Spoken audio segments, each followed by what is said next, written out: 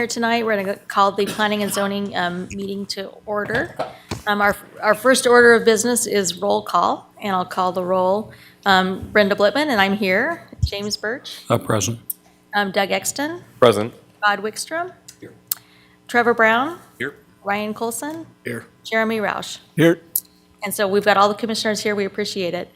I want to take a minute and thank everybody for being here, and also remind everybody that this is these are issues that are important to everybody, and we want everybody to have their chance to talk. But we also want to make sure that we're respectful to each other. So we want to remind everybody that this is a place where we show respect for each other.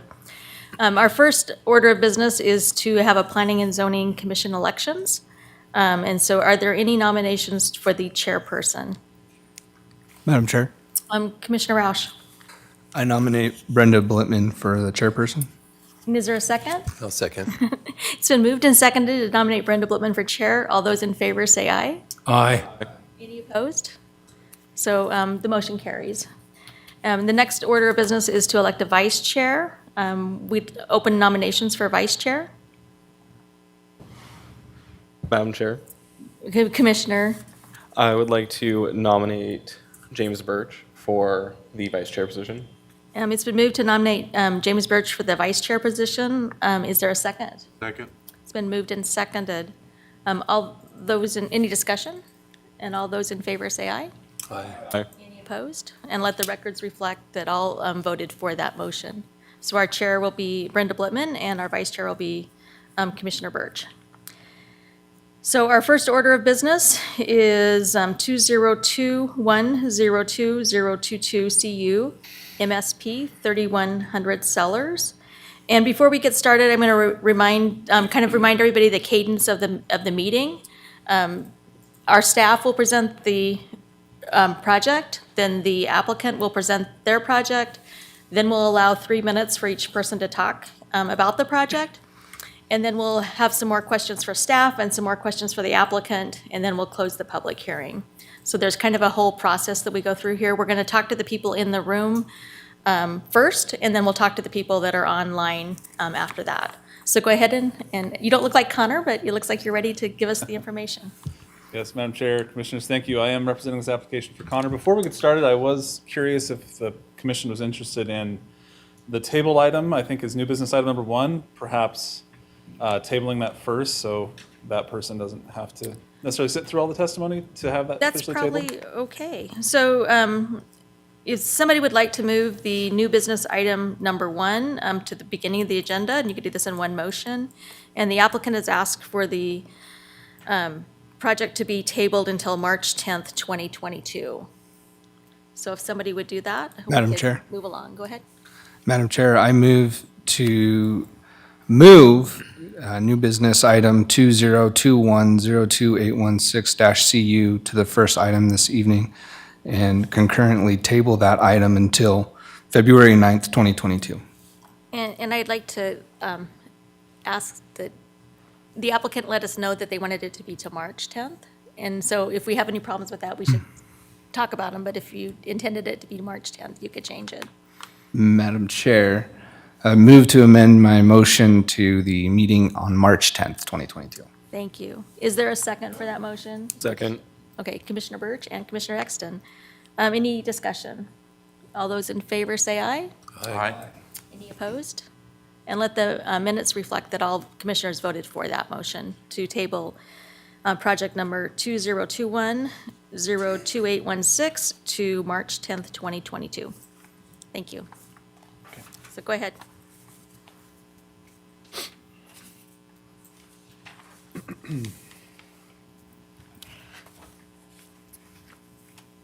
All right. Thank you, Chairman, or Chairwoman and Commissioners. The request before you is a conditional use and master site plan for a winery that wishes to hold a limited number of events annually for gatherings in excess of 50 people. The applicant is 3100 Sellers. The subject property is a 10.19 acre parcel zoned rural residential and located at the base of the Eagle foothills. As shown in this visual, it is located outside of the City of Eagle impact area on the north side of Homer Road near the intersection of Park Lane. As a result, the applicant's request is subject to the requirements of the Ada County Code and the Ada County Comprehensive Plan. Surrounding properties to the north, east, and west are all approximately 10 acres in size. They are also zoned rural residential and occupied by either residential or agricultural uses. Properties to the south are an average of about 5 acres in size, zoned largely rural urban transition and occupied by residential uses. Homer Road is the collector roadway as designated by Ada County Highway District. Should be noted the subject property is also within the Eagle Foothills American Viticultural Area.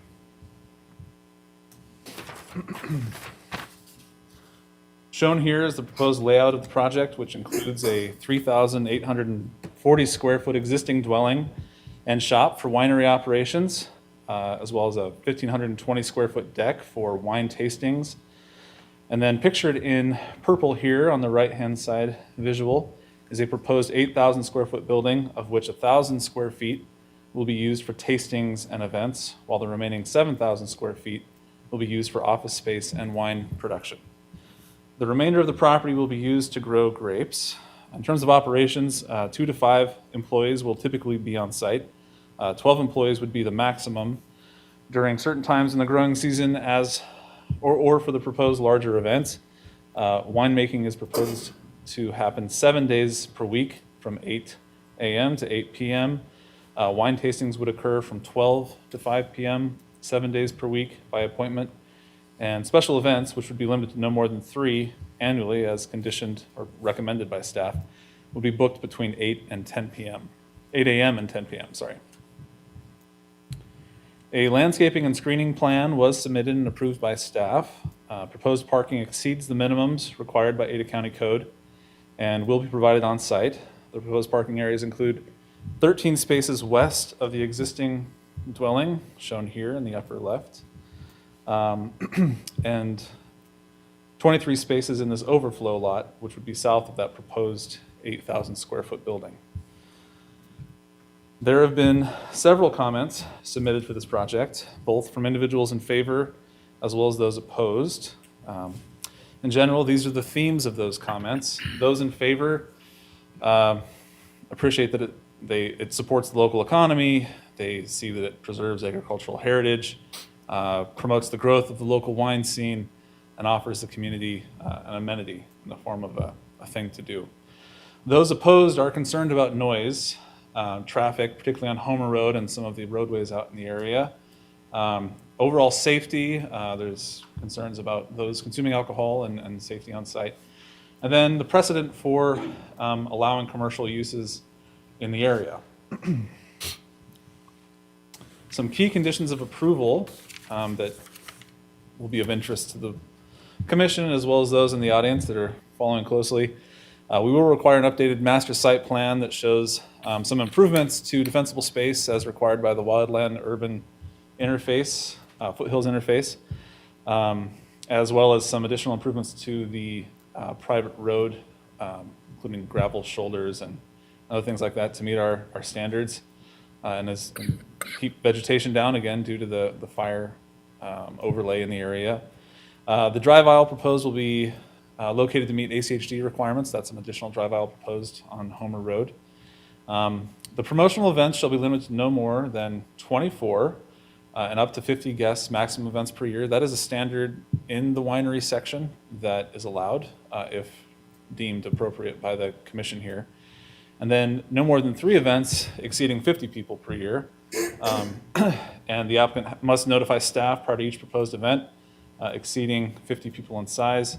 The applicant will go into detail on this, but they've opted to limit that to no more than 110 people max for those 3 events annually.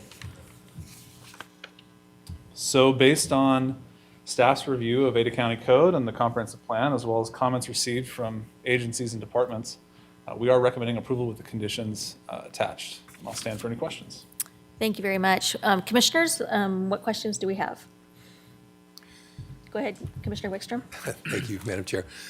Mr. Letson, the applicant was asking for an exemption to not use the private drive until they had gotten their roadway done. I couldn't find it anywhere as a condition from ACHD. Is that somewhere that I couldn't see?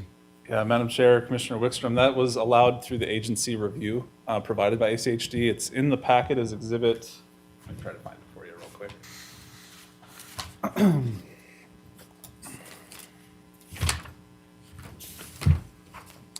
Let's see.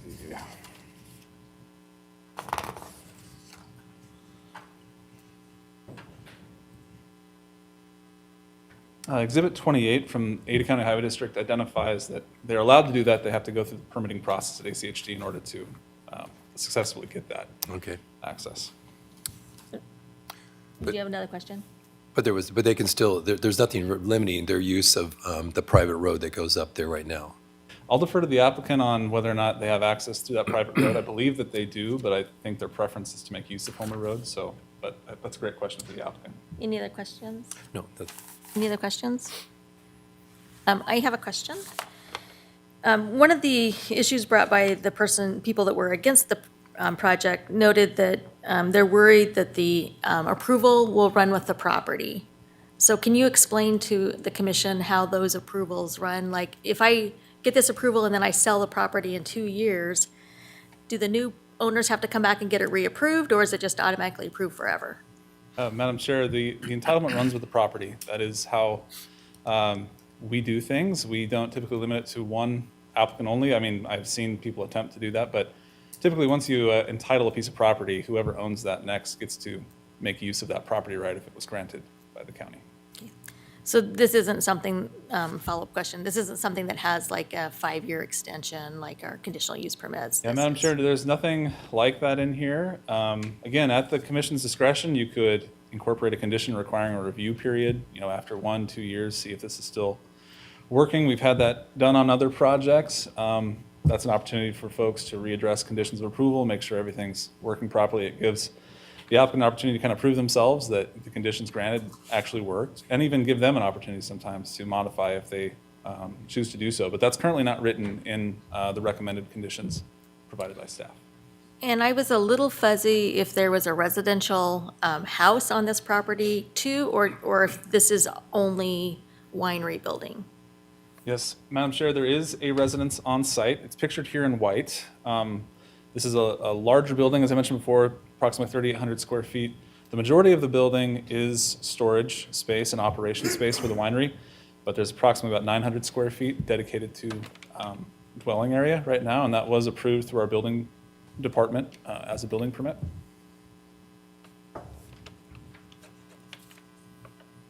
Okay, that's all the questions I have. Any more questions from the commissioners? Okay, I think we're ready to hear from the applicant. And if you state your name and your address for the record, that would be great, so thank you. And you've got 15 minutes. Okay.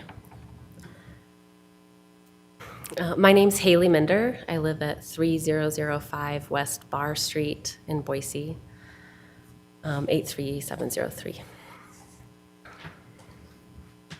Hello, Madam Chairman, Commissioners, staff members, and all the meeting attendees. Again, my name is Haley Minder. My husband, Marshall, and I own 3100 Cellars. My parents own the property at 5322 North Artemisa Lane. They named the vineyard there, their vineyard, Finca Basada Vineyard. It means kissed farm in Spanish. And we sometimes call it Finca for short, so if it's referred to as Finca, then you know what we're talking about. First off, Connor Lindstrom was a huge help. I know he's not here tonight, but I wanted to make sure to give him a big thank you and express how extremely helpful he's been in this process. I appreciate him and all the other county staffers and other people in our community who are helping with these kinds of projects. And again, a specific thank you to Leon for taking our presentation tonight. I'm going to keep my testimony hopefully briefer than 15 minutes so that I can also be available for questions. And we weren't expecting to be trailblazers in this situation. We have been making wine since 2014. We've been growing grapes since 2017. And after the initial stages of our application, we were really surprised to learn that it seems that we are the only 5th applicants for a winery CUP in unincorporated Ada County. That being said, I was the primary person on our application. There's probably some more homely parts of that application, but being the primary person, I'll probably also be the best person on our team or in our family to answer questions. We also have our legal counsel here, Andrea Nielsen, and I believe our builders here as well, in case there's questions about pertaining to those like legal aspects or the building itself. When my parents told me they wanted to plant a vineyard, I was surprised. But when they explained they wanted to do that to be able to work with Marshall and I, and thought that being able to supply grapes might be a way for them to be part of our 3,100 Cellars story, it made me really proud and excited to work with them. That has become what we do as a family almost. We're farming together, we're making an artisan product out of our crop together, and every one of our family is embedded in our community way beyond the wine industry. It's become my joy to work with my family on this project, starting with me and Marshall, and then my parents growing grapes. Both of my brothers have helped in some different ways. Marshall's mom has helped us, his sister. And I really do think we will continue to find happiness in farming at the vineyard together and by making wine together. We hope that part of our future journey will include sharing our knowledge and the fruits of our labor with our Treasure Valley community and those people interested in small lot sparkling wine. I want to thank you guys for your time tonight and really extend an invitation if you want to learn more about what we're doing or visit the vineyard, our little Kist farm. We hope that you'll be interested to do that. I know that there was a question.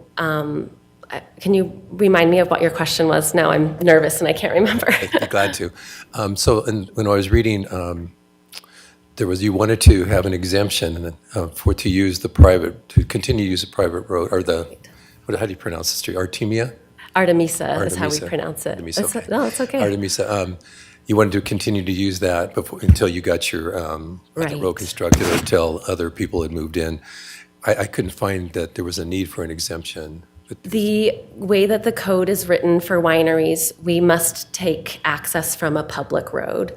And so but we also know how busy builders and all of the people that work in that kind of industry are right now. So we're not sure when we'll be able to have the road constructed. So that was what we were asking the exemption for, mostly to be able to move our wine and other equipment to the building upon approval. Okay. That would be the use of the road until we could then have a road constructed for all of the winery traffic to be directed through. So it's just part of having a commercial, or that kind of a business up there. No, that's the code for wineries specifically. You must take access and, or have frontage and access off of a public road. Thank you for clarifying. Yeah, thank you. Are you ready for questions from the other commissioners? Yeah. Okay, yeah. what questions do we have? Go ahead. Got one. So on the private road, is that on your property? Artemisa Lane is not. It's a private road shared by 3 properties. Okay. Is there a maintenance agreement on it between the shared holders? That's a good question. I'm not sure right off the top of my head. I think so. Okay. We can probably ask the attorney to come up later. What other questions do we have? Madam Chair? Go ahead. So 2 questions. So Mr. Letson mentioned a limit to 110 personnel on those 3 events per year. Are you agreeing to that, or do you want to expand on that at all? No, that's part of the agreement. We don't intend to use this as an event center, but the way that the code is written and through discussions with the county staff, they became aware that our wine club is larger than 50 people.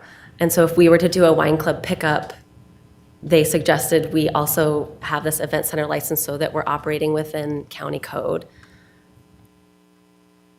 Madam Or Chair. questions? Go ahead. Yeah, follow up, so to that one, so the club pickup is only going to occur 3 times a year? We actually only have 2 releases a year. Oh, 2. So that Okay. third was in case we needed to have 2 consecutive days or something along those lines. Okay. Madam Chair. Go ahead. So my next question, were you present at the neighborhood meeting? And if you were, what comments have you taken into consideration between that meeting and today?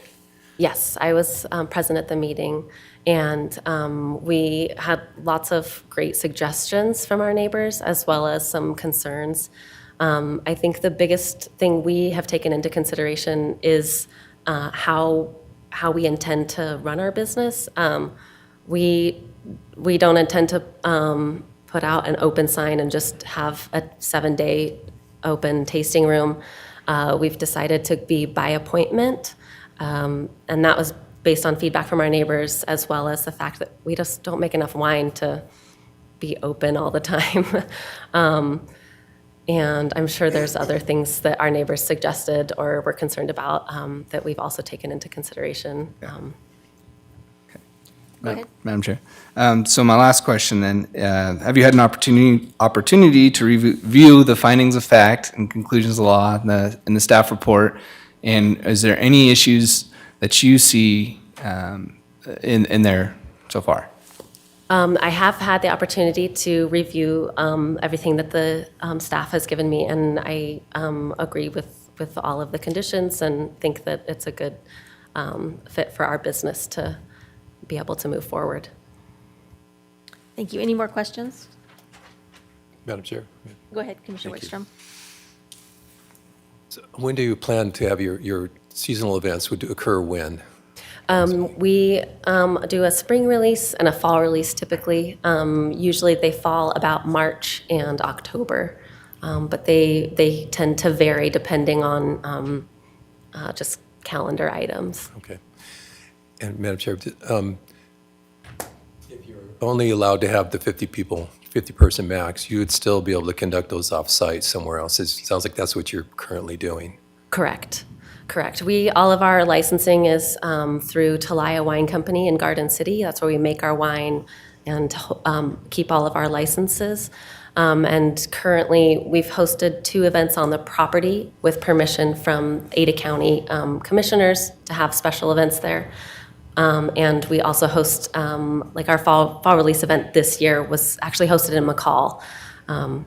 And so we've worked with different people that we have relationships with to host our fall and spring release events. Thank you, Madam Chair. I've run into it a couple times. Could you explain on a wine pickup, is it where people just don't drive through, like, and pick it up, throw it in the car and off they go? It's actually a gathering. Can you It explain that? depends. So during COVID, we did a pickup like that, where, and that was one of the permissions we got from the commission. It ended up not going through the same way as usual because they said, this is already a purchased product. You can do a pickup without needing the special event permit. They would come through and we would give them their wine, and that's how we did it for COVID. And sometimes there are more event styles. So for our wine club members that are able to choose their allotments, they're able to taste the new wines and then decide which wines to put in their allotment. Okay. So it's a gathering. and Yes, they- it's a gathering, yes. Any more follow-up questions? No, thank you, Madam Chair. Okay. Any more questions? I've got a couple questions. On the wine club, what is your typical, wine club pickup? What are your typical hours for that? Right now, we make arrangements by appointment or to deliver because we don't have a tasting room. So And what do you anticipate at this location for these 2 events or 3 events a year? What are your hours that you're anticipating? for those events, I would guess we would do something in the evening, like on a Friday after work, or maybe if it was on a Saturday in the afternoon, from 3 to 6, 5 to 8, something like that. But typically, not all of our wine club members come to those events. And if those wine club members don't come to the events, then we would arrange for other pickup times. So that would be it wouldn't be an event, it would just be somebody coming through to put their wine in the car. Yeah, so, thank you very much. Some of the questions that were asked or some of the comments were about noise and having loud bands and, you know, big parties. And Right. so I wondered if you could address your intentions around bands. Yeah. And what you've done to mitigate noise for your neighbors. Yeah, we don't have an outdoor speaker system, nor do we plan to. That's part of the master site plan. And we don't have any intention of hosting any live music. We, when we're working in the vineyard, we tend to do most of our work by hand, so we don't use a lot of machinery that's noisy either. The same in the winery, so if we do move our winery operations up to this spot, we won't have a lot of noisy machinery. Most of our work we do, like I said, by hand. So yeah, does that address your question? We don't plan on having any live music. We don't have an outdoor speaker system for the music concerns. Okay, thank you. And then I wondered about any ideas for landscaping and screening the visuals from the neighbors? Yeah, this is my husband Marshall, I don't know. Sorry, Madam Chair, I just wanted to answer that. We'd plan on adhering to any local ordinances there were, whether it was private or commercial, via the noise. Yeah, If you go ahead and give us your name and address so that we can get that official, and then, Yes, sorry, Madam. That'd be great. Marshall Minder, 3005 West Bar Street, Boise, Idaho, 83703. okay, thank you very much for answering that question. Yeah. And next question is about screening. What kind of screening? we have trees planted, obviously juvenile trees. We also have plans to plant more trees. The landscaping that we have at the vineyard is mostly was there already. We removed some sage grass and to plant vines, but typically it's going to be the native flora and fauna. The other screening, it's mostly trees and the native flora and fauna. Okay, thank you. Any more questions for the applicant? The applicant will be back. So I think we'll go ahead and let you sit down. I'd like to talk to your attorney, and you can be there. We want to ask a question about the shared driveway. Okay.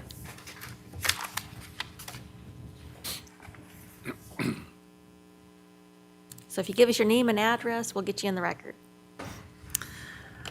Yes, my name is Andrea Nielsen. I would have to look up the address for White Peterson Law Firm to be able to give that to you, but I can pass it to Leon after the hearing if that's okay. I don't have that memorized. But to answer, Madam Chair, and I can't remember who had the specific question about the shared driveway, was that Commissioner Colson? Yes, ma'am. So the information I have from the occupants, which are the applicant's parents, are that it's a shared driveway by 3 individuals, and as of right now, it's been maintained informally. There aren't any formal CCNRs that would apply or have been recorded, but it's an informal maintenance agreement, and to the extent that it's impacted by this application and something needs to be adjusted, I'm sure that that's something that can be addressed. But as of right now, it's an informal maintenance agreement between those 3 parcel owners, and there haven't been any issues.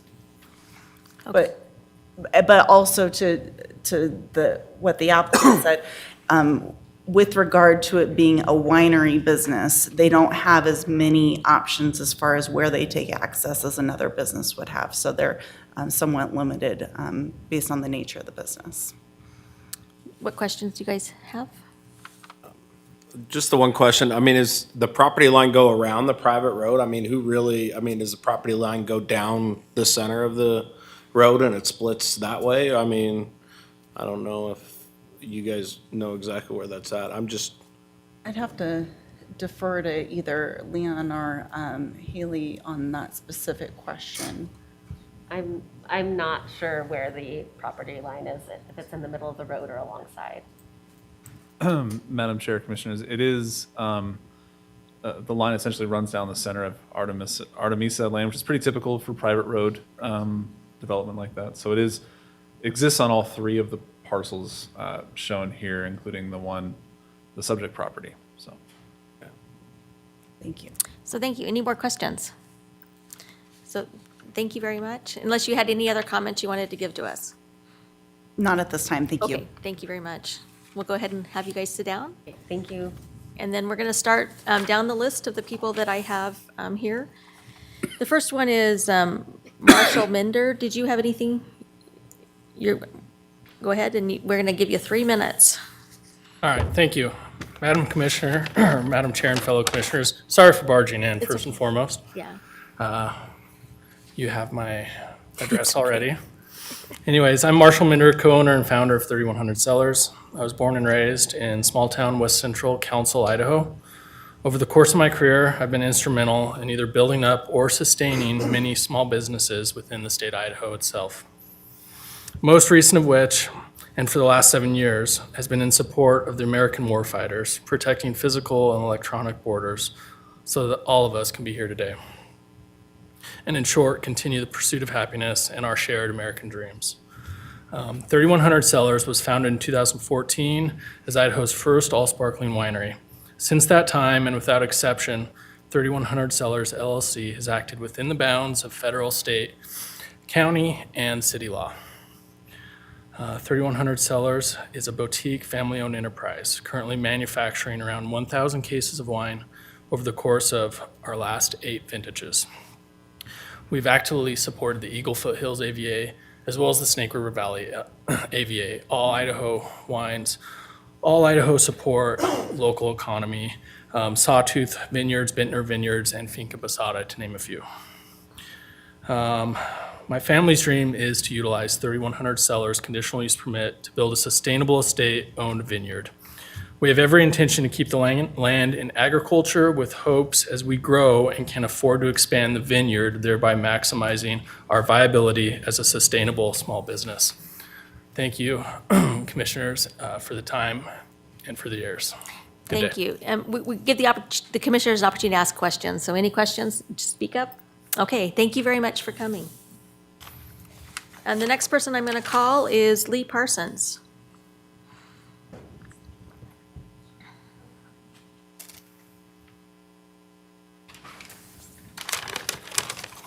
I'm Lee Parsons, 590 West Two Rivers Drive, Eagle, 83616. Madam Chair and Commissioners, thank you for considering this application. We've enjoyed being part of the community while raising our children and working in our careers here. And our families, Mary and my families, have always been involved in agriculture, so it was natural for us to return to it and make it more part of our lives, as well as to support Haley and Marshall with their business, their small local business. We've had so much joy working hard and learning about the vines together, and getting closer to the soil in this way has been fulfilling and provides a solace that balances our lives and gives us more meaning to each day. We're proud to produce a crop while at the same time improving the land to make it a better space for the pre-existing plants, insects, and animals that we share it with. Our low-impact practices have benefited the local bunch grass, the quail, the pheasant, the bees, and the praying mantis, just to name a few. We'd like to use our property to take the crop from start to finish, since growing grapes is only really sustainable when we add value to them by turning them into a product like wine. We plan to continue to use safe, low-impact, and unobtrusive measures in our farming, because after all, our grandchildren play there while we're working, and so we don't want them exposed to unhealthy things. Thank you again for considering allowing us to continue with this family project. Thank you, Mr. Parsons. Are there any questions? Madam Chair, Go ahead, Ms. Rowickstone. will you be living at the site? We have a living space there, and we go there from time to time. When somebody can come and help with our son at home, we'll kind of have a night off and stay there. Who lives in the 900 square foot area? But Mary and I. Okay. But it's not our permanent residence. It's like a one night a week if we're lucky. So. Okay. Thank you very much. Thank you, Madam Chair. Thank you. More questions? So thank you very much. Our next person is Mary Parsons.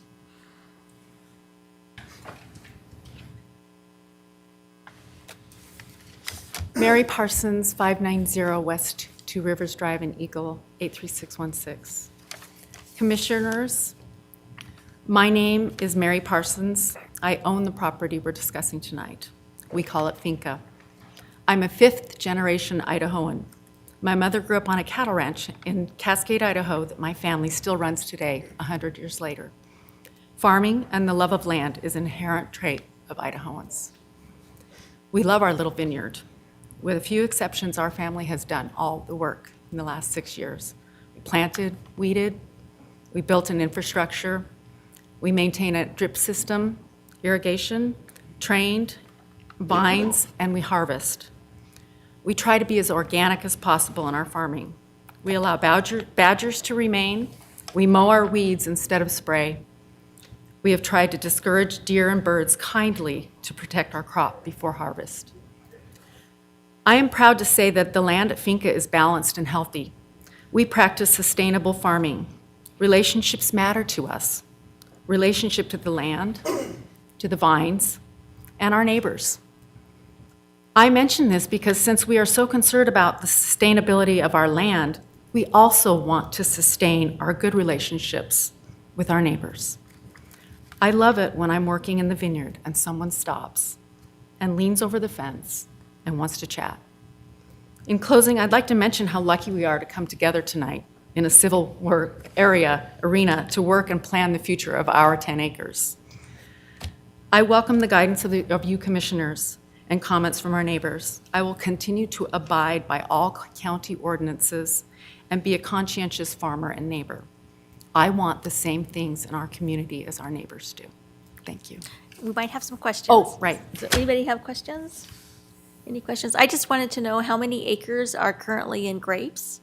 You know, 5. 5 acres out of the 10. So thank you. Our next person is Todd Varland.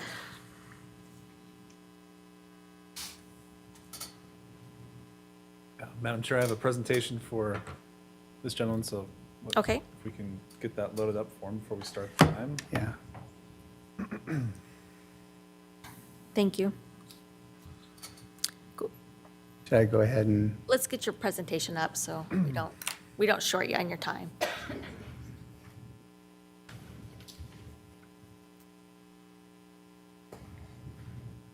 You can just raise your hand. If you want to sign in, you're welcome to do that too. But you can just raise your hand at the end, you're fine. Sorry about that.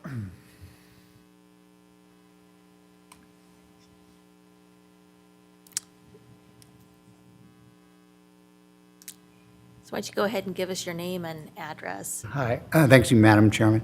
Todd Varland, I live at 2807 West Homer Road, not that far from the property in question. And before I start, I want to read in a letter from a neighbor who couldn't make it tonight. This is Patricia Manful. To whom it may concern, I'm against the winery on Homer Road to be anything like a commercial business. Homer Road is 5 to 10 acre parcels, moving here 20 years ago for the peace and quiet. If the owner wants to sell his product, then he can open a store in Eagle, but not on Homer Road. Another concern is water use. My well has dropped dramatically since the orchards and vineyards have gone in. That's from Patricia Manful.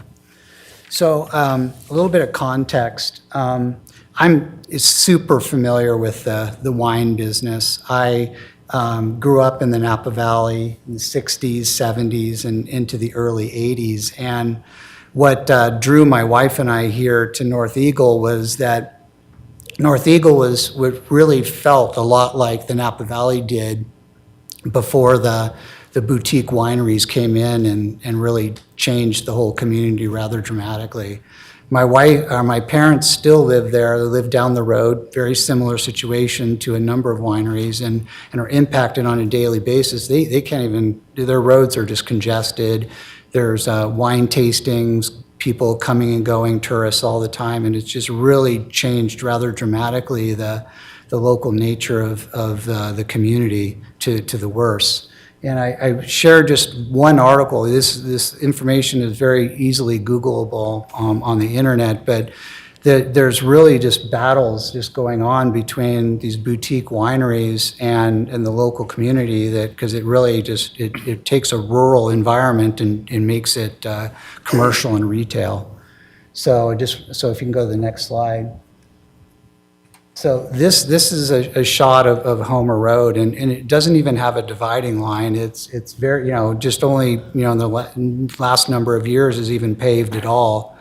And it's an area used by local cyclists and walkers and folks that just really love to loop this area and just enjoy the scenery. We all enjoy, the quiet and the solitude. That's why we moved there.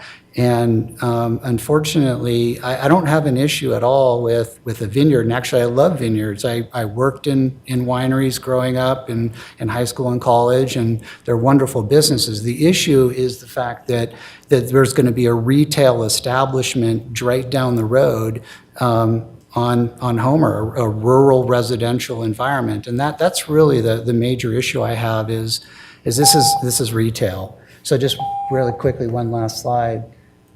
So what I'd like to recommend is you can actually, what Schramsberg did, which is the model for sparkling wine in California, they moved their retail wine tasting establishment to the downtown commercial area where it has a lot of synergy. So that's what I recommend. And I think that's what we're all recommending is move the commercial part into the commercial part of town. Thank you. Any questions?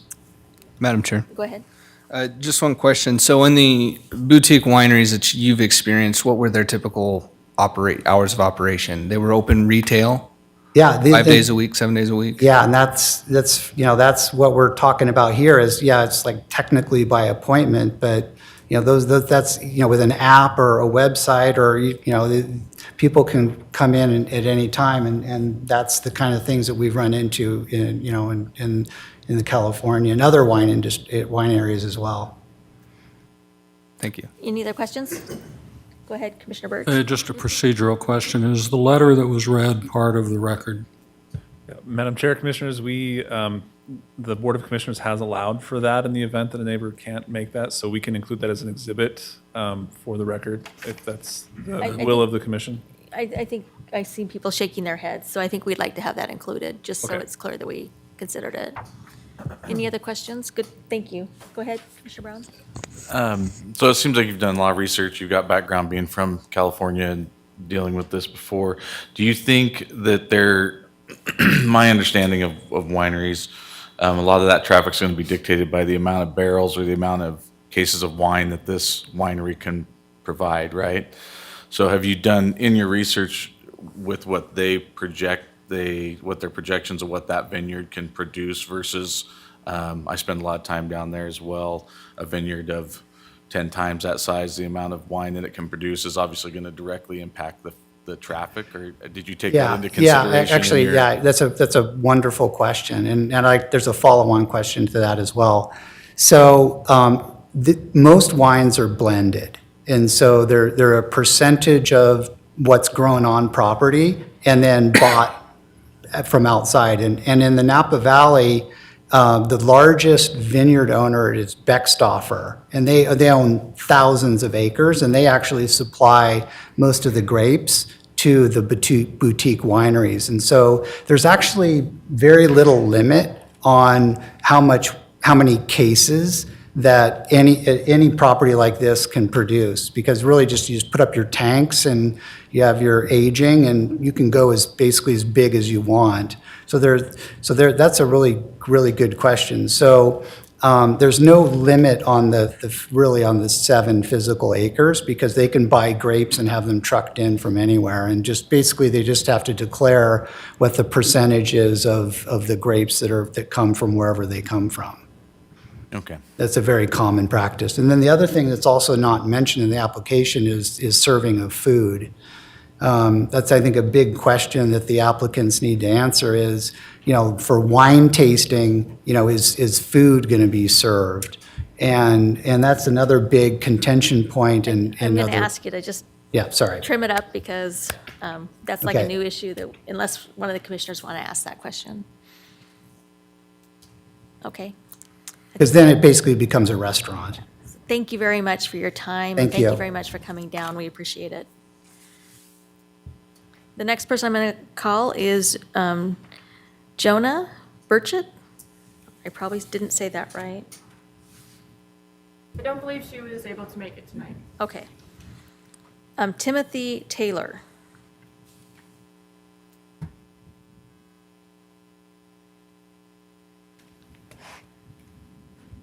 Thank you. If you state your name and address, we'll get you going. Timothy Taylor, 3305 North Ballantyne Lane, Eagle, Idaho 83616. I moved out to that area north of Beacon Light because it's a very quiet rural area. I feel blindsided that somebody could take our beautiful, peaceful area and turn it into a commercial operation. I ride my bicycle, like the last gentleman said, down Ballantyne Road to Homer. Homer is accessed by Linder, Park, and Ballantyne, and only those roads. And so you're going to have to come down one of those roads, and one of which is my road. And I didn't move out there to be in a busy commercial area. And this sets a very dangerous precedent in my mind. I'm with this guy. I love the vineyard, love the idea of the agriculture, but not a commercial operation. They can take that into an area where it would be much heavier foot traffic and exposure for them. So vehemently opposed. Thank you very much. Is there any questions? Madam Chair, just one quick one. Commissioner Sure.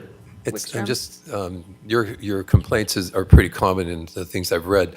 So the winery operation, you're okay with the growing of grapes and the processing of wine, but just not the retail selling of it on site and the events that would go with it? That's correct. Okay, thank you for your clarification. Thank you.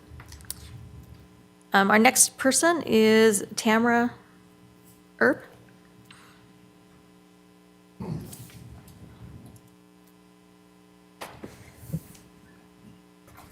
My name is Tamara Earp. I live at 4032 North Ballantyne Lane.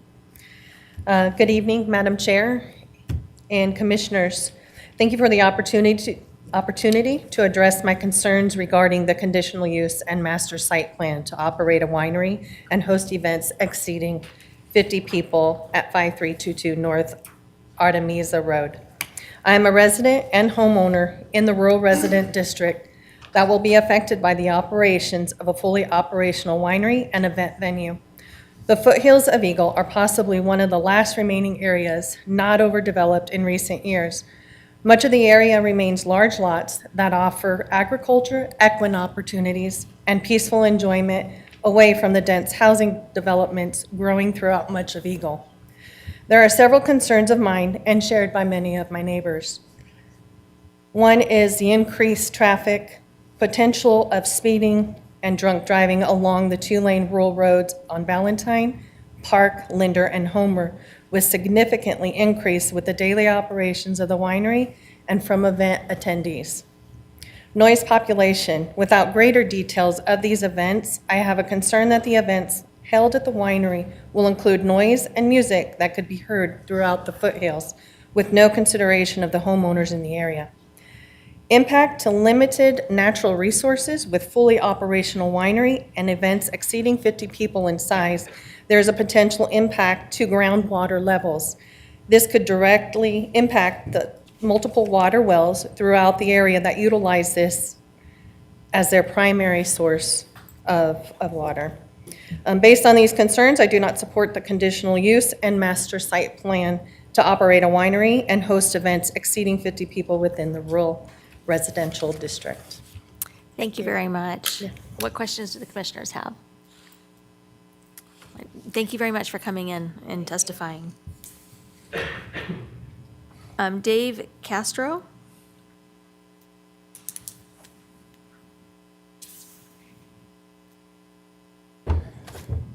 Good evening, Commissioners. Bear with me for just a second. I'm going to try not to repeat some of the things that other people have already stated. First and foremost, as was mentioned, this is a rural residential area.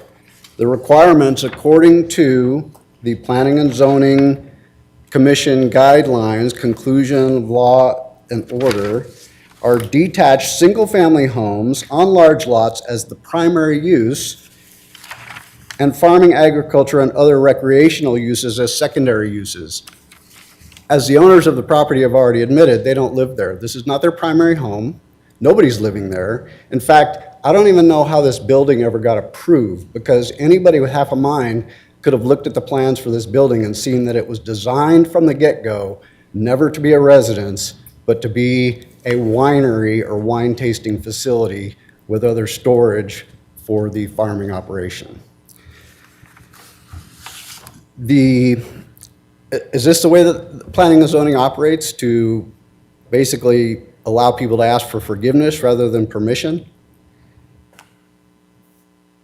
Where is this going to end? If you allow this, is the next property down the road going to put in a winery, and the next one, and the next one? Are we going to have a wine district out there in North Eagle?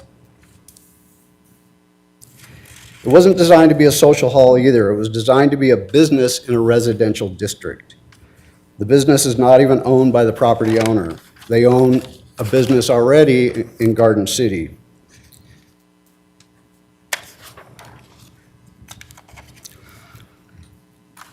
In the position of findings of fact, conclusions of law and order, states that it shall not create undue adverse impacts on the surrounding properties. This property does not have the capacity to provide enough grapes to support a large processing facility, and as was already mentioned, they can bring in even more grapes to continue to turn that operation into a year-round operation. As was pointed out, Homer and the surrounding roads are not designed to handle large truck traffic of grapes being brought in during the growing season continually with bikers, hikers, dog walkers, etc. These are narrow county roads without a center line, without a shoulder. I see bicyclists all the time. I see dog walkers all the time who are basically having to walk on the road because there is no shoulder. And now they would potentially have to be sharing this road with other truck traffic, not to mention people who have been wine tasting and maybe under the influence of alcohol. It's stated in this findings of fact and law and order that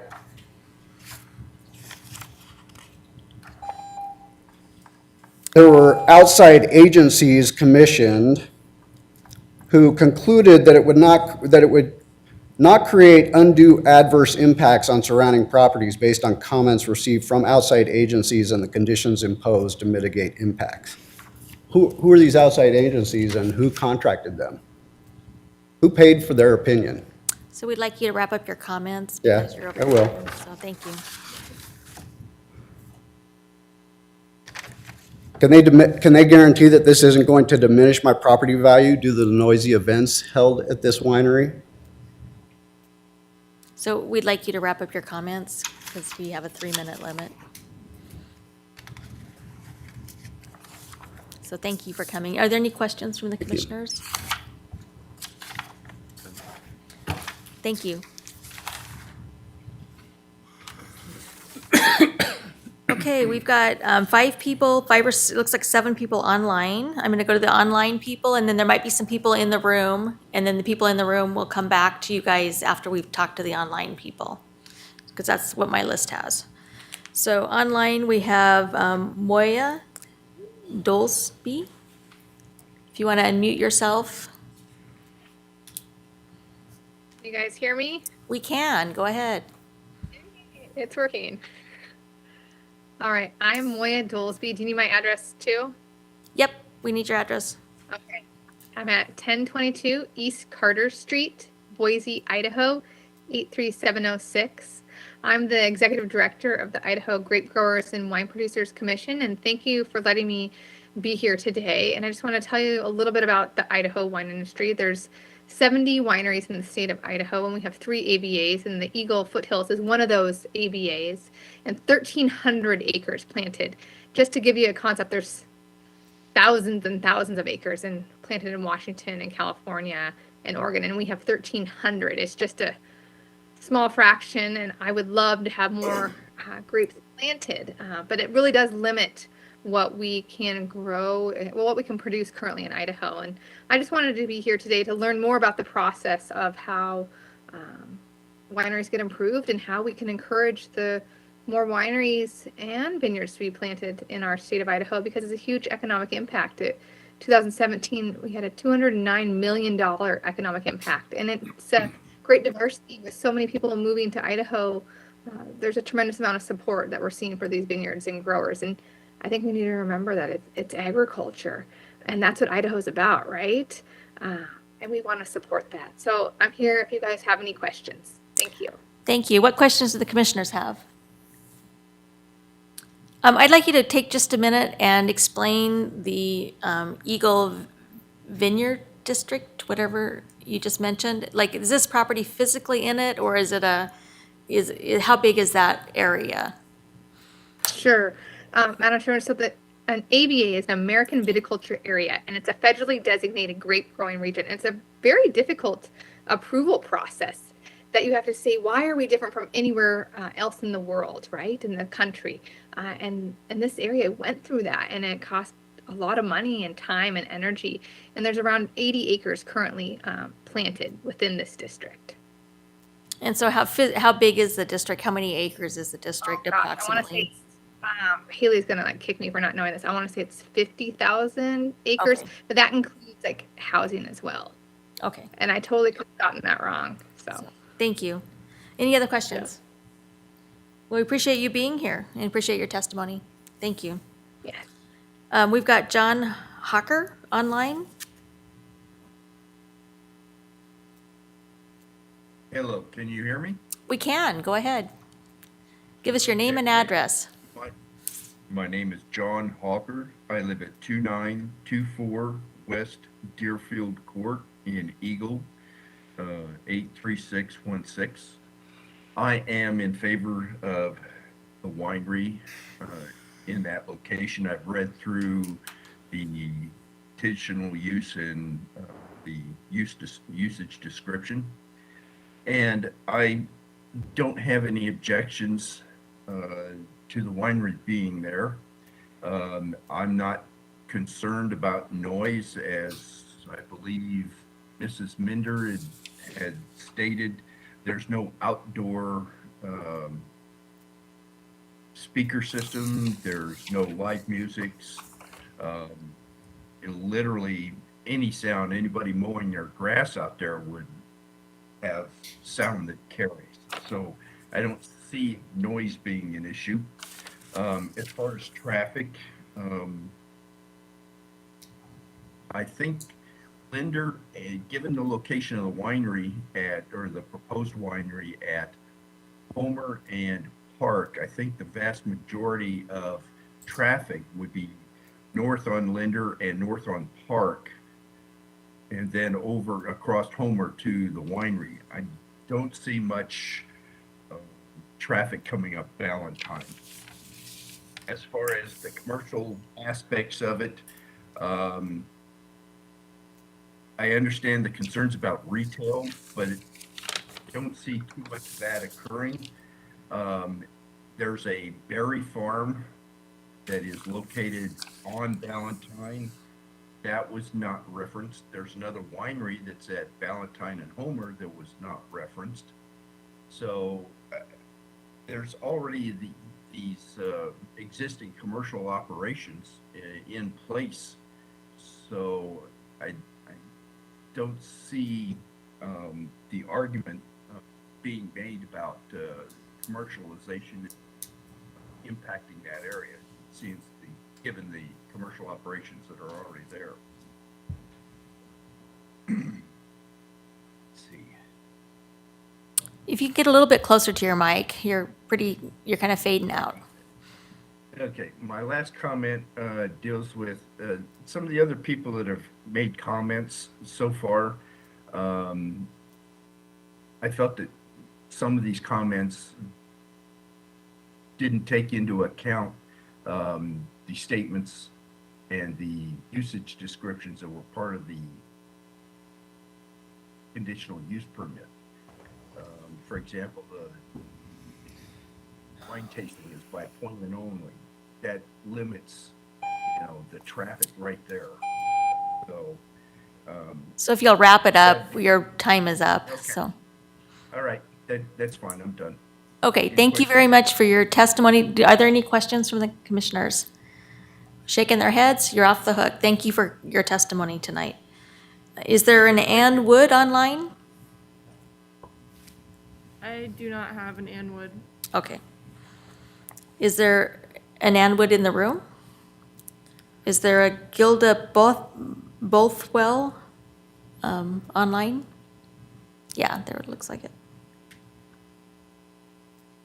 Hello? We can hear you, so go ahead and give us your name and address. Okay, it is Wida Bothwell. I'm sorry, you're getting some feedback. I don't know what to do about it. So I'll tell you what, maybe if you log out and log back in, and we'll go to the next person and then come back to you, if that's okay. Okay, thank you. We'll go ahead and go to Robert Keywood. We're all getting better at this online thing. We should, it's been 2 years.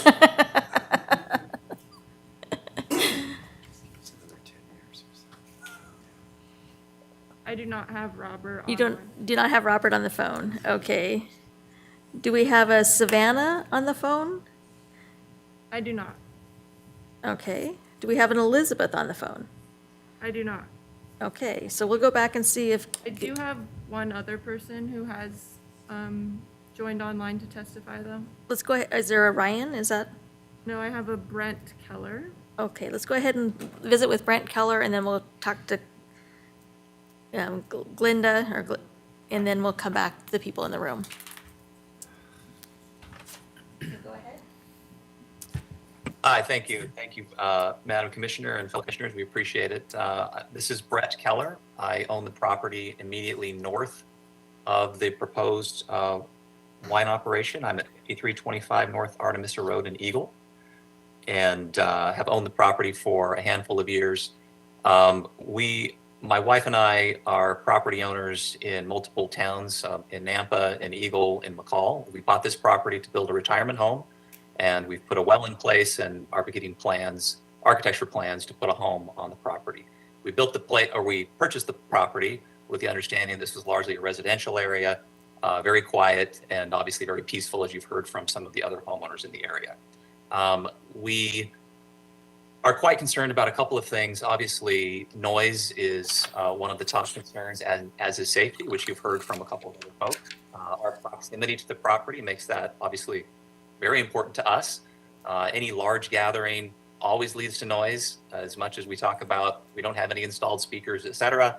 That's very easy to bring in, put in place, and just understanding how the whole current construction was done. It was obviously done not according to the original plans, and I find it hard to believe that we'll be able to have a quiet, peaceful operation moving forward and believe that that's how it will be run. So again, like some of the other folks who've testified, the idea of a winery next to your property sounds very wonderful, and today it kind of is, right? It's very quiet and peaceful, but the minute you start allowing cars, tractors, people, trucks, it becomes a very different story. And so we oppose the further extrapolation of property.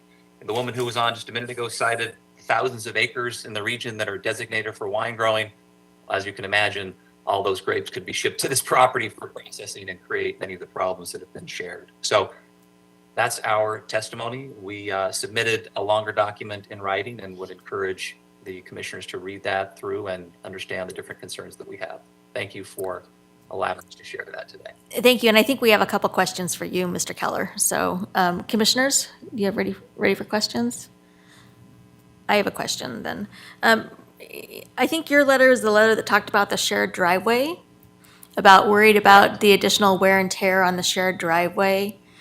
And I wondered if you could tell us a little bit more about that shared driveway. Do you have a maintenance agreement in place? And would this with the information that we got today stating that the access would be off Homer Road and not on that driveway, change the usage on that driveway? Yeah, so as far as I understand, there is no, as the lawyer shared earlier, there really is no documentation that I'm aware of that outlines how the shared drive is to be maintained. So at the moment, it's really just a neighborly friendly agreement to take care of it. Our primary concerns were clearly related to machinery and traffic moving up and down that road, as it's a private drive that would be accessed by family members, children, et cetera, in the future. As it relates to access, obviously, not using that road to support the winery would be one nice benefit, and that would be our assumption in the future that it would not be used for that purpose. However, that obviously doesn't address the concerns around the number of people, noise, and so on. Okay, thank you. And since you're a homeowner that's right next door, does this property have a homeowner's agreement, or is there any sort of master rules that say that what the properties can be used for from a homeowners association perspective? No, there's no HOA associated with these properties. When the properties were broken up and sold, they were sold as residential properties. And that's my understanding as to, how they're recorded with Eagle. So we were quite surprised to understand that this was, turning from an agricultural / residential area into a commercial area. Okay, thank you very much for that history. Any other questions? Madam Chair, just one quick question. So do you have an idea of how far up the hill you're going to be from the, not from the 8,000 square foot building, but the current building that's there? Yeah, we look right down on top of it. The pad that we have up on the hill there, our property is long, it's horizontal to the property. And so it literally is, 100 feet up, and our property is just there looking right down on the property. Okay, thank you. Thank you, Madam Chair. What other questions do you have? So we thank you very much for logging in tonight. Thank you. Can get Ms. Bothwell?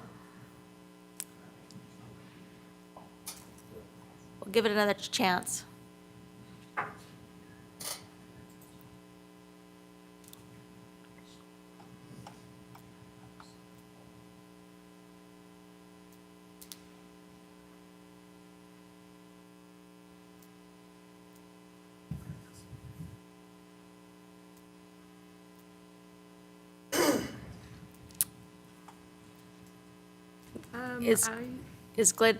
Is she available to talk to us?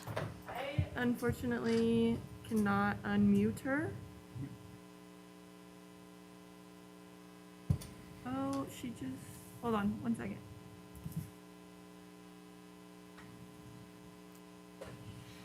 Well, we've got some people in the room are chomping to talk, so we can have some more people talk, and then we'll, You can come back to her. yeah. Let's go ahead, if there's a person that wants to talk, I've got a hand raised, go ahead and come forward.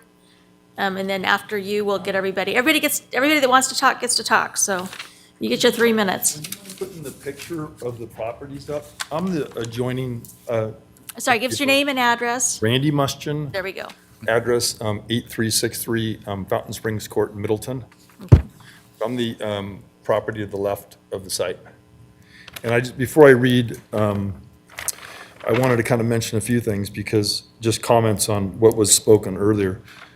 There is no road agreement, but I know Brett that you just heard, him and I have spoken several times, and he doesn't want it to happen either because a year ago, I bought the property and I talked to Ada County to find out what the permits were. And I have it in my letter, but it wasn't a winery. It was, as they say, it was a single-family dwelling, 880 square feet above ground and unfinished basement of 2,400 square feet with a 1,440 square foot attached garage and a 1,200 square foot covered patio or deck area for a total of 4,720 square feet. We went to the meeting, so some of my notes are, we went to the meeting and Mrs. Medler had mentioned that they'll pull grapes from other vineyards. That was one comment I wanted to say. The wine pickup, they've already been using Artemisa, and And then the fact that they can sell the property again if, to a new buyer, which will probably expand it possibly. And that's kind of upsetting. As far as the privacy screening and trees and stuff, small little shrubs aren't gonna block, you know. When I bought it, it was just a foundation. Before I bought it, I checked with Ada County, you know, to figure out, and I had talked to them, and it wasn't really mentioned that this was really happening. So now, you know, it's in my view of the mountains. I bought it for a pretty fair price, you know, back then. And I want to build my dream house there. Same with Brett does and his family. So, but now it's like with all this going on, it's like it's commercial. It's like, now what do I want to do? It's changed everything. I'm not, you know, as far as wines and grapes and stuff, I saw the grapes there. So I know there was grapes there, and that's different than, you know, having a commercial business where people are going to go in and out, and they think they want to share our driveway to use it, and Brett and I don't want it to happen. There isn't like a HOA, but it's not, it just wasn't shown that way when I bought the property, you know. Nobody said that they were going to build a commercial property there, and it's just like, and it's a surprise to us.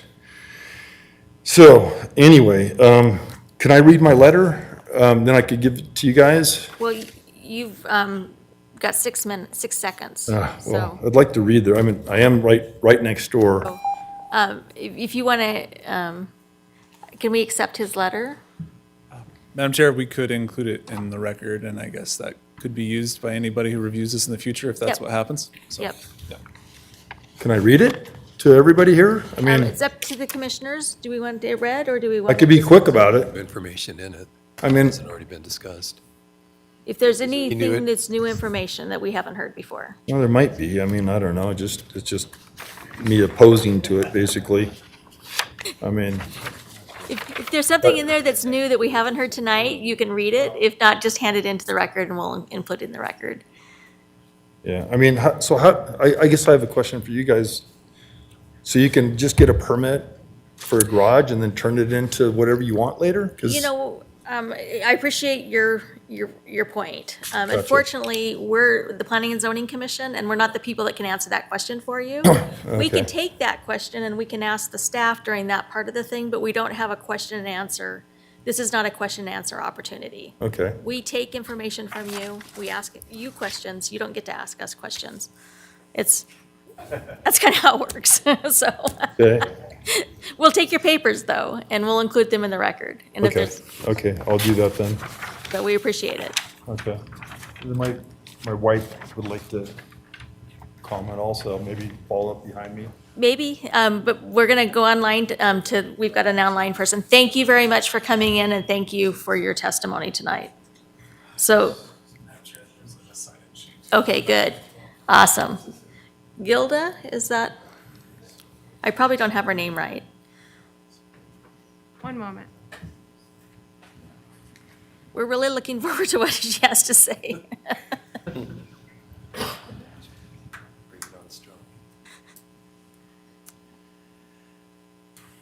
She's unmuted, so she should be able to speak. Okay, Okay, and let's take the thing down, and that sounds great, there's no feedback. So thank you for your patience and okay. persistence. Can you hear me? Thank you. Let's go ahead Okay, and start. my name is Glida Bothwell, and I live at 4845 North Curlew Lane, and we are just down the road, one house away from the property that is proposing a winery. And there is actually a vineyard that we can see from our house, and I love looking at it. It's great, and they come and take care of the grapes, and they harvest them, and it's not a big deal. But having a commercial winery down the street from us is not why we moved out onto 10 acres. We've been here 22 years. We love, we have hawks, we have kestrels, we have pheasants, we have deer, we have all kinds of wildlife and birds.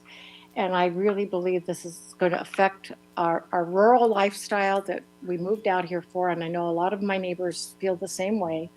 And I just, you know, if they want to grow grapes, that's fine. I don't have a problem with that. But they can't grow enough grapes there to supply the wine that they're making.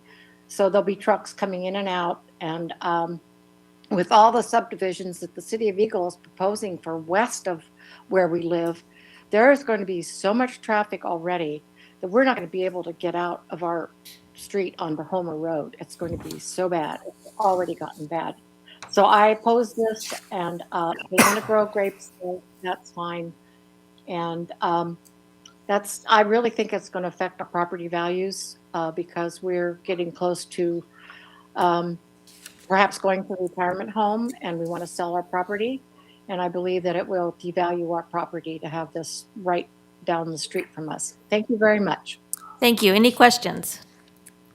So we appreciate your patience in getting back online. Madam Chair, I have someone else online. Okay. I have Elizabeth Swisher. Oh, good. Let's hear from Elizabeth.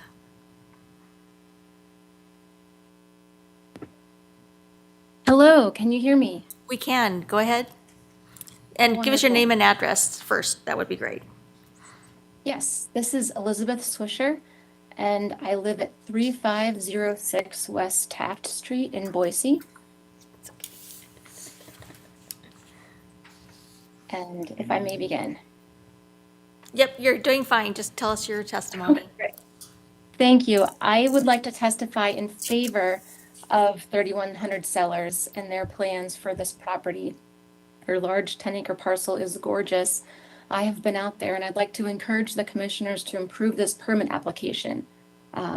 They truly epitomize a family-owned and operated business that is committed to showcasing Idaho's resources and contributing to our community. I also want to note that Haley and Marshall have put in a significant amount of hard work into building their local business from the ground up. And these owners have personally been tending to their vines over the years. They have not wavered in their goal of establishing an amazing local winery, and their commitment to keeping things local is regularly demonstrated. I've seen that they're dedicated to establishing a long-term relationship with this community, and they have expressed that sentiment to the neighbors and to the commissioners today and through their past public meetings. I would love to see them succeed in their own space where they can continue to keep their focus on making 100% Idaho sparkling wine while promoting the sustainable agriculture they utilize, and while also providing many educational opportunities for other businesses and individuals in our community. I think approving this permit would allow them to establish themselves in their own building and facilitate an atmosphere where they can reach out to the community and help celebrate their successes and those of the nature of the Eagle foothills with everyone in the Treasure Valley.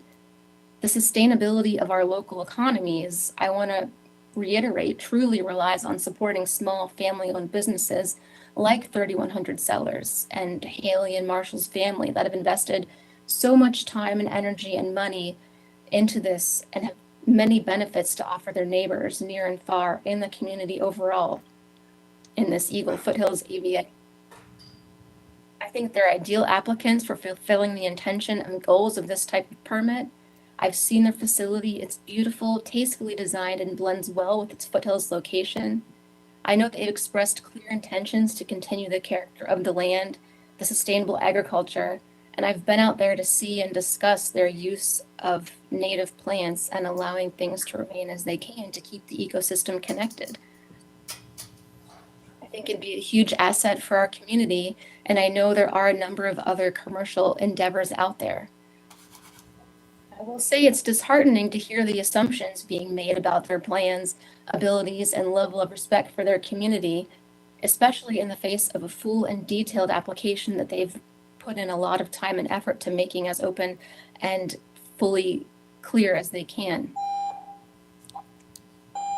So that's your time limit. So if you want to give us a statement or two to wrap it up, that'd be great.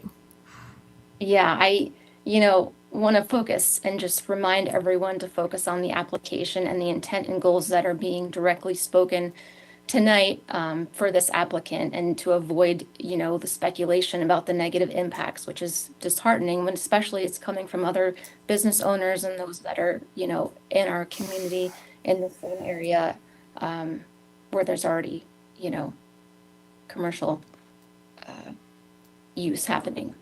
So thank you very much. Thank you very much. I'm I don't see any questions, so we're going to go ahead and go to the people in the room. I've got a list here of 20 people, so I'm going to call your name. So Alex Smith. Alex Smith, are you Alex? Come forward. So I'm going to go ahead and, I had people raise their hands because I didn't have a list, but I got a list now. So we'll go by the list. Give us your name and address, and you can give your testimony. I'm not here for the winery. Oh, I'm sorry. Yeah, So if you're, then we got you on the list, we'll call you later. thank you. Is Jonathan Steele here for the winery, or Steele? S-E-E-L, Seal?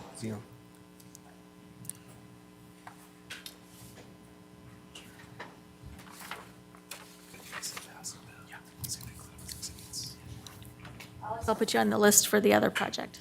Good evening, Madam Chairman, Commissioners. My name is Jonathan Seal. I live at 2906 North Haven Drive.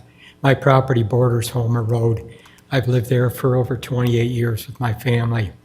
I don't think that there's any argument that growing grapes is a very admirable practice. There's other vineyards in the area. They grow grapes too. That's truly an agricultural endeavor, and I don't think you can find any fault with that. But where I'm struggling, and if I can go to a couple things, if you go to the goals for the comprehensive plan, and you go to goal 3.3D, and I'll just read this to you. Continue to support development of agricultural processing businesses seeking to leverage the county's location, transportation networks, and proximity to agricultural producers. Here's the operative. Provided they do not adversely affect the adjunct uses. If you go to the findings of fact and conclusion of law, and you go to section 8.5B-5, they talk about the proposed use shall not be detrimental to the public health, safety, or welfare. And you go to section B of that, the proposed use shall not create undue adverse impacts on surrounding properties. I truly am struggling with that. I don't know how, when you're proposing an 8,000 square foot wine processing facility, which, in most terms would be provided in an industrial or commercial development, that is going to produce wine, and unless the applicant can state otherwise, they're going to be bringing grapes from other regions. So they're going to be trucking it on Homer Road, and as some of the individuals have said, this is a rural road. It's not even 2 lanes. If one car is coming one way, you better get over to the side, and if there's somebody walking, somebody better stop. So I'm really struggling with the concept that this particular thing, that an event center that is going to have 24 events of less than 50, 3 events larger than 50, and I'm really a little bit unclear how many other events it's going to have, is not going to have an adverse effect on the community. You've heard over and over again, we've moved out there. Why we've moved out there is because of the rural environment. I hear that the applicant has worked very hard on this. Well, we all have. We've all put our blood, sweat, and tears in this, and a lot of money into our properties. We're proud of them. We want to keep them that way. Ask yourself if this was a business project next to your home, what would be your reaction? So I'd really be appreciative if somebody can explain to me how this will not be an adverse impact on the area. The other thing that I will say too is they're limiting it down to 24 events of under 50 and 3 above. My experience on Haven Road is they did a riding arena where they did a conditional use permit. They restricted the size of the classes and number of classes to a small amount. There was no way for us to prove that they were conforming to this CU. But based on the amount of traffic going up and down Haven, which is a 7/10 of a mile loop, a U-shaped road, it was hard to believe that they were. There was also Red Chair Lavender, which was conducting outdoor wedding events without a CU. It took me like 6 weeks to get code enforcement out there to stop it. They kept saying, well, we need documentation. I had pictures of signs of the wedding. That's not enough. I finally got a picture of an invitation because my son got invited there. And I finally had to call the commissioner's office, and then finally we got results. So I guess the other question I have too, who's going to monitor this? I'm not saying that the applicant is just going to be dishonest and do more, but who's going to monitor? Who's going to count the amount of people? Who's going to count the amount of vets? So to me, on paper, that sounds very solid, but in truth, there's no teeth to that. So that's a concern I have. The last thing I'll say is the applicant, something that really caught my eye, she mentioned we want to be trailblazers. We don't want trailblazers out there, okay? We moved out there for the rural environment, and that's what we want. We don't want trailblazers. As one individual said, so if this one comes in, does another one come in? Where does it stop? And what's the detriment to it? If they want to do the grapes, that's fine. But to me, this is a commercial project. You know, these things can be great, but in the right spot. We all like a Costco, but we don't want a Costco next to our home. This is the same thing here. So I'm asking you to think about it. If this was in your backyard, what would be your reaction? And I suspect the people that have said, like in Boise, and I'll just wrap this up, like that other lady that lives in Boise and thinks this is really great, well, what would be her reaction if it was next to her home? I bet you she wouldn't be quite so excited about it. So I would appreciate your comments on those two questions that I proposed, and I stand for questions. Thank you. What questions do the commissioners have? I'm not seeing any questions. Thank you very much for your questions and your participation today. Right, thank you. Madam Chair, I would like to note that some pictures provided by Mr. Steele. Mr. Steele will be included as exhibits into the record as well. I think I handed out a copy of those. They are pictures of Park Lane and Homer, is that Homer Road, right? yeah. To give you an idea what a rural road it really is. Well, That's it, yes. Well, thank you Yeah. very much. Thank We you. Appreciate it. I've got Diane's seal.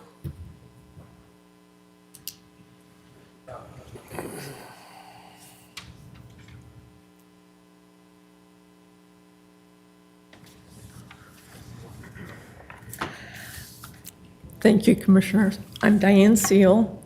I live at 2906 North Haven Drive in Eagle. And our property, like John said, it fronts Homer, and we're a half mile away from this proposed business.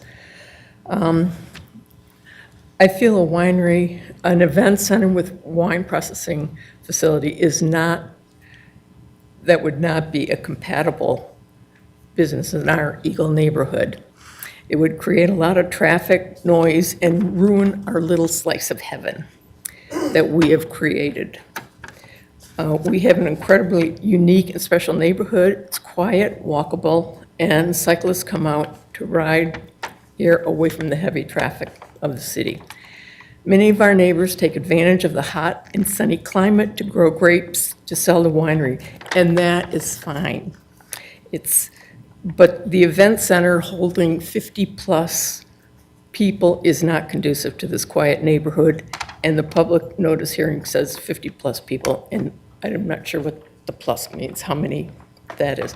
So our roads cannot handle this amount of traffic. Homer Road is a rural road without a dividing line. The speed limit is 40 miles an hour, and that usually doesn't happen when people are in a hurry to get to an event. Also, the noise travels so far that there's no trees or buildings to block all the sound. We can hear Firebird Raceway often in the summer, and it's 8 miles away on Highway 16. An event center less than a half mile from our home would be very intrusive in our quiet area. The event center situated on a hill would send the noise right out to our neighborhood with nothing to block the sound.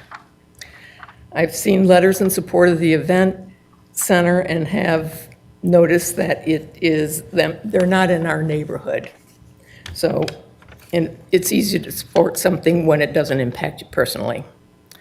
I would like to recommend the business keep the property on Homer, residential area for growing grapes, and utilize an area in a business district to conduct their wine processing. And Thank you very much.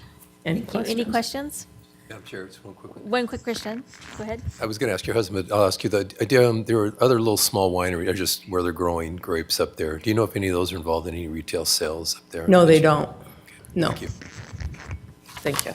Thank you very much. I've got Nick Guro.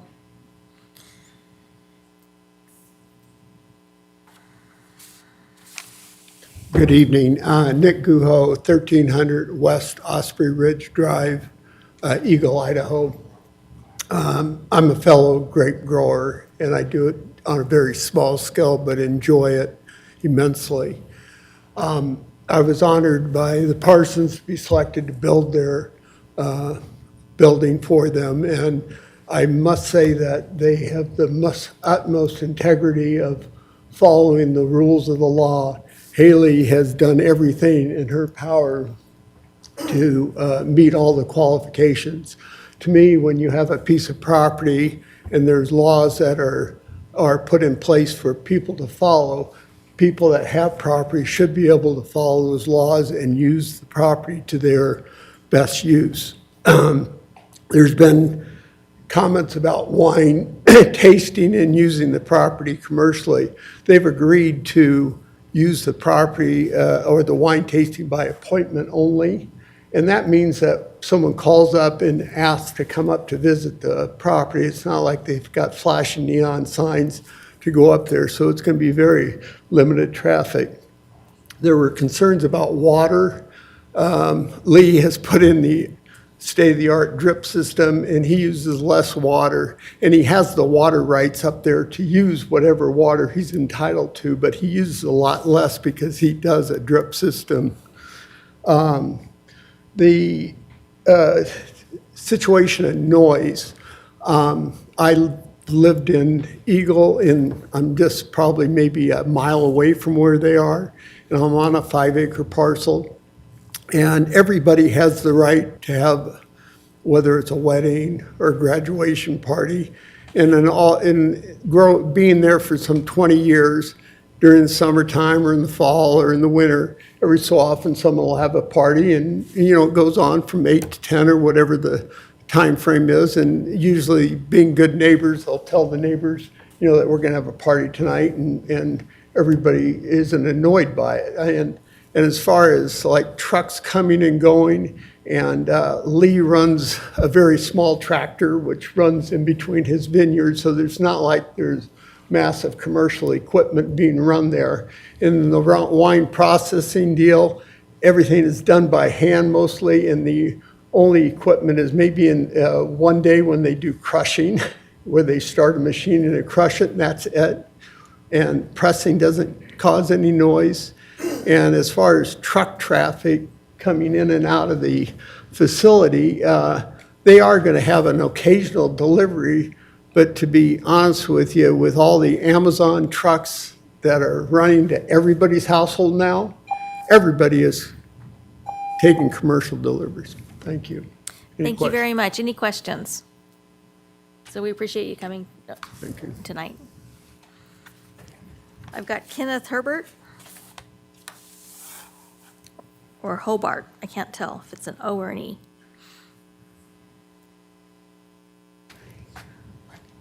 Kenneth Hebert, 2396 West Buckhorn Court.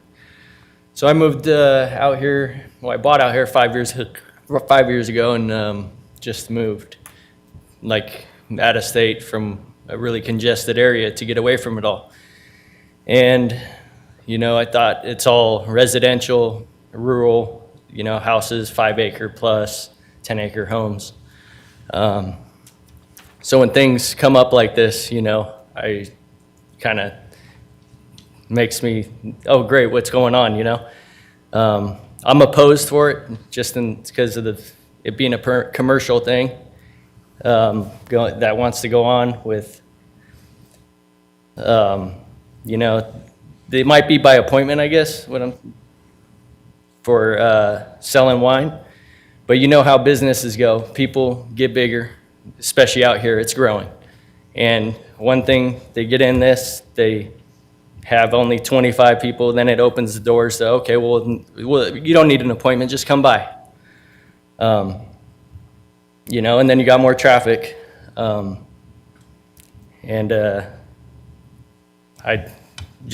think you should consider it if you guys were living there in the area and you moved there. This is where I want to retire. So that's about it. Thank you. Any questions? Thank you very much. Any questions? So we appreciate you coming in tonight. Thank you. I've got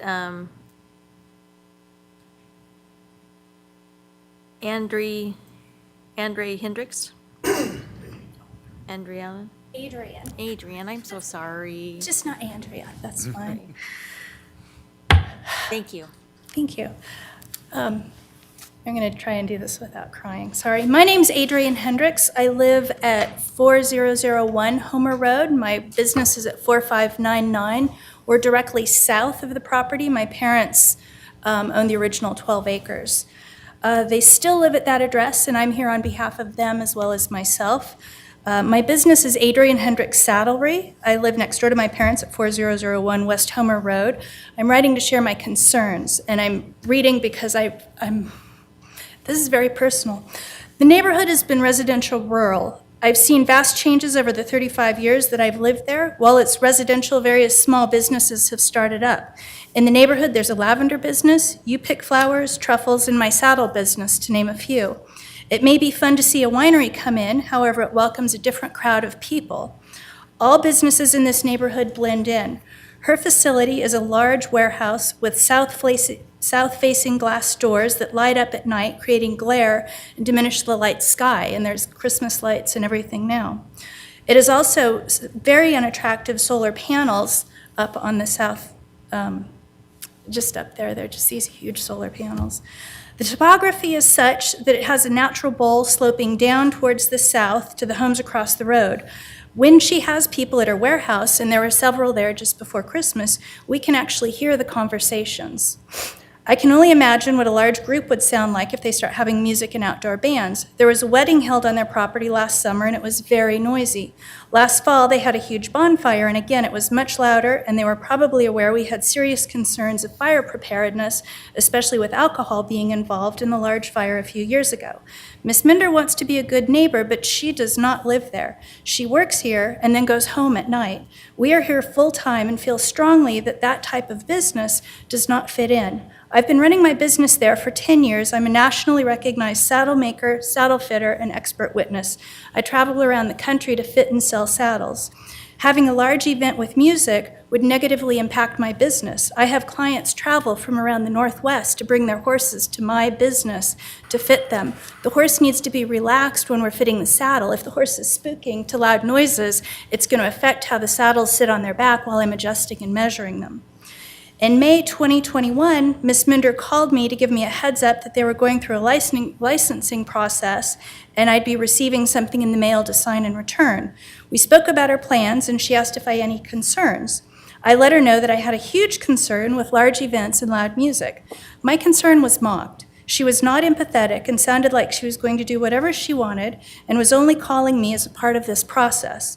I also mentioned that their laser bird device is in the middle of our driveway as we walk up. We see it frequently throughout the day, and throughout the night, the green laser zaps, and my parents' dogs bark at it all evening. They can't let their dogs out at night.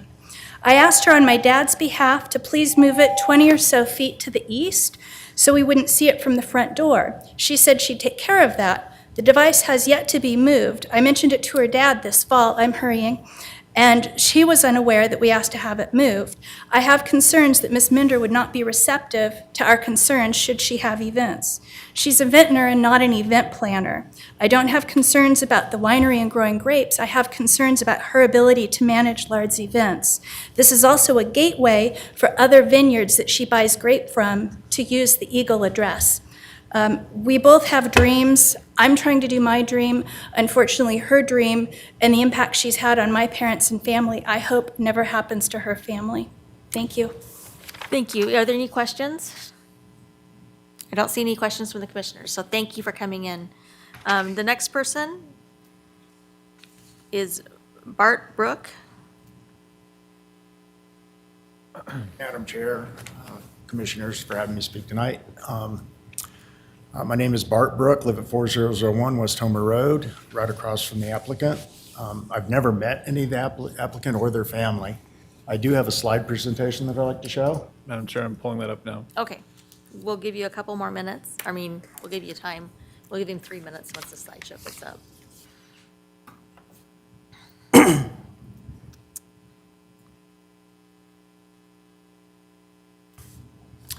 And I must say, you folks have been very gracious with the other respondents. Appreciate it. Madam Chair, I'll admit I'm not a publisher expert, so if Oh, this needs to do something else. Yeah, okay, click, that's perfect. Okay. Probably make it bigger. The applicant's mom stated that there were 5 acres from Google Earth. Those 2 green outlines are the acreage that you can get from areas off of Google Earth mapping, and it comes to a total of 2.5. We're going to get some 1.3 help. and here. 2.2 approximately. If you scroll down, we are the circle on the right. My in-laws are the circle on the left, 4599 Homer and ours. You scroll down the next slide, please. This is taken from the Idaho Wine Association. I forget the exact reference or footnote, but it is documented in my letter that I submitted. It goes through the number of acres and how much wine can be produced per acre of grapes, and it boils down to 2,587 bottles per year, which at $39 a bottle, they gross $102,000 a year. And their average cost on their website is $40 for a bottle. You can't make a living doing that. It's pretty clear that they need to truck wine, grapes in to make wine. I'm not opposed to grapes, but a commercial operation, very much opposed to. If you'd scroll down, please. Okay, this is in page 28 of the PZ report. It shows a blue line stream, I'm guessing. It might be 404 dedicated waterway. To the right is the actual hydrology of their property, and it's got a huge whole ravine going down through it. And if you'd scroll down, please, to the next slide. Again, Google Earth, it's mapped the sub-area of the basin. That is the drainage channel that comes through, and it comes right down and exits right onto my my in-law's property. Scroll down. It's a 35-acre sub-basin watershed. Scroll down, please. Back up just a little bit. Up. There should be some information on the previous. At the bottom, there's text. And just if this gets approved and it gets developed, and I know engineering and county would be very good, but the hydrology of it, and that gets a bit complicated.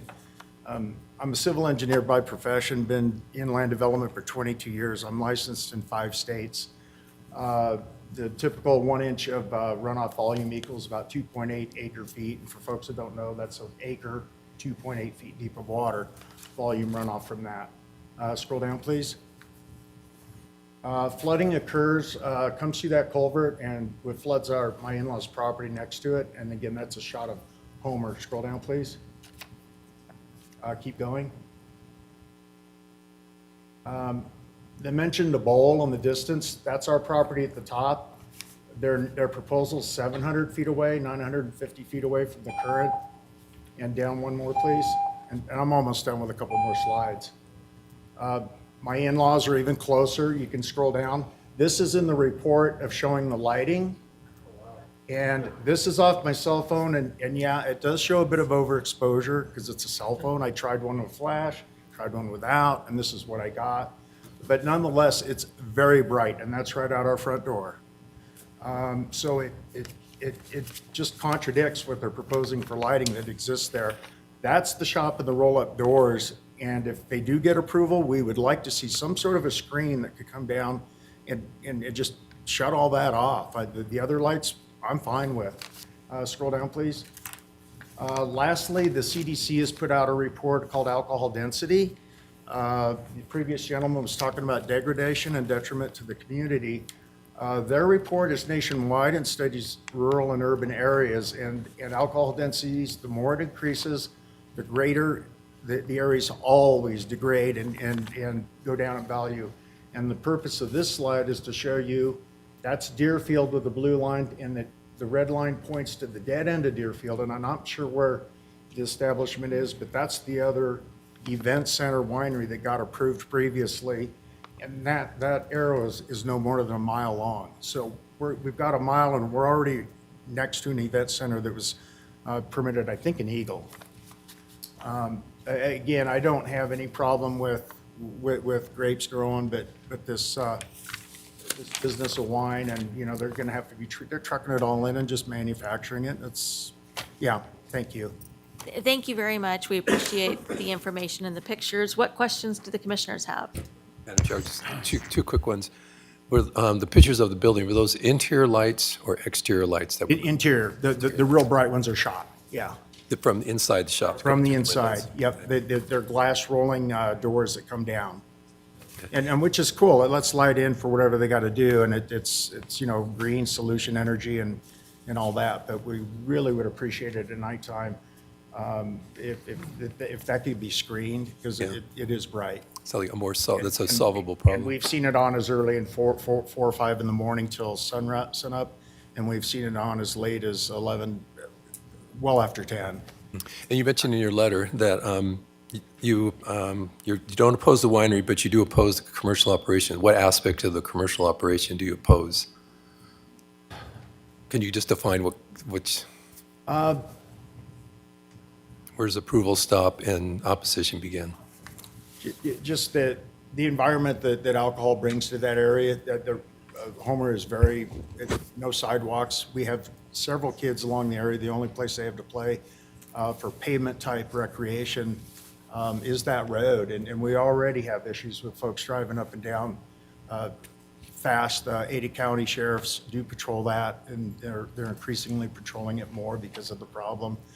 And I mean, I grew up from the early 80s when Men Mad became I've just seen more people getting hurt and killed from alcohol, and I had personal friends, family. I'm not saying that that's an extreme result of alcohol consumption, but it's a fact that when you have alcohol density increase and you have places with alcohol, and this is very rural, you know, Paul Beckman subdivided all these lands, and I know he lives right next door up to there, and I've known him since we lived there and chit chat with him, and these were all intended to be developed and sold off for truffles and grapes and ag, and it was never in his wildest dreams did he think there'd be a commercial operation coming out of here. Nobody thought that. Thank you for coming in tonight. We appreciate it. Thank you so much, and you're welcome. We appreciate it.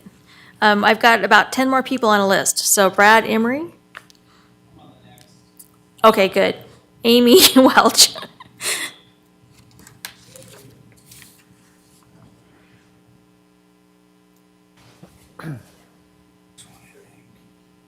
Oh, okay. Is this everybody on this list? Are they for the next one then? That's for item. Okay. Is there anybody else for the winery? Let's go ahead, the gentleman in the blue. Name's Daniel Cheney, live at 3355 West Homer. My wife grew up on that piece of property, and pardon me, I'm not used to being public much, but you look at the building that's already been put there. It was a shed, residence, whatever it is. It's a winery. It's plumbed with commercial gas and commercial electric already. This has been coming down the road, and when I went to the public meeting, I says, are you going to serve meals? No, don't plan on it, but the permit does come with the winery. And I've asked, does the permit to serve meals come with the winery? I haven't been able to get that. I'm not concerned about growing grapes or even making wine there. Even though I don't like the idea, I don't like the traffic, I don't like the fact somebody hasn't been, I don't believe people have been up front all the way. And they're going to be serving meals. That's where it's going to end up. Unless it's stopped here, I believe they're going to be serving meals. And every night, whether it be 40 at a time or 20 at a time, going on till whenever, right there on that road. And it wasn't designed for that. That building wasn't designed for what you've been told. Thank you very much. Do you have any questions? We appreciate your testimony. There's another, go ahead, the lady in the gray sweater. I wish I knew your name. We'll know your name soon. Yeah. So my name is Linda Cheney, and I live at 3355 Homer Road in Eagle. And I'm here for myself, but also for my parents. The applicants talked a lot about all of the good that they do and service to the community. My father Don and Sheila Brinton, my parents, purchased that property back in 1980. Immediately, my dad became part of the Eagle community. He served on planning and zoning for, I believe, over 10 years. Nick Guho knows them well, Don Brinton. And Eagle is what it is today, in large part because of my dad. Because he saw a vision for that community to maintain its rural roots. And where we live is not a commercial operation. It's a farm. We have a family too. We have 3 generations living on that property. My husband and I moved back to that property 6.5 years ago to take care of my parents because they want to die on that property. And my dad just did. And what I'm telling you is, this is my home. My children, my 15 grandchildren come to visit me there. We have a right to use our property too. We farm that land. We use it for agriculture, and we don't want their winery. They built the winery before they even asked for permission. I'm a fire and life safety inspector for the state of Idaho. I give back to this state and to the community. And this is wrong, what they are doing. And you know, they keep saying, well, it's not our intent. It's not our intent. It's not our intent. We're not going to do this. But you know, he talked for a minute about that Red Chair Lavender Festival, which got approved, a conditional use permit. This last year, what did they have? Food vendors, bands playing until after 10:30 at night. I'm pretty sure when they came before you and asked for their conditional use permit, that was not part of it. But it is now. So where do we go? What's the intent? How do we know? Once you give it to them, it's over. We heard it say it transfers with the property. They sell the property, somebody else gets it. This is the rest of our generations in that property. This property on Homer Road belongs to our family. It belongs to me now. And we want to preserve it so that our children and our grandchildren can enjoy what we enjoyed. And I grew up on that property, and it means an awful lot to me. And I don't appreciate the fact that they built a commercial building and then asked for permission. And when they had the neighborhood meeting, I'm sorry, they may have great intentions, but I don't believe a word of it. Please, please do not grant this. Thank you very much for your testimony.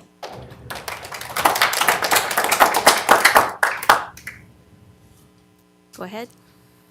Hi, my name's Susie Mustian. I'm at 8363 Fountain Springs Court, Middleton.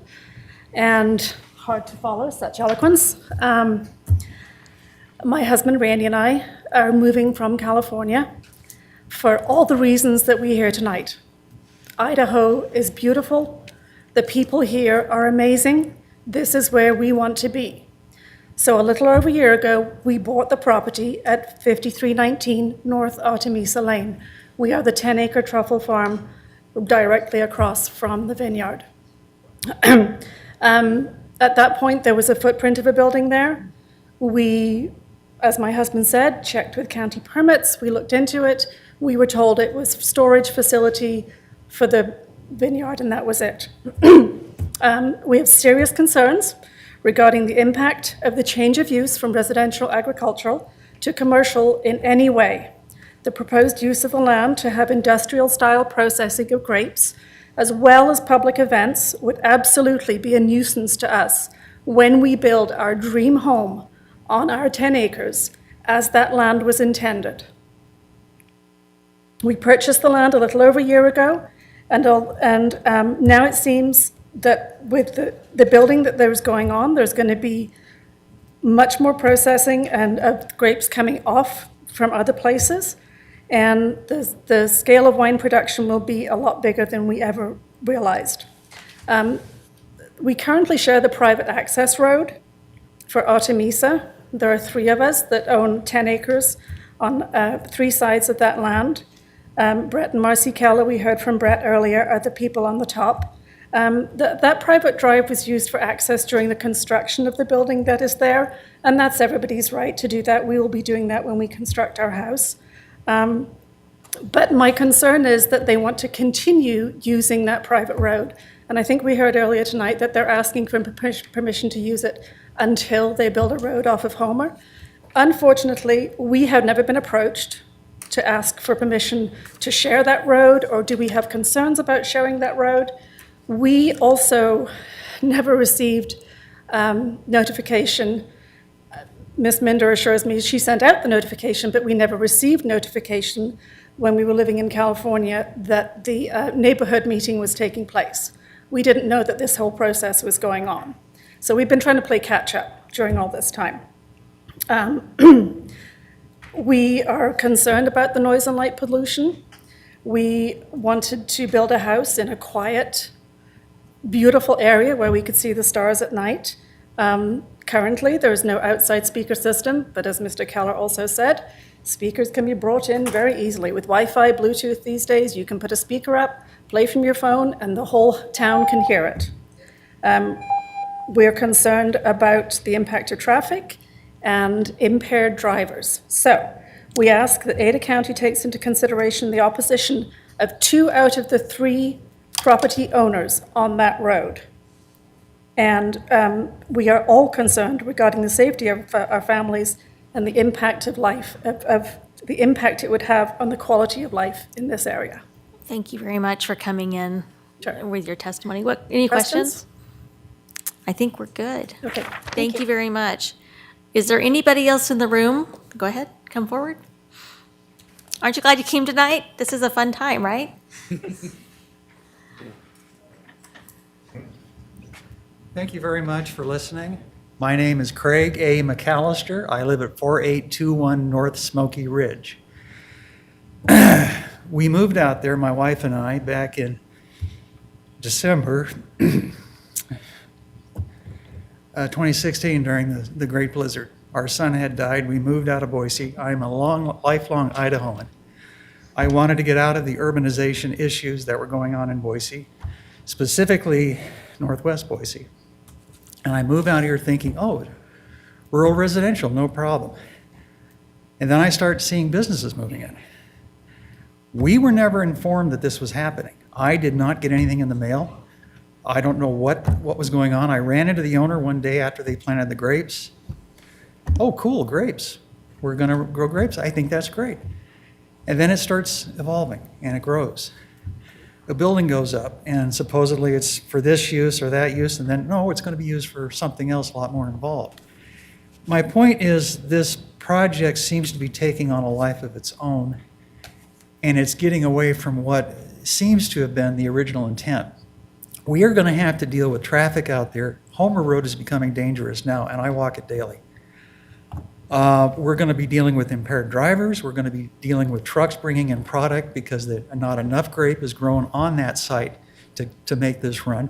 Suddenly, we've got this 24/7 at times operation going on, and it seems like the only people that really want it besides the owners are those people outside of our neighborhood that think it would be cool to have a winery. Well, go ahead and grow the grapes. Do the processing in some industrial area somewhere else where it belongs. I feel that we have not been spoken to honestly from the get-go, that things have not been portrayed honestly, and I feel basically a con job has been done here. We moved out to be left alone, to rebuild our lives after a tragic death, and we find ourselves in the middle of another maelstrom. And I've had issues when I lived in North Boise about because you own property, you get targeted occasionally. And I just don't understand how a business can be allowed to move into a residential area. It makes absolutely no sense. And I am just baffled that this is even being considered. I'm not good at public speaking, and I'm very emotional about this because this really hits home. I am trying to get through what was a terrifically horrific event, and now I got to keep dealing with more and more urban issues. I seem to be a flypaper for this kind of thing. I cannot get away from it. And I encourage the board to vote no on this. The property owners here deserve to be heard, and we have not fully been told everything as it progressed that we should have been told. Thank you very much. Thank you very much for coming in. Any comments, questions? Okay, one more hand I see.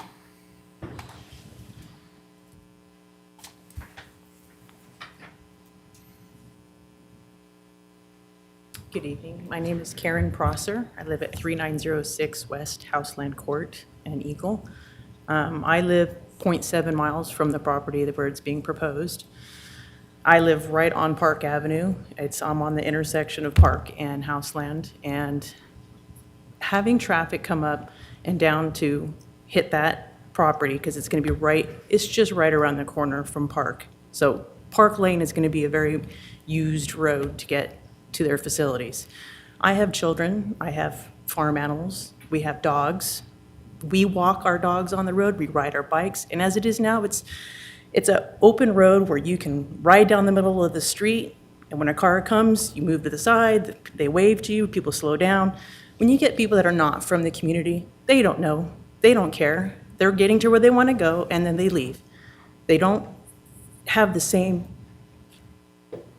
reasons for being there that the community that we live there and participate on a daily basis. There's bus stops across Homer. There's no sidewalks for the children to walk on. So when they get let off the buses, they're walking down a road with no sidewalks. When the snow is as abundant as it was in the last snow, those roads are not cleared perfectly. So kids are walking in the street. There's like tracks and stuff to get through for the cars. It's not a nice, clean, open roadway. So now we have extra cars with ill-prepared roads for people to be walking and children to be getting home on. I don't understand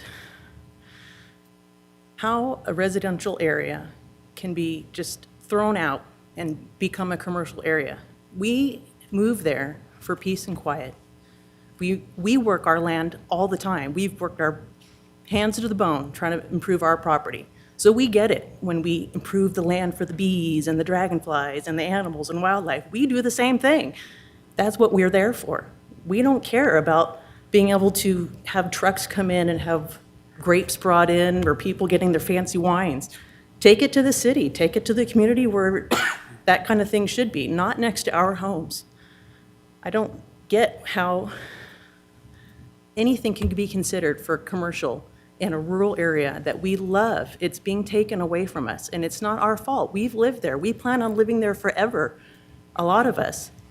And it's our family's rights to be in peace and quiet. The sound travels enough as it is. It's amazing how far you can hear things just from sitting in your backyard when you're trying to have a peaceful afternoon. So to have an extra commercial activity, no matter what it is, trucks, tractors, people coming to pick up their wines and stuff, we don't need that extra traffic and noise. We live there to enjoy our life, to enjoy our peace and our quality of life in peace and quiet. Thank you. Thank you. Thank you very much. What questions do you guys have? We don't have any questions. Thank you for coming. Another hand, go ahead and come forward.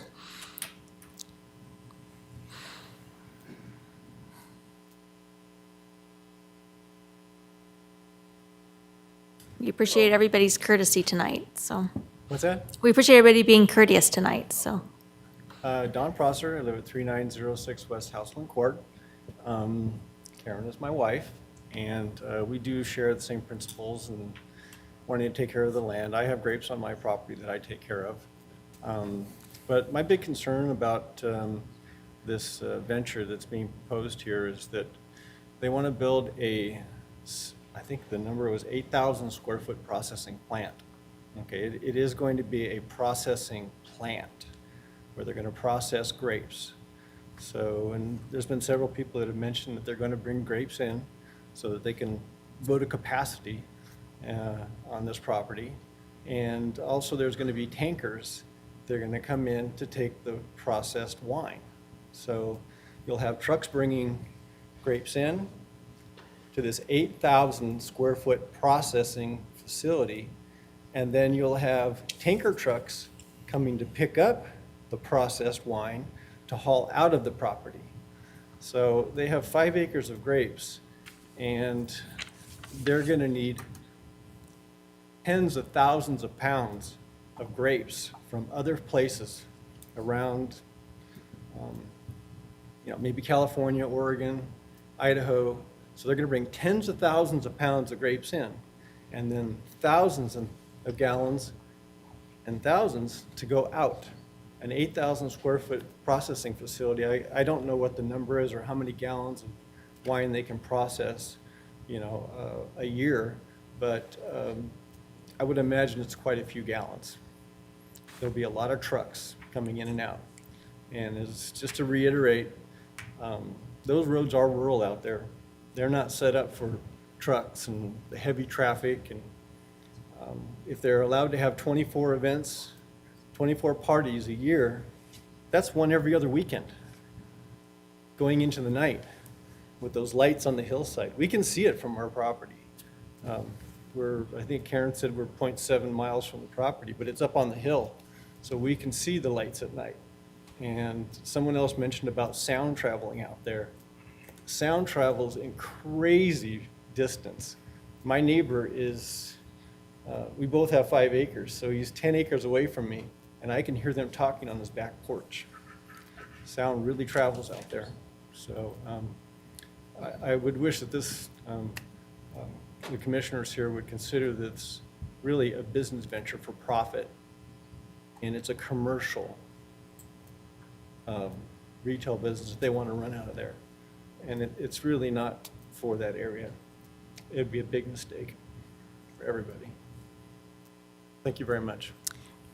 Thank you very much. What questions do the commissioners have? So thank you. Thank you.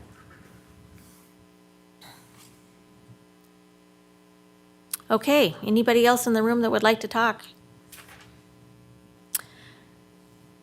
Okay, I'm going to look to the commissioners, and we're going to go through, the commissioners are going to ask the staff questions, and then we're going to ask the applicant to come back, because the applicant gets the opportunity to do a rebuttal. And so there will be no more comments from people other than the applicant and the staff at this point. What questions do we have for staff? I've got some, but I'll let somebody else ask first. Who's ready? Commissioner, is anybody ready for questions? I wondered if you could talk to me a little bit about the traffic, because I know we did a traffic study with ACHD, and how many trips did they think this would generate, and exactly what kind of metrics did ACHD tell us about the traffic? Yeah, Madam Chair, so in ACHD's review, they didn't give actual traffic estimates. I noticed that today as I was preparing to speak with you and thought that might be something you'd want to know about. So thankfully, I reached out to Mindy Wallace, who's currently the planning review supervisor there, to get some of those figures. And then Stacy Yarrington, I think you've met her before, is actually a former ACHD planner. So between all of them, we were able to look at the numbers. So they anticipate for the production side of things, 47.5 daily trips, 7.4 of those happening in the PM peak hour. For the tasting event space, which we're counting the 1,000 in the future building, and then the 1,500 deck space that they've identified for tastings, that would generate at most 113 daily trips with 18 during the peak. So what that adds up to is the potential for 36 additional PM peak hour trips. Homer Road is identified as a collector roadway. It's a 2-lane collector roadway. Acceptable level of service based on ACHD standards is 425 vehicle trips per hour. There are currently 10 occurring on Homer Road. So 10 plus the 36 that this use could generate would result in 46 vehicle trips per hour during the PM peak. So for ACHD standards, way below what would be a problem for this roadway. Obviously, we've heard personal testimony about how people use the road, but based on ACHD standards, this use will not generate a traffic problem based on their guidance. I'm going to piggyback on the road question. There's lots of comments about it being kind of a substandard road or not a normal road. And I wondered if there was anything that ACHD said about, like, does this road have any special, variances from the normal road that's in front of my house that doesn't have sidewalks? Yeah, the only comment made to that effect was when the 5-acre lots were created that are on Artissima. I'm sorry if I'm getting that name wrong. There was a subdivision waiver to do Typically, curb, gutter, and sidewalk are required for any subdivision per ACHD guidelines, but oftentimes in rural areas, those are waived, largely because it doesn't make sense to build that for like 500 feet and then not have it for miles. So that was the only thing waived during this time, but beyond that, there were no other deficiencies identified by ACHD for the roadway. So it's a normal road. Did you have any history with the lavender farm that was mentioned? Because I've been here for 3 years and I don't remember it coming in front of me, but it might have been something that staff approved. Yeah, Madam Chair, there is an approval for that. I don't know the details of that approval, and I wouldn't want to take a guess at what is going on that property. Okay. So. What other questions do you guys have? Madam Chair. Go ahead. Mr. Letson, I just want to make sure you said it was 47 daily trips per hour. Did you mean per day? No, 47 trips in the PM peak hour. So the PM peak hour, basically we have an AM and a PM peak. Those are kind of the times of the day when the road is anticipated to be the busiest with traffic due to people getting to and from work, school, things like that. It's actually more than 1 hour that the PM peak occurs. I think it's 2, or maybe even more. But that's basically like that time everyone's leaving from work to get home is typically the PM peak hour period. And so this use would generate, it's estimated at most 36 additional trips on that roadway during that time per day. And there are currently 10 occurring on the roadway based on traffic counts provided by ACHD. Okay. And last question, thank you, Madam Chair. The residential use is pretty insignificant. It's 900 square feet on a building that's got, I believe, 3,800 square feet. There's no real guidelines from the county for the amount of residential use required in rural residential. Madam Chair, Commissioner Wickstrom, no, it's the standard noted earlier, I think the policy goal noted earlier, it doesn't mean that every property in this zone necessarily has to have a residence first before it can have other things. It basically says residential is kind of the thing that we're anticipating the most in this district. However, these secondary things such as the winery proposed by the applicant tonight and other uses like that can occur, but residential is the primary focus based on, I guess, the purpose of that district and as well as the kind of the comp plan designation. But not an absolute necessity. No, it's not a necessity to have a residence on a property in order to do other things. Gotcha, thank you. So, thank you, Madam Chair. I have some more questions. What are some other uses that might be allowed in this area? For example, there's a recycling plant across the street from my residential house in rural Ada County. So what other kinds of things might be allowed? Thankfully, I have the zoning code pulled up Okay. here, and I can show Okay. you the table of allowed uses based on, this is in our rural-based district, so it's unique that it has the statement rural residential. It is first rural and then residential. However, as we've talked about, residential is considered the primary use that would likely occur in the area. Let me share my screen so we can share this with everybody.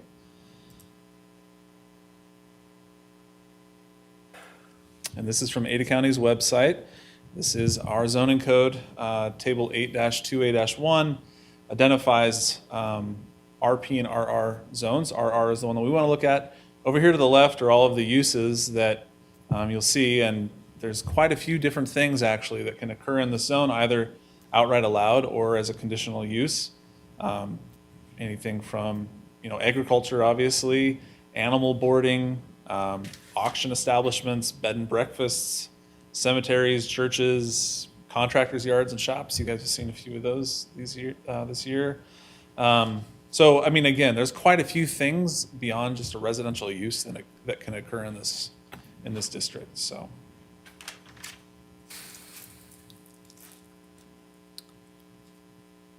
Next question is about what kinds of limits can we put on sound?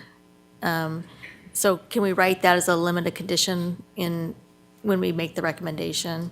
yeah, Madam Chair, we have in the past conditioned, no outdoor speaker systems, or, I think I think with the Dude DeWalt approval, either here or with the board, I think it was like acoustic-only performances were allowed.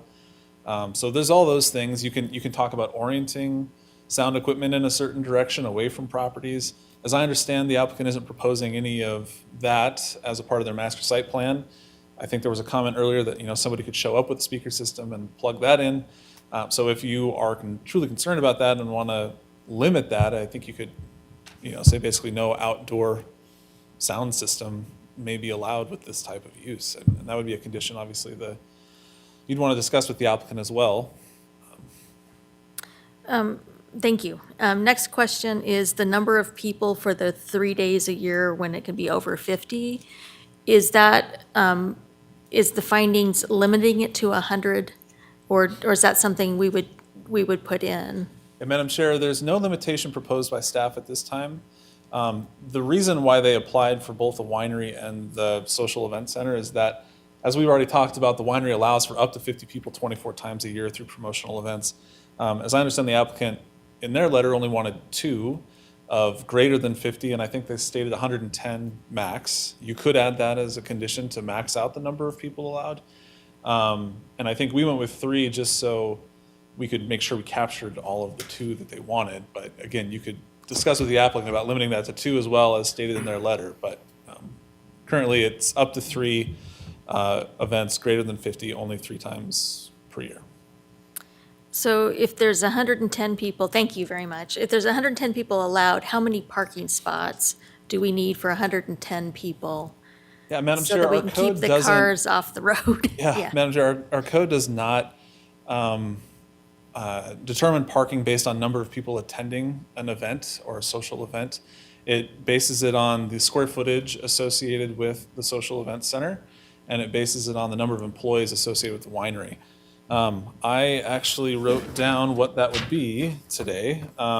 So per the event center, it's 1 per 200 square feet. Counting the deck and the future 1,000 square foot space, that would be 13 parking spaces required for the events piece. And then for the winery operation itself, they identify up to 12 employees on site at one time. Our standard is 1 space per 2 employees, so that would be an additional 6 parking spaces. So to meet Ada County Code, it's 19 parking spaces that they would need on site. As I mentioned in my presentation, they have 36 proposed. So again, there's no standard for number of attendees in an event and number of parking spaces required. What questions do the commissioners have? Madam Chair. Go ahead, Commissioner Roush. Madam Chair, Leon. So in regard to the use, so there's a large concern with the traffic, and they've discussed the tasting room being by appointment only. And one of the concerns was, nowadays with technology, you can have an app and you can have appointments, from here till Sunday, right? In our code, the only restriction is for promotional events. Has there ever been any limitation as far as operation hours or the number of occurrences with visitors? And, sorry, I'll just get my second part out of the way. Actually, I kind of forgot what it was, so I'll let you, hopefully it'll come back to me while you're answering that question. Madam Chair, Commissioner Roush. So again, the winery standards as they exist today say 24 promotional events with up to 50 people. Tastings, there's no set limit as to what those need to be. The by appointment only is something that the applicant can offer. It is certainly difficult for us to enforce whether or not it's an appointment. I mean, we're not going to ask them to share their calendar with us. If the commission were interested in trying to get their hands around that and maybe mitigate an impact, you could limit tastings to a certain part of the week, certain time of the day, things like that. But yeah, beyond that, I haven't seen really a regulation of by appointment only stuff, because I think it's just one of those things we can't jump in there and effectively enforce. So. I'm full of questions. So the catering, like if they have a wine, event with 100 people there and they're serving food, isn't a catering permit required, or how does that work in terms of health and safety, because there's no dishwashing facilities on staff, Madam Chair, there is a condition associated with the social event center, and it's one of our findings too, that if there's any food associated with one of those events, it has to be permitted and regulated by the health district. I think what you're talking about is a little bit different than some of the testimony I heard in regards to this becoming a restaurant. That is a different use within our code, and I'll just check real quick. Pretty sure we don't allow a restaurant in this district, so they couldn't really attach a full-on restaurant to the winery. They could, again, have catering and something like that. Beyond that, the health district regulates, making sure that that's a safe situation. Again, this is another thing that you could say, no food trucks allowed or things like that. I mean, these are conditions you can add. But yeah, there's already no allowance for something like a restaurant on this site or to be associated with that winery. And it doesn't seem like that's the proposal put forth by the applicant, but I'll let them maybe address that in their rebuttal. My next question is about and I think you mentioned it, the lights that are coming out of the garage. Could we ask for those to be screened as part of this application, even though it's an existing building? Yeah, Madam Chair and Commissioners, you can certainly ask for some additional screening, some treatment of those. That's all within your purview. Defer to staff to kind of work with them to come up with what that solution actually looks like, and add it as a condition of approval. But that is something that you could include.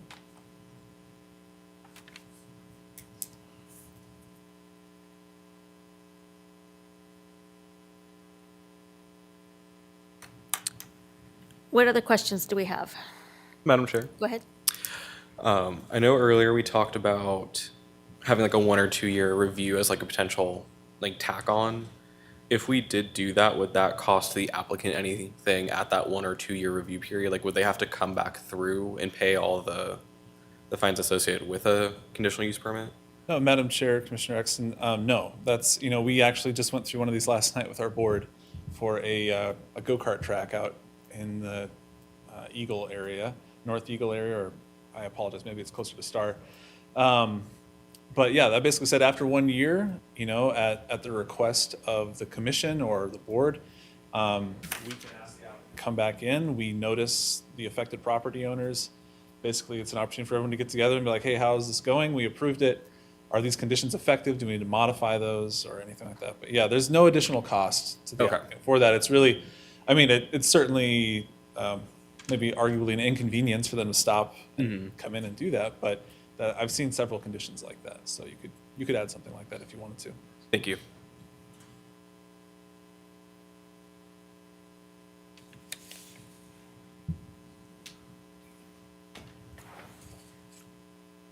I'm wondering about the landscaping. Do we have any enhanced landscaping, or is it just normal kind of landscaping? Like, I'm thinking about trees that will, block the view. Yeah, Madam Chair, of the this is in building. the Wildlife Urban Foothills area, and we have to limit landscaping in those areas. There's certain Or types fire, that we can yeah. use. I believe Connor did review the landscaping plan, and it was approved. I think there's a condition stating how it can better comply with those WUFI standards. Now, I think there is an opportunity for you to suggest screening that meets WUFI compliance. There are some materials that can work there, but we're certainly limited a lot more than planting a bunch of pine trees or something in front of or deciduous trees out there on Homer Road. Like, that's just not going to comply with our fire standards. So, but you could certainly ask the applicant some additional details there. What other questions do we have? Madam Chair. Go ahead.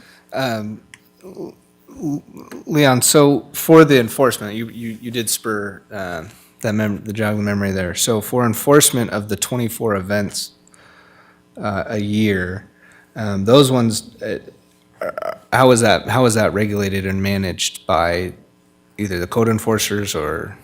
Yeah, there's no, as it stands today, let me double check that was one of the slides here. There's no requirement that they notify staff in advance of the promotional events. They do have to notify staff and the director of the larger events. Again, this is a thing where you could ask to have them coordinate with staff and the director to let them know when the event is occurring. We've done that with others like Dude DeWalt, even for their smaller events. So, again, that's within your purview to add that as a condition if you wanted to try to better keep your finger on top of that. Madam Chair, Yeah, go ahead. So then a follow-up question. So for a tasting event that's 100 people, that's by appointment and it's only 100 people, but it's a tasting event and not a promotional event, is that, Yeah, I mean, I would argue if you did a tasting event for 100 people, you've moved into something else here. Okay. That would be more of an event. A tasting is really like a 1 to 2. I mean, and again, I'll let the applicant define what a tasting event is, but you're looking at a spectrum of intensity and activity. The lowest level being that tasting where it's, again, maybe a husband and wife or a couple that come out and taste the wine and buy something. Then you've got the next promotional event where they're like, I think they describe, when they release wine or things like that, or every other weekend is brought up by a member of the public. They could offer up people to stop by and check out their stuff. And then the highest level is, again, that larger event. I think that, what we've seen at Dieu du Wall are weddings, birthdays, things like that, where people want to be in a vineyard context, or it could be one of their larger tasting releases they talked about as well. But yeah, for the tastings, again, if somebody booked 100 people for one tasting, I think that would be something noticed, and code enforcement would be very quick to be involved with making sure that's not going to happen again, and it complies with the conditions that we're proposing, so. thank you. I thought of one more question while we're talking. Do our codes have any limit on how big the wine processing facility can be? Or is it just like under our code, you can have a winery and it could be as big as you want it to be? Yeah, Madam Chair, there's nothing in the development code that would regulate that.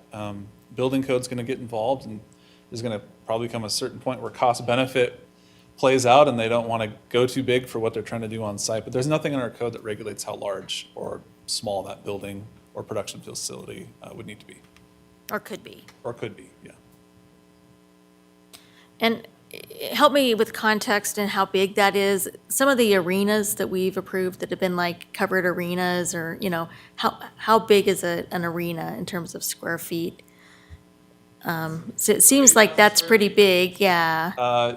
I'm going to try the math here. Boy, I'm going to do terrible with this. Well, I know there's some arenas out by we've my had house some that are commercial riding pretty arenas, big.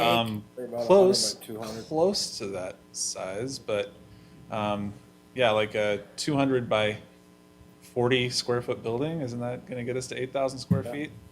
Everybody got a calculator? We can crunch that number real quick. But I mean, that's that. So I was trying to put it in context with some of the things that I see outside Yeah, I my mean, and I house. think that might be a little bit larger on some of the riding arenas that we've seen, but it wouldn't. I don't think it'd be too far off. Again, I'd probably want to double check all that for you. And help Okay. you. Okay, any last questions? We've been here all night, so. It would be twice the size of the existing home. I There we guess, from a go. square footage perspective, a little bit more than that. So Okay. and we do have a picture of kind of what that looks like and as it exists on site. So here's that shop residence. Now, granted, this has multi-floors that are Okay. increasing that square footage, but I mean, they're showing kind of the footprint of what that building would look like here. I'm glad that you put that picture up. If you could show me where the driveway is going to be off of Homer, Yeah, that would be it'll helpful. Located, I believe, pretty far east of the property to meet ACHD standards. They have a separation requirement for driveways on collectors, and I believe they've worked this out with ACHD to have it, I believe, to the far east of their site. Okay. Last chance for questions. I've said that a couple times. One last one. Okay, go ahead, Commissioner Wickstrom. One quick one. So, and we could probably do it with, as far as limiting the length of an event, instead of a 10 o'clock cutoff time, we could actually throw in a condition to make it 8 o'clock or 9 o'clock. Yeah, Madam Chair, Commissioner Wickstrom, that's certainly, limitation of hours is kind of one of the fundamental tools you have as a commission in figuring out conditions that mitigate impacts. That's certainly one that you could do. Thank you. Okay, last chance. Okay, thank you very much. We'll go ahead and ask the applicant to come forward, and if you go ahead and answer as many questions that have come up, because you've heard a lot of questions, and I'm sure you've been taking notes. If you could address all of those questions, and then we'll have more questions that come from us, so. I'm going to let my legal counsel cover some of the legal aspects, and then I'll jump in. Okay. Thank you. And again, Andrea Nielsen, I'd just like to say that up front that as the commission was hearing this, I discussed with the applicant both the light screening issues and the outdoor speaker restriction. And the applicant's very open to working to make sure that the impact on the neighbors surrounding this proposal that it's an improvement. And so she's certainly, both applicants, they are very open to a condition that would have them work with staff to establish that light screening, and also to just restrict them from the outdoor speaker restriction, because that's just not something that is even within their business plan to use. But I'd like to direct the commissioner's attention back to the comp plan, because one of the very important public policies that Ada County has said many times, and it's easier in a commission hearing that's not like this to say that you believe in the preservation of agriculture, because as this community grows and changes and property values change, the businesses that surround agriculture also have to change and evolve in order to continue to exist. And agriculture is one of those uses that once it is gone, once you no longer have a family that has a plan that can take this into the future as a use, well, where does it go? It usually ends up being a housing development. And that's something that can be built in a variety of other places. But this is an area that is thriving as a vineyard. And it is absolutely the responsibility of local government to make decisions that protect a thriving business such as a vineyard. And it is absolutely, it's easy, I think, to dismiss what the applicant has proposed and say, oh, just throw up a downtown tasting room. Well, if you talk to people that are within the wine industry, as opposed to just thinking about it for 15 minutes, they will tell you that a discerning customer within the wine industry sees a lot of value in being able to go on site, to be able to see exactly how the crop is being maintained, and to be able to have that experience. It creates a higher value, and it's the type of higher value that is going to carry an agricultural business such as a vineyard into the future successfully. And so this applicant has proposed a very successful plan, and they've done that with modifications in use that are absolutely reasonable when you consider the approvals that this commission has made to do DeWalt, to the Lavender Festival. There are existing businesses that in an event may be an inconvenience to neighbors, but by allowing those uses to take place, we are ensuring that these businesses do not vanish, because a large portion of Ada County used to be dedicated to agriculture, and it is no longer. And you can't put a vineyard in the areas of agriculture where it used to exist. You can't just take a magic wand and say, I wish we hadn't let that vineyard dwindle. You can't do that. So when you have a family with a plan, you really have to support them as a local government. With regard to the CUP running with the land, once you've approved this, the conditions that you place on it, they don't just burden this applicant, they burden any future applicant. So once this use has been established, if an applicant wants to expand because they have a greater vision for a winery because they're a new buyer, which certainly isn't within this family's plans, I hope you can understand. But those restrictions will continue to restrict any future buyer should that ever take place. I think it's clear based on the personal investment that this family has made that that is not within their intention or their plan. Further, I think the applicant deserves to be judged. They're a private property owner too, just like the other neighbors who have testified, and they have rights to be treated based on their own application and not the fears that are, quite frankly, very unfounded and based on sizes of vineyard businesses out of state that have absolutely no application to what's been proposed to you today. It's one thing to listen to someone's fears, but it's another thing to find them viable and to make decisions on someone else's private property rights based on that. I'm going to leave the remaining time to the applicant, and if you have any questions either for me or her, I think we'd be happy to address them. This is going to buzz, but we've got some questions. we have some questions for you that we really need to have addressed. So if you Fine. can Hopefully focus your comments on the questions, then we can just keep, because we want to know those answers. Right. So do you want to start with your questions? Well, no, I think you should go ahead and tell us I just the have things very that you've brief, heard. And so let's address. To address things that the you know outside agencies that were, that was a concern. Who are these outside agencies? That would be people like Central District Health, ACHD, Fish and Game were the people that we got our hydrology report from. I did remember the events. Thank you, Leon, for talking about. We asked for 2 to be able to possibly do these fall and spring release pickups. We heard from our neighbors. They didn't want lots of events. They didn't want big events. And so we restricted our event center application or request to just those 2 or 3. And then I also wanted to clarify, we do not currently use the facility. Obviously, we're a family. I'm up there working in the vines. We're up there working, but we're not currently in use of the facility. That was a little confusing, maybe. And then we've talked to a total of 2 concerned neighbors in this process outside of our neighborhood meeting who've reached out directly to us. So a lot of these concerns we heard from in the comments that were given on our application, but not directly given to us. So we haven't had the opportunity to get to know our neighbors and explain to them, we are just people. And finally, the definition of commercial winery can be confusing.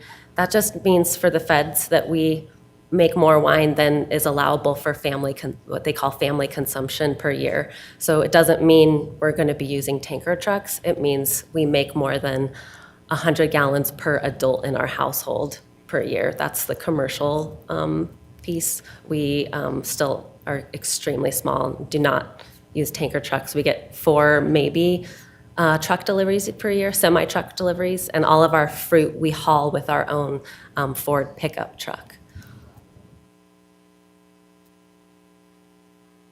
And that's my clarifications. I'd like to hear your questions. Go ahead. Commissioner Exton has questions. Madam Chair, I was wondering if you could explain the equipment that you'll be using, because I noticed in the application you mentioned using Artemisa, if I said it correctly, for the equipment until you have that new driveway. So I was just wondering if you could explain kind of what that equipment is. The only reason we'd like to use Artemisa, and we put that condition in there, is we'd like to be able to move out of our current rent space and into one cohesive space if the application is approved. And if we have to wait 6 months for a road to be constructed on the property to be using from access from Homer, you can see that's a problem. And I think in this environment of construction and being so busy, that's really probably going to be the case of waiting a long time to get it constructed. So we'd just like to be able to move our wine into the building. Any winery traffic cannot go on Artemisa Lane. That's a very clear statement that we've heard loud and clear from the county staff. So just to be able to move, that's the equipment, our pickup to be able to move things into the building and close it up. Madam Chair, thank you. So pretty much you don't anticipate having to move the equipment on an awful lot, it's mostly just getting it on the site, one and done. Until we have that road constructed, yes. Thank you. Any other questions? Madam Chair? Go ahead. So obviously, one of the things that everyone's bringing up is the, loads of fruit coming in can you just, what are your guys' projections? What are you saying, what do you envision bringing fruit in? Obviously, they've stated that there's, that is the intent, that there will be more other fruit, more grapes than what you guys are producing. What are you guys planning on bringing in? How often would truckloads come in? Right. Crush, there's formalities. Madam Chair, Commissioner Brown, I forgot about that until this minute. Crush is the term that we use in the wine industry. Harvest happens once a year for small people. For the Gallos of the world, they make wine year-round. For people like us, we have a couple weeks window in the fall. We're making sparkling wine. We typically pick our fruit earlier than other people, so end of August to beginning of September. Our longest harvest for our business lasted from start to finish, I think it was 17 days, in terms of we picked the fruit, and then we had other lots that we picked. We, right now, the vineyard is quite young on the site, so we don't get as much as we assume, we hope we'll get after another couple years as the plants become more established. But right now, we're envisioning the next 5 to 10 years to be about half from our estate vineyard and half from other vineyards in the area. And we've committed in our business plan, our name is 3,100 Cellars. There's over 3,100 Whitewater River miles in the state of Idaho. So our name has to do with Idaho. We're committed to Idaho fruit, even if we have trouble getting it, which is the case, as you heard from Moya. There's not a whole lot planted. And, sorry, Madam Chair, Go ahead. how many, like, are we talking a truck a week, Oh. a truck a month? So yes, during that 2 to 3 week window, so this year we brought in 5 loads. One of them, our vineyard associate helped haul, so he brought in his own pickup. The others, we hauled ourselves with our Ford pickup and occasionally a trailer. So outside of that, you're not bringing them in April or June? The only other deliveries we receive are things, if we need to purchase equipment, sometimes that equipment comes in on a semi-truck, and occasionally, or every year, we purchase glass that has to be shipped to us via a semi-truck. And we purchase glass once a year, so that's one semi. If we're purchasing tanks or other equipment because we've grown or shifted, I can't say As far as 3 or 4. consumables, I think that's the concern that was been brought up and Yes. portrayed by the opposition is basically the idea of a semi-truck rolling in every day down Right. Homer Lane, No. 53-footer coming in every day. So that's not the process that you guys are, okay. Thank you. One more question? Okay, go ahead. Regarding the irrigation, how you're irrigating, where the water's coming from, is this coming from an irrigation canal? Are you guys actually, there was mention of wells in the area. Are you tapping into a well for your water? Where's your water coming from? Right. Madam Chair and Commissioner Brown, our water currently comes from a well on the property. I could defer, if you want to know more about our water rights, I could defer to my father, who is more in charge of that than I am. But we don't use our full water rights, and we use, as Nick Guho pointed out, we use a drip system.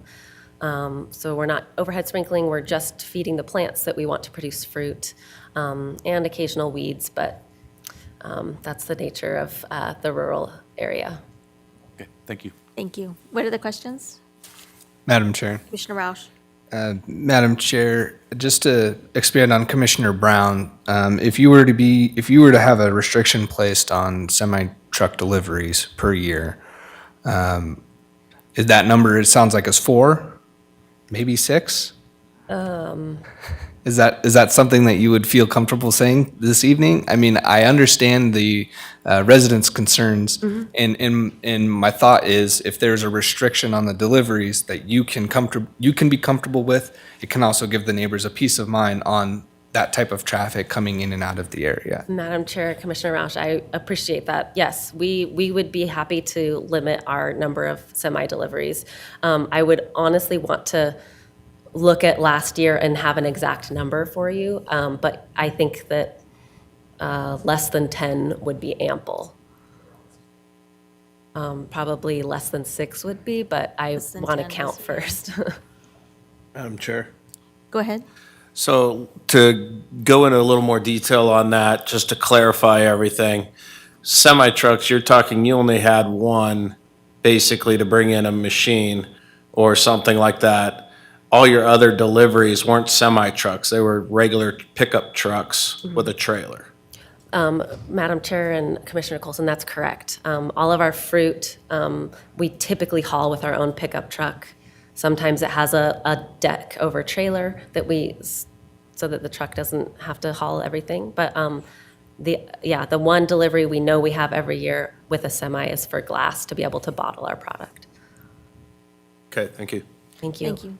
More questions? Madam Chair, yes. Go ahead.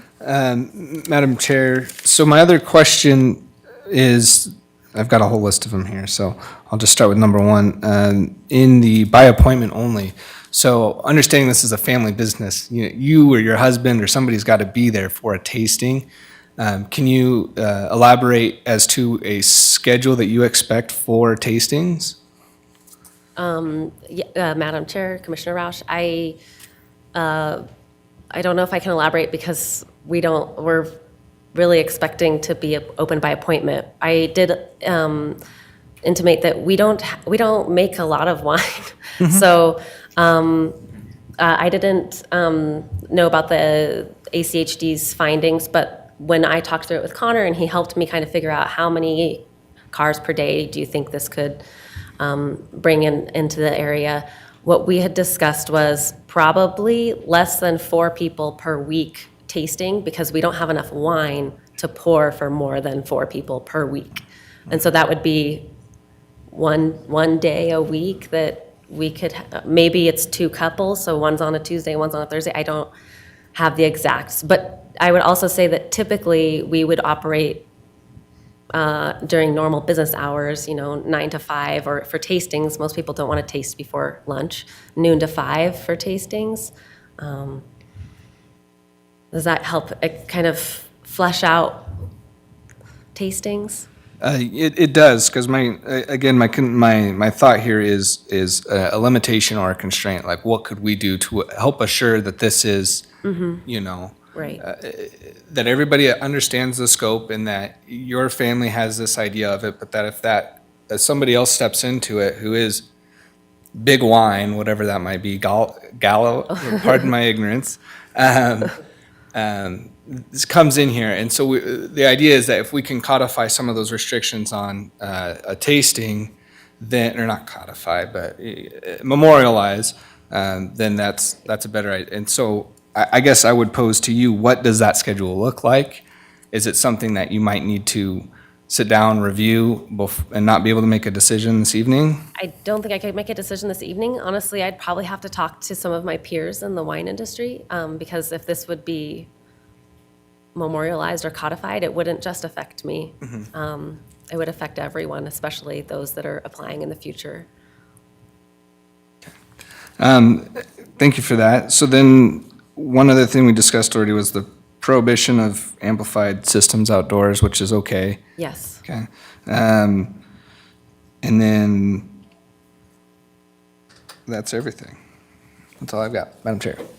Thank you. Okay. I belong to a wine club, and they're only open like Thursday, Friday, Saturday, Sunday. And so they only have 4 days a week that you could go. And so I can't imagine that you would be open every single day. No, that's not our intent. Sorry, Madam Chair, that is not our intent.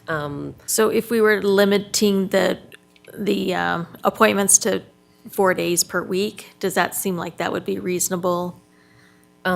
Yes, if it's, again, codified, I think that's a bigger discussion than just me. I really don't want to speak on behalf of the industry. No, but I mean in terms of your winery, if we were to Yes. say, I think gosh, that- you're limited to 4 days per week.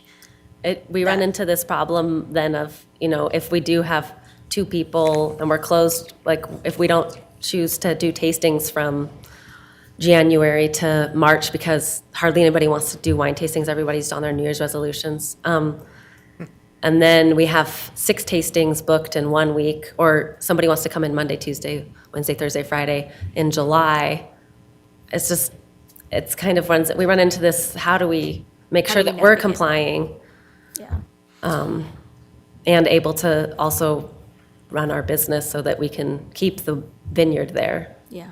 So tell me about your opinion about, or thoughts about a 2-year review. If we said you need to come back in 2 years and talk to the commission about how it's going and what the conditions are, and we could put new conditions or take away conditions. And I don't know that much about this process, so I think I'm okay with it, but I don't know if I should be hesitant about it. I'm not, like I said, I'm a winemaker and a grape grower. That's why we have our legal counsel here, so maybe she would have a different take on it.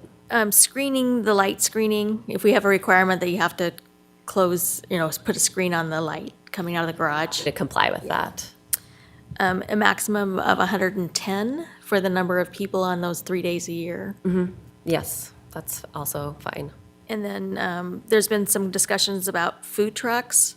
So no food trucks, it would have to be something besides a food truck or, Madam Chair, the problem I see with that restriction is many licensed caterers now operate out of food trucks. So as long as we're complying to the number of events or less per year, I don't want to also have to limit the vendors that we work with. who you work with. Okay. I think that's all of my questions. What questions do you? Madam have? Chair? Go ahead. I just had a kind of a clarifying question for Commissioner Roush. When you mentioned, codifying or memorializing the operating schedule, did you mean as a blanket Ada County code level or a condition of approval for this specific one? Yeah, Commissioner Exton. And Madam Chair, Commissioner Exton, oh, I apologize. That was definitely the wrong term.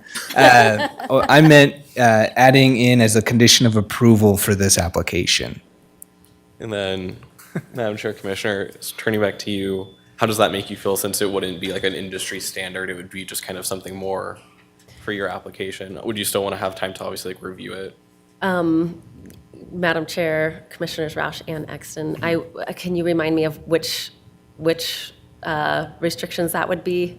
I don't remember if it was The number of tastings. number of tastings per, yeah. Time. Tasting or timing, the time of that, the by appointment only tastings would occur, I see. restricting either in day and or in time, time of the day. Madam Chair and Commissioners, in our application, we did limit the hours of tastings by appointment. They're not just 24 hours a day. And I'd be happy to revisit that if it would, make everybody feel a little bit better about what tastings, when they're happening. I believe we said they could happen between 9 and 7. Let's say, but Madam we Chair, I can can truncate that quite, look at that's, the detailed letter for you real quick. And actually, I think I had it in my presentation. So let me clarify what was found in the detailed letter by the applicant. Okay. Okay. Commissioner Roush beat you to it. Oh, okay. 12, well, go ahead. I'd prefer the commissioner put that on the record than me. Madam Chair, the hours and days of operation for this application on PDF page 23, I don't see an exhibit number, is tastings 7 days a week, 8 a.m. to 10 p.m., by appointment from noon, planned use, there's a column header, possible hours is 8 a.m. to 10 p.m. Planned use is by appointment from noon to 5 p.m. for tastings. So sorry. that's restricted 7 days a week from noon to 5 p.m. So it's been restricted in the agreement already. Yes, Commissioner, Madam Chair and Commissioners, so that's probably part of the homely part of my application. I was told to be as open and honest as possible, and we could have someone that's visiting from New York City that wants to write an article about New York, or about Idaho wines that makes an appointment for 8 a.m. So I didn't want to be dishonest and say we'll never do an 8 a.m. tasting, but most tastings, like I said, take place from noon to 5 at most wineries. That's our planned use. I get it. Yeah. Okay. Any other comments? Commissioner Wickstrom. Thank you. You're doing very well. Just a couple quick questions. In the way your operation is going, the 24 events per year is really, how essential is that to your operation? Madam Chairman and Commissioner Wickstrom, right now, we do hardly any events. That's what we plan to do going forward. With the way that Ada County defines events, it's a little loose. So I think that the 24 events is ample for what we need now, but I don't think it would be wise to continue restricting that, because a winemaker dinner in the vineyard with 20 people would count under that event heading. So unless the definition for events also becomes a little more clear, or, does that make sense? Sorry. No, Madam Chair, so it's not just right now going to be wine tastings in your three big events. You're going to have smaller events, something you would say call an event. Madam Chair and Commissioners, yes, we would hope to be able to host a couple small events per year with our wine club or other people interested. And it also has to do with marketing. A lot of, if you're marketing a business that has to do with shirts, it's one thing to be able to show someone a shirt, but if you're marketing wine and you say, no, it's really good, you should really buy some, it's really hard to convince people to buy some unless they get the chance to taste it. And one last question. You had a wedding apparently not too long ago. Was that a private wedding, friends, or was that a paid? Madam Chairman and Commissioner Wickstrom, again, we don't occupy the property yet, and it was news to all of us that there was a wedding that took place there. There have been several events that my parents have hosted as owners of the property that have consisted of like dinner clubs. There was an event that was my dad's office doing annual planning. And then we also had the vineyard blessed by a friend who's a priest. Okay. Thank you very much. Thank you. Okay, any more questions? This is going to be our last chance for questions. So I thank you very much. I appreciate your time, and I appreciate everybody's respectful interaction today. So Thank you very much, Commissioners. We're going to take a 5-minute recess to use the facilities before we come back, but I'm going to declare the public hearing portion closed, and we're going to come back and have the Commissioners' deliberation.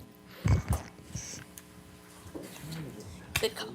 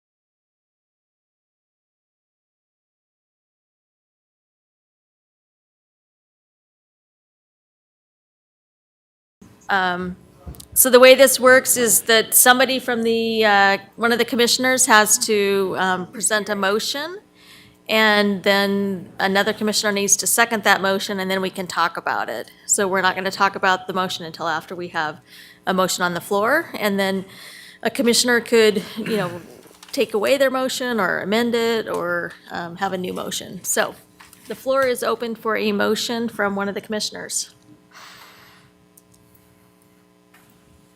Who's going to volunteer? I'm trying to pull it up on the screen.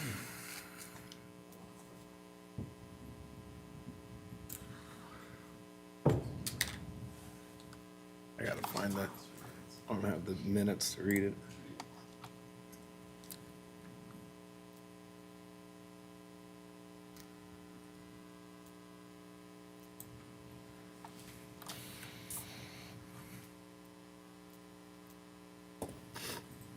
Oh, where's my thing going here?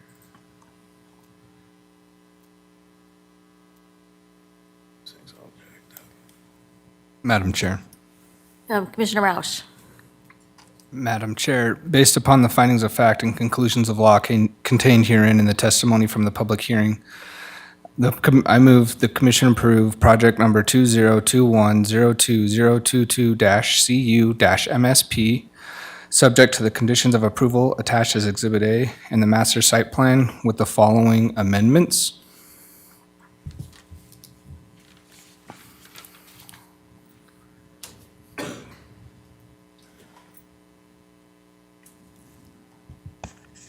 Under Exhibit A, number 24, the prohibition of outdoor amplified systems for music and public announcement. Number 25, that a review be conducted 12 months from the approval of this project. A modification to number 5 of Exhibit A, limiting that the maximum number of personnel is 110.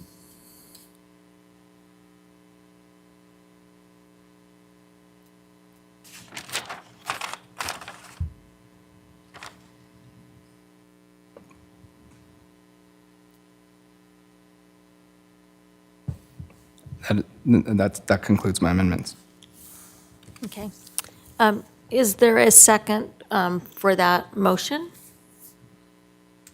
And remember, it could be amended later, or it can be adjusted. I'll second. Okay, just seconded by Commissioner Wickstrom, and so we're open for discussion. I'm going to ask Commissioner Roush to go first, since he did the motion, and then I'm going to ask each of the commissioners to make comments or suggestions. So I'm going to go from Commissioner Roush, and then we're going to start with Commissioner Exton and move this direction. Madam Chair, Commissioners, members of the public that are still here, this is an interesting application. 20-some years ago, not to age myself as a kid, I played in the foothills behind that lot, walking from a subdivision in that area.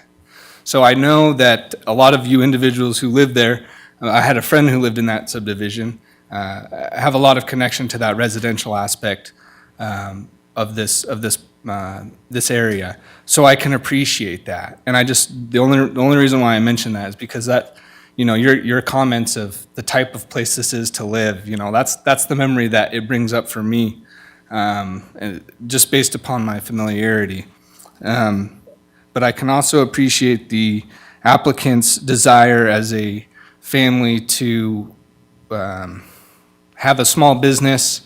I'm not here to judge their business acumen, but we can make sure that we can put some limitations to try and make sure that this doesn't become what I think everybody is afraid of, which is an overly robust operation. So that was, my amendments, and that's where those come from. And I definitely am interested to hear what the other commissioners have to say and any input. So thank you. Commissioner Exton. Madam Chair, I agree with all of the amendments that were proposed. I guess this is more of like a technicality that might be deferred to Leon. I know we had discussed the kind of light screening on the existing structure would that be more of like a in good faith, or would that be a formal condition on this approval? You know since what, it's I'm not- going to ask you not to ask, Leon, because then Okay. we have to open the public hearing up. I So, see. but I can answer that Okay. question, because I asked that question. And so we can add that as a condition. Okay, I was just And so that curious. you would just say we want to amend the motion by adding this. And so this is the time when we do the discussions, and then we can make a list of things that we want to adjust, and adjust that, I understand, thank you. so.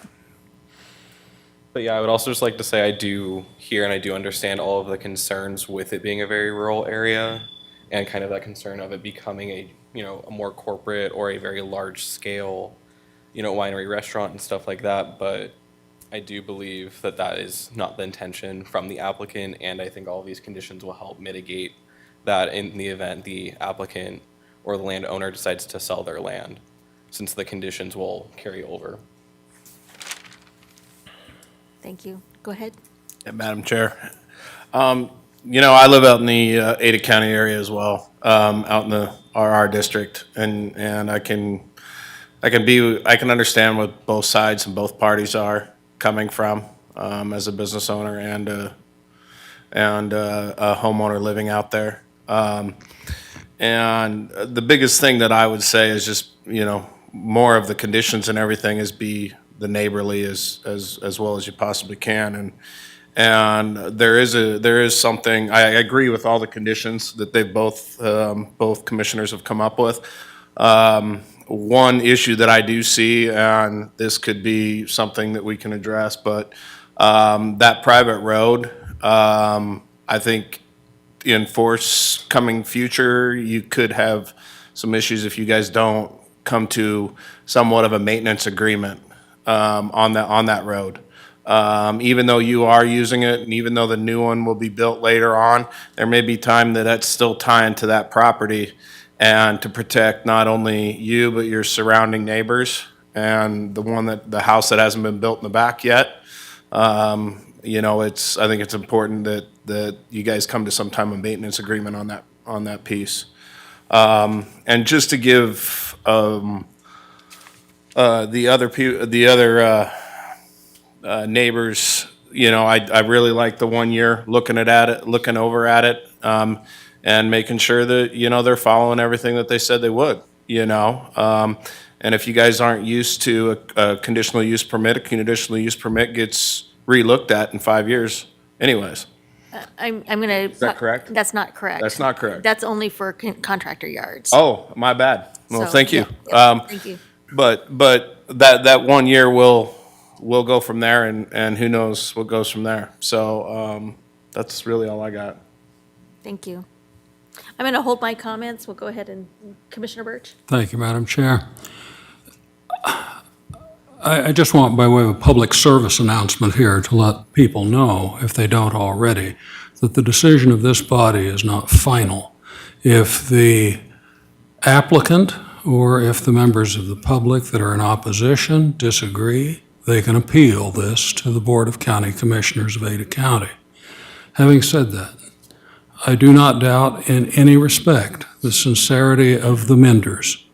They have presented this very well, they're articulate, and they seem willing to be able to work with the neighbors to address some of the issues that have been raised. That said, it's also important to realize that, as has been pointed out, this runs with the land. And so if the land is sold, they will have new neighbors that may not be like the Menders, who may not run it the same way. I oppose the application, and I oppose it because by denying the application, we take absolutely nothing away from the Menders. They can continue to run a vineyard on the property. They can continue to make wine on the property. But by approving the application, we take something substantial away from the people that live in that neighborhood. Of all the people that I have heard give their testimony and the comments that I have read, I may be mistaken, but with perhaps the one exception of the individual that lived on Deerfield, I don't think there's anybody within a tenth of a mile of this property that said that they approve of this project. So given that, I cannot, in good conscience, approve the application or vote in favor of it.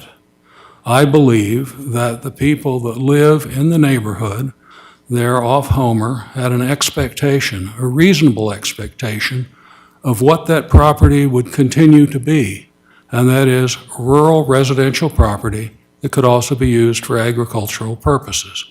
I've heard absolutely nobody say that they objected to the vineyard on the property, and I've heard limited objections to having wine produced on the property. But what I have heard is the potential changes to the neighborhood. And I think that we underestimate the intelligence of the people who have spoken and their knowledge of what this could lead to.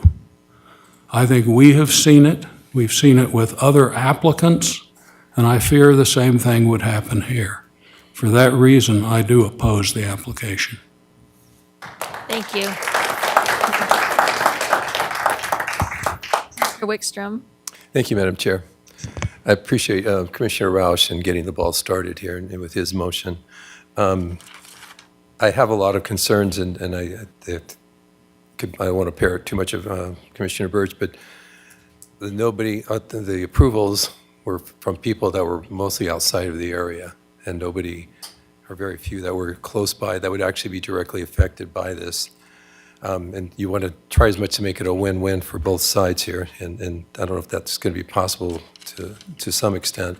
I'm concerned about having the 3 big events on top of the standard 24 events and with 50 people, that for at least getting started, it'd be nice for the neighbors to see how you handle the 24 events with less than 50 people.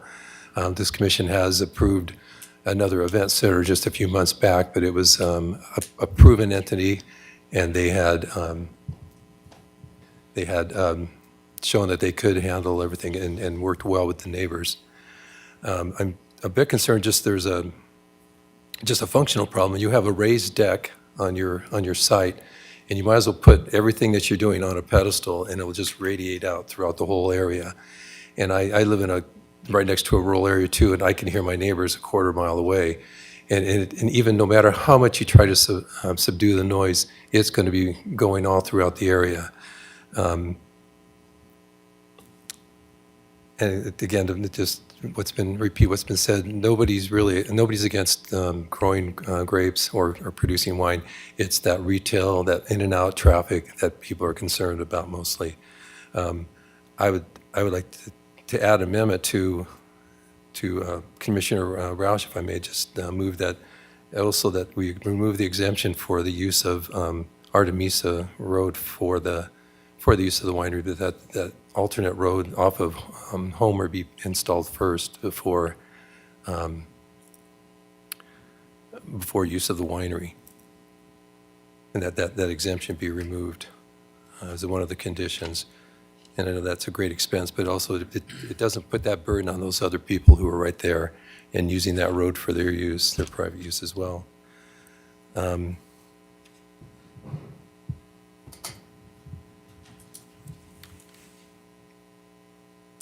I think I had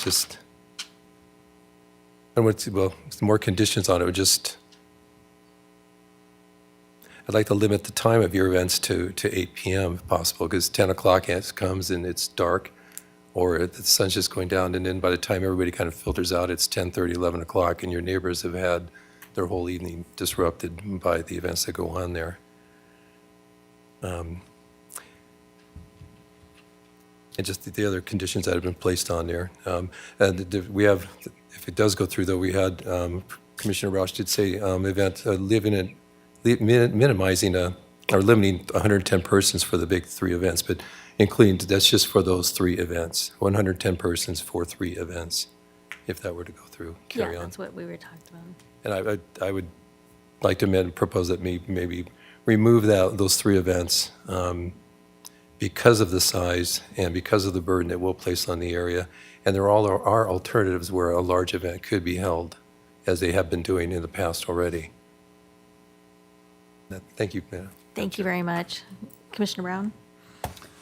Madam Chair, I feel for everybody involved in this. I appreciate everybody's testimony.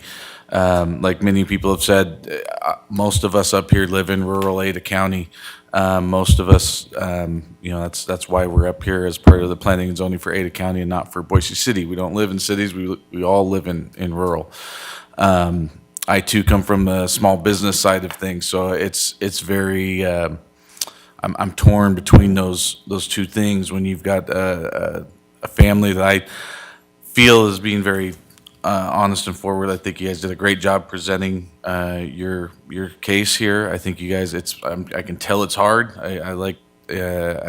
Nobody wants to be in opposition with their neighbors and where they live. It's not a fun situation. Likewise, it's not a fun situation for the people that live around there that are letting, having to have decisions made by other landowners that do affect your land, but we all deal with it, whether it be the color of someone's house or how loud their kid's car is in the morning or how loud they play their music at their party on Friday night with their friends. It's just something that unfortunately we have to deal with. We just try to be good neighbors. Exactly what Commissioner Colson said. I think first and foremost, I just hope everybody can be good neighbors no matter the outcome of how this goes. But there is limitations, like I said, that I think need to be in place to make this happen. I don't know if there's any limitations to make everybody happy. I don't know. I don't think that's possible, but I think there's definitely stuff we can do to limit. I agree with a lot of the limitations we've put at this point, the amendments to it.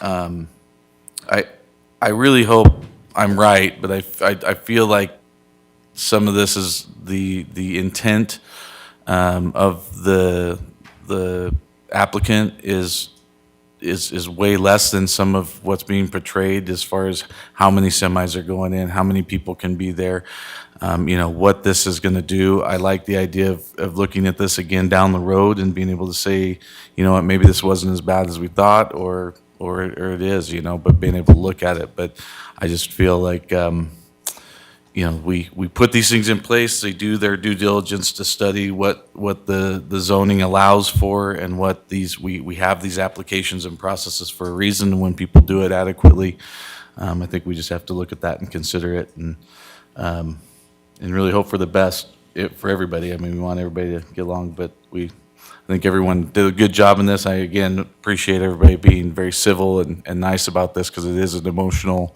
hard thing, but in the end, I think you got to stick with the letter of the law. Thank you. And I'll piggyback on those comments. I appreciate everybody's cordial attitude and in being respectful today. I live in rural Ada County. I have several commercial businesses that are kind of tucked away behind houses or kind of are part of my neighborhood. I also have several neighbors that have some nice lawn areas because they've got 10 acres and they've got a nice park area and they'll have 100 people there for a party a couple times a year. And so I do know that if you have these 10-acre properties, there's going to be some of that kind of activity just because your kids get married or your friends' kids get married or you have something and it's not a commercial venue, it's just you having your party. This request, I totally, I agree with the conditions that are being suggested. I'd like to talk some more among the commissioners about the hours of operation. I'd like to see that tasting hours trimmed down to be a shorter window, a smaller window, because I know that at 10 o'clock at night, even in the summer, it's going to be midnight before people get everything out, and then the cars and all of that. So I'd like to see trim the hours down some more. I'd like to see the screening of the light added in. And I could, removing the exception for the road, I guess I could be comfortable with removing, using that road for any heavy equipment. Like if they want to drive their pickup truck down that road to move stuff in, that wouldn't hurt my feelings. But any heavy equipment, I wouldn't want to be on that road or any winery traffic for that short time period until they get the other road built. So I could be talked into that limitation if that's what the commissioners want. But I do think we need to limit the number of people on those 3 events to 110. And the code actually, this is the second winery that's been contentious since I've been on the commission. And the first winery was before we had all of these things in the code. And so we kind of went through and had these discussions. And then we have certain things that have been put into the code that we're trying to follow. And so to me, there's certain things that are in the code that maybe the code needs to be looked at or done differently. But they're in the code. They're in the code now. And as Commissioner Birch mentioned, both the applicant and the people that are opposed to the project have an opportunity to appeal this decision to the Board of Control, or the Board of Commissioners. So, anyway, that's my piece. Any suggestions for amendments to the motion, or do we want to leave it the way it is? Madam Chair, Go ahead. I would like, do I have to do like a formal motion to amend? Yeah, just I'd like to amend the motion, or yeah. I'd like to amend the motion to include a condition to address the light screening on the pre-existing structure. I'd also like to add another amendment to limit the event participants to 110 for the 3 big events. And so that's been included, Oh, sorry, my bad. so that's fine. And then I would also like to have the promotional events and everything end no later than 8 p.m. And that I am also flexible on, further discussion to adjust that time if this does become part of the motion. Okay. So your amendment is the screening of the light, which would be number 26, and then to amend the hours of operation to end at 8 p.m., and there must be some number that matches up to. Any comments about those two items? Commissioner Yeah, Wickstrom? Thank you. No, I guess my idea was that to amend that to remove the 3 events, 3 large events that are with a maximum of 110 people, just to remove that completely and consider that at the 12-month review. And can we talk about? Sure. My opinion on that is that that's a whole different section of the code. That's why they're here, is to talk about those 2 events a year. And usually people that ask for events under that section are asking for lots more than 2.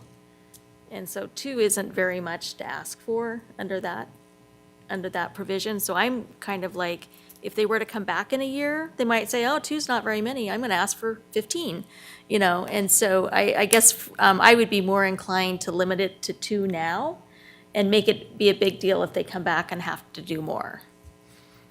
Yeah, Madam Chair, that was the same thinking I had at first, and then they've already got the 24, and then these are just 2 more on top of that. So it's not 2 events, it's Right, and so the 24 events is under a different part of the code, as I understand it.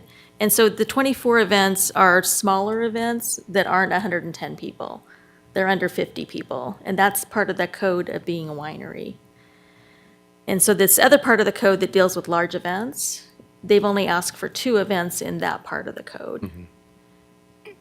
So, I understand, yeah. Yeah. I understand what you're saying, but so that was my opinion. Madam Chair? Yes. Yeah, so specifically, I agree with what you're saying, in the sense that the whole point of the larger events was for those spring and fall release dates for their club membership, to allow the essential entire membership of the club to assemble, right? To have this event where everybody's picking up their wines. They were, in the interest of trying to get to a solution that resolves the issue at hand, further restriction of the 24 events. I mean, I know that the applicant didn't want to do that. So but if we're going to trade some events where we can allow full membership assembly versus, these smaller events that are more frequent throughout the year, it's a trade-off to seek approval, because I do agree with you in the sense that there is a lot of concern on the impact of these events to the community. So that's my 2 cents on the topic. Madam Chair, just Go ahead. clarify, Commissioner Roush, you said there's a trade-off. I don't understand where the trade-off is, because they're going to have the 24 events and the two or So- three events. So, Madam Chair, so what I'm getting out of this, Commissioner Roush, is that you're basically saying instead of eliminating the 3 longer events and keeping 24, is cut back to 24 down to like 21 or 20, and then still give them the 2 bigger ones. The two longer events. So instead of total of 27 events that they're allowed to do, they can get back, they're down to more like only 24 events. Okay. And allows those bigger ones. All right, thank you, I Madam don't know Chair. if that's correct. Is that what you were referring to? Madam Chair, yes. Perfect, thank you. I thought it was 24 plus the 2 or 3. Well, and that's what the proposal is. What Commissioner Roush is saying, that maybe we say it's 21 plus 3 for a total of 24. I think Madam Chair, it's the big events that are going to be the greatest impact on that area, as far as noise and traffic. There's the trickle that'll happen on a continuous basis with tasting, but then they get hit. Madam Chair, I think, and I see where he's going with this, because I think that's a compromise maybe right there, that like, this is the concern. You know, I hear everybody's concern. I go to some of these events at places like this and bigger places, you know, and it's never as crazy as we're trying to make it sound. You know, like I said, it's like a wine tasting is kind of a different situation than a rock concert. But adding this with the 100 people type event opens up the event to some of more of the concerns. I think when you have 100 people type situation, that's where the music probably comes in. That's where, you know, most wine tastings I've been at, there's not loud music playing. There's not anything, you know, no lights and things going off. Now, an event of 100 people that may be a wedding or something, I could see where that could be a lot of the concerns that we're hearing, and traffic and other things. So I don't know if an option is to say that maybe kind of almost a probationary period of saying we do the smaller events until they have to come back in, say in a year or 2 years, and apply to do the larger events at a later time, if that's an option. Maybe something like that. Because I do see, like I said, the one concern, you know, that may be some sort of compromise here, if there is any, would be to limit the large events. So I think procedurally, I think we can do anything we want, and we just hand it to Leon, and he deals with it and with the commissioners. So I think procedurally, we can do what we want as a commission. So I think we can say this is how many events they have. Now, the applicant has the opportunity to go to the Board of Commissioners and say, gosh, your code says that I can have 24 events, and those people limited it to 20. And the commissioners might say, well, gosh, our code says this, we're going to do this. So it's. Yeah, and and that's why I said, like, that's where I'm drawn on the letter of the law is one thing, which is what we're trying to enforce on. Right. But if there's something that we're gonna say, okay, we understand this is okay, but maybe a compromise to get there. the olive branch is Yeah. is getting rid of some of those larger events, which is gonna cause more chaos, I guess. Madam Chair, isn't this code, is that the standard is 24 events, less than 50 people per year? That's the winery code. Okay. And then the special event code says that you can have more than 50. Gotcha. So they've got an application in both the winery area and the special event area. It's okay, thank you. And I guess my perspective is, let's go ahead and limit the special events to 2 or 3, and then see how they do. And then if they're not doing it properly, then enforcement will have to deal with that. Yeah, enforcement, so. Anyway, what comments do you guys have? Haven't heard from this side? Okay, I'm going to start with comments about the hours of operations. As a commissioners, are we in agreement that and I know that we've got one commissioner that doesn't want to approve any portion of it, which is fine. So hours of operation to 8 PM, what's the temperature for that? Okay. And then a review in 12 months, temperature for that, pretty good. Screening of the lights on the garage, I think we're all in agreement. No outdoor speakers, I think we're all in agreement.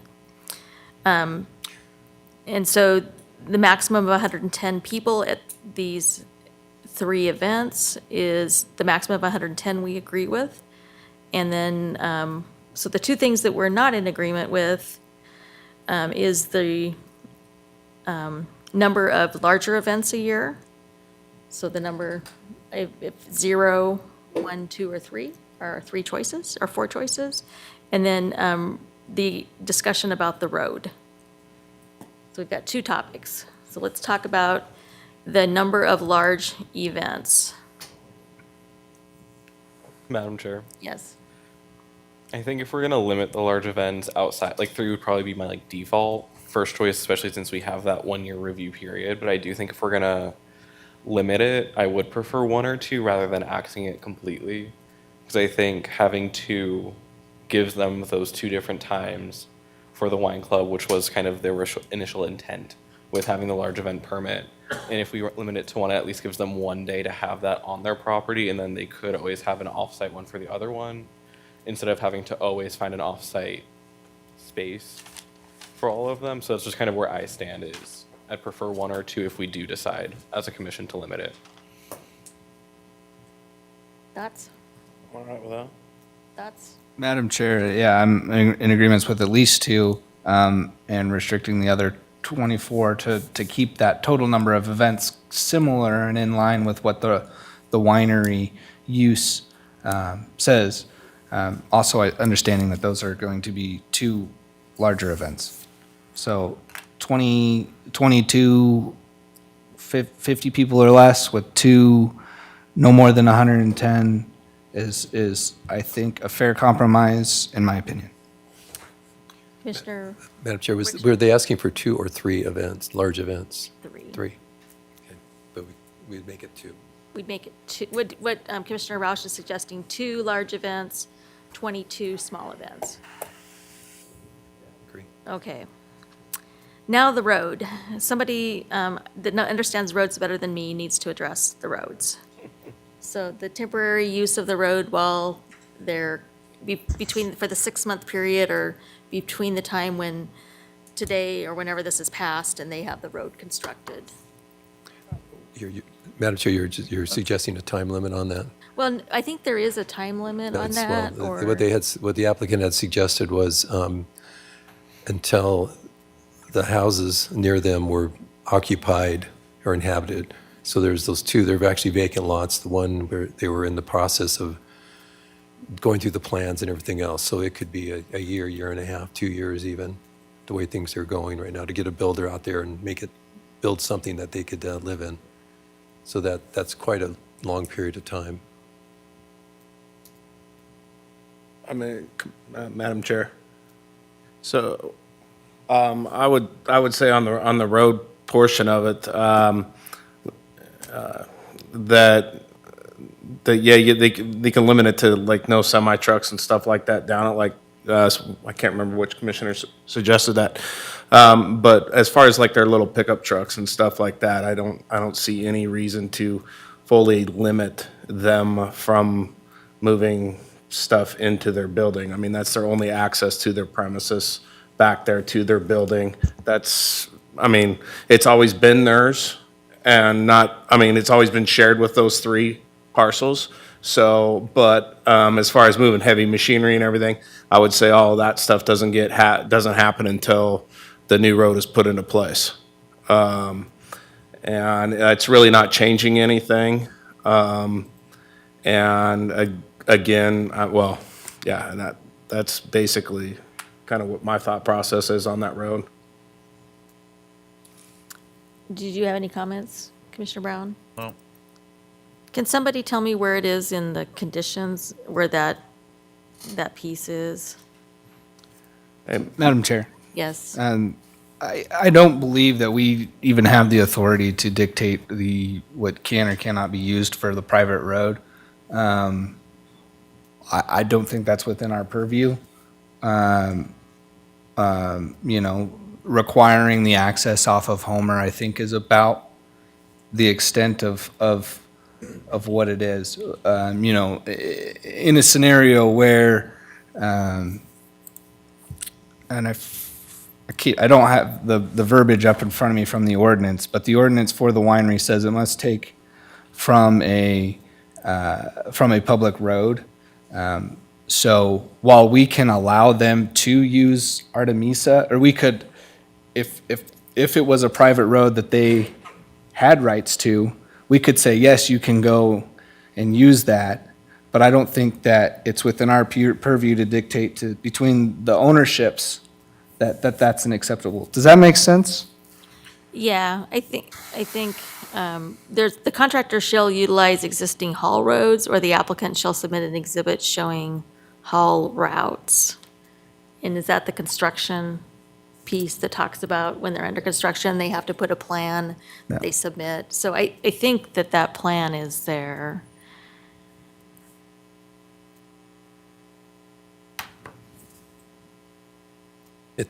Madam Chair, it's trying not to take away their right to use their private road for their residential uses, but for the commercial, a part of it, part of the property, they would be restricted on that. Kind of from what I'm seeing is that road, they're not going to be really using their commercial application or their CUP until that road's in, is kind of the understanding that I was getting.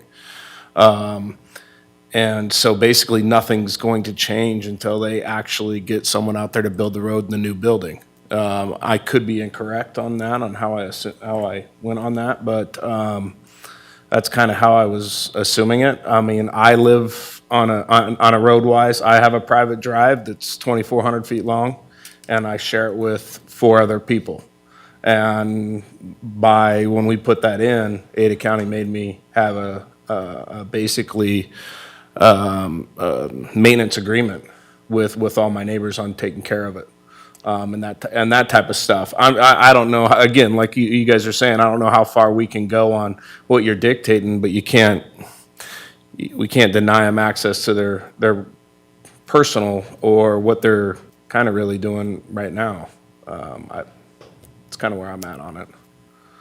I'm just worried about the future of that road and it getting beat up, and the new guy that owns the back there, before you know it, it's hammered. And I mean, 2,000 foot road, that's $100,000, so that's my only concern. That's why I was implementing on pushing them to come to some type of maintenance agreement between everybody. And I think they're all in the room and they've heard that. Yeah. So I don't know that that's something we would put in our discussions, so.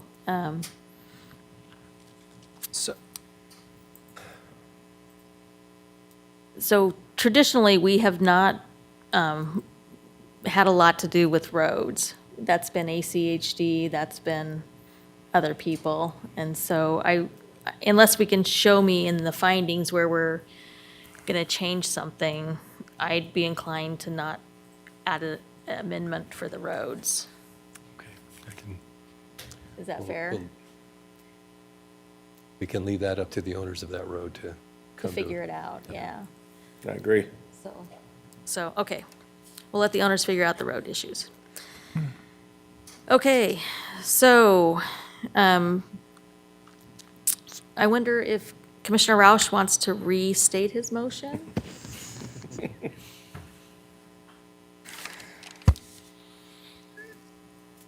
Yes, Madam Chair, but can I first get clarification, what number we're on for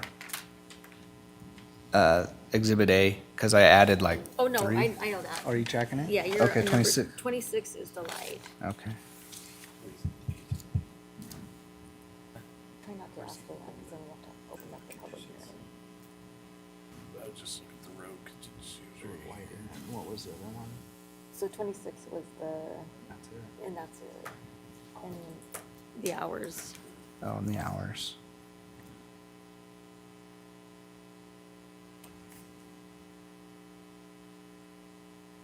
Madam Chair.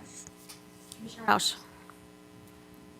Madam Chair, I move to amend my motion, item number 27, or excuse me, 26 of Exhibit A, shall read, existing lighting shall be screened in order to prevent light pollution, to be reviewed and approved by the director.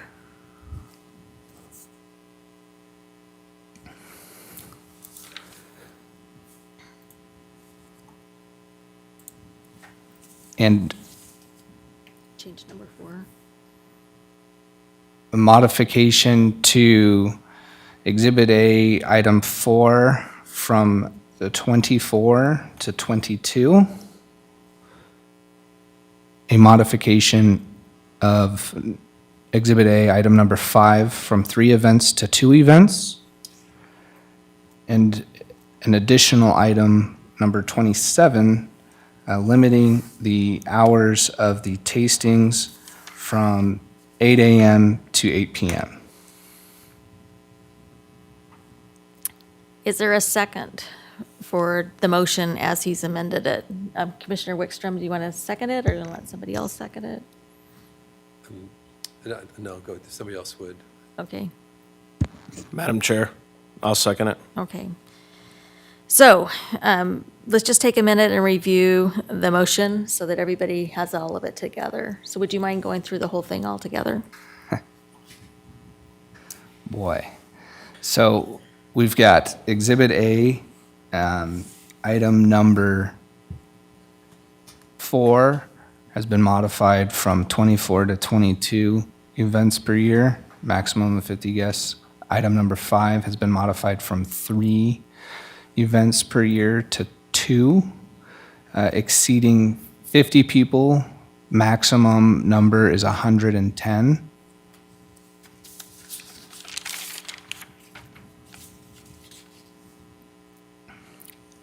And then item number 24, a prohibition of outdoor amplification music PA systems.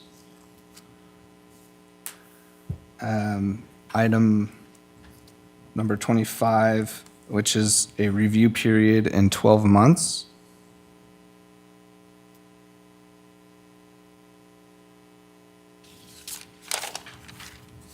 Item number 26, which is a limitation on the screening of the existing lighting. And then number 27 is a limitation on the hours of operations for tastings. Thank you very much. Is there any questions or is any additional comments on the issue at hand? Okay, all those in favor, say aye. Aye. And I'll say aye. And those opposed? Nay. Nay. And let the records reflect there were 6 ayes and 1 nay. So, This is a joke, and you're the reason that people don't like government. you know, I'm really sorry. Majority of people who came to testify here and also submitted comments online and however else. And yet you still failed to vote for your constituents, but instead voted for private business.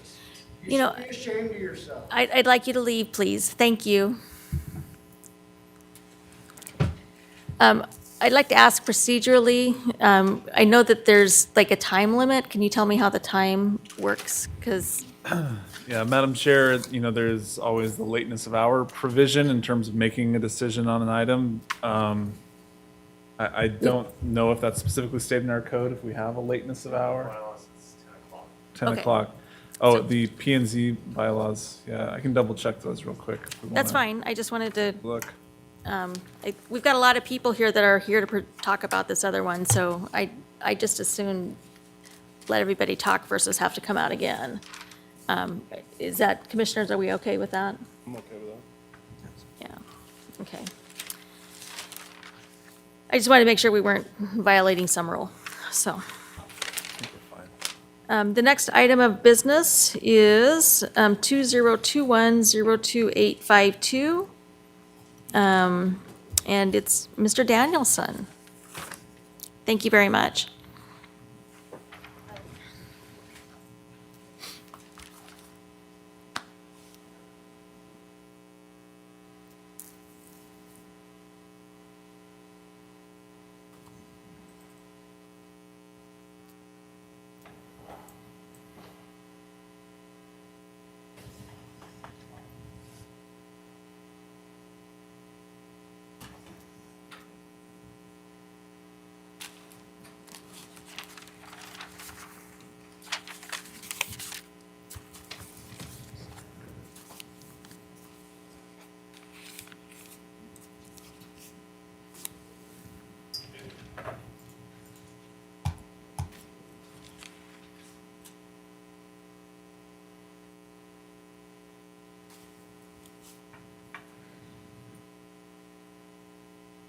Thank you very much for doing that. Thank you very much, everybody, for waiting all night to talk about this issue. So, Much choice. I know.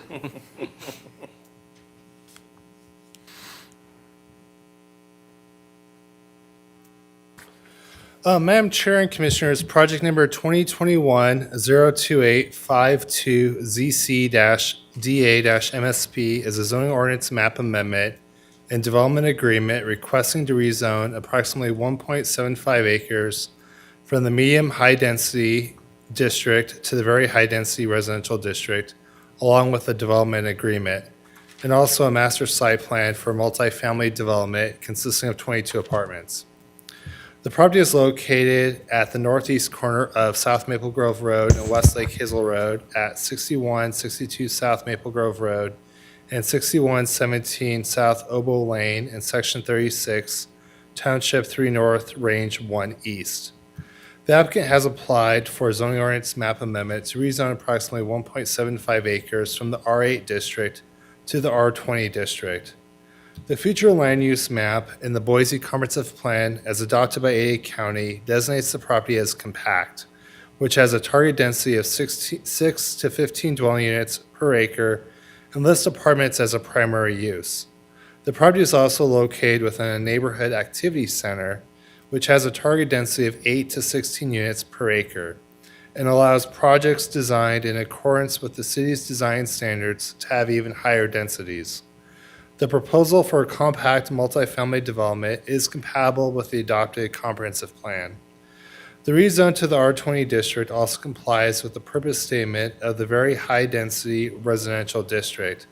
The general purpose statement for residential districts is to implement the applicable comprehensive plan within areas of city impact, providing appropriate density for residential development based on the availability of urban public facilities, surrounding land uses, and the applicable comprehensive plan designation. The purpose statement for the R20 district is to accommodate multiple family dwellings, including but not limited to townhouses and apartments. The project includes an application for master site plan to construct a 22-unit apartment complex on 2 lots within Fiddler's Glen No. 1 subdivision. The apartment building will be a 2-story building with a portion being 3 stories, 1 story below grade, of approximately 24,500 square feet.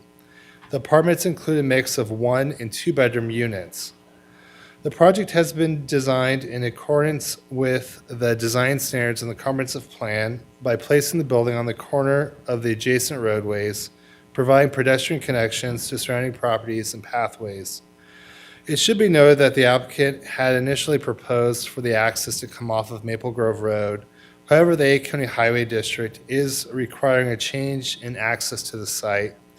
The ACHD would like for the access to the site to come off of Obo Avenue instead of Maple Grove Road. The intersection of South Maple Grove Road and West Lake Hazel Road is designated as a neighborhood activity center.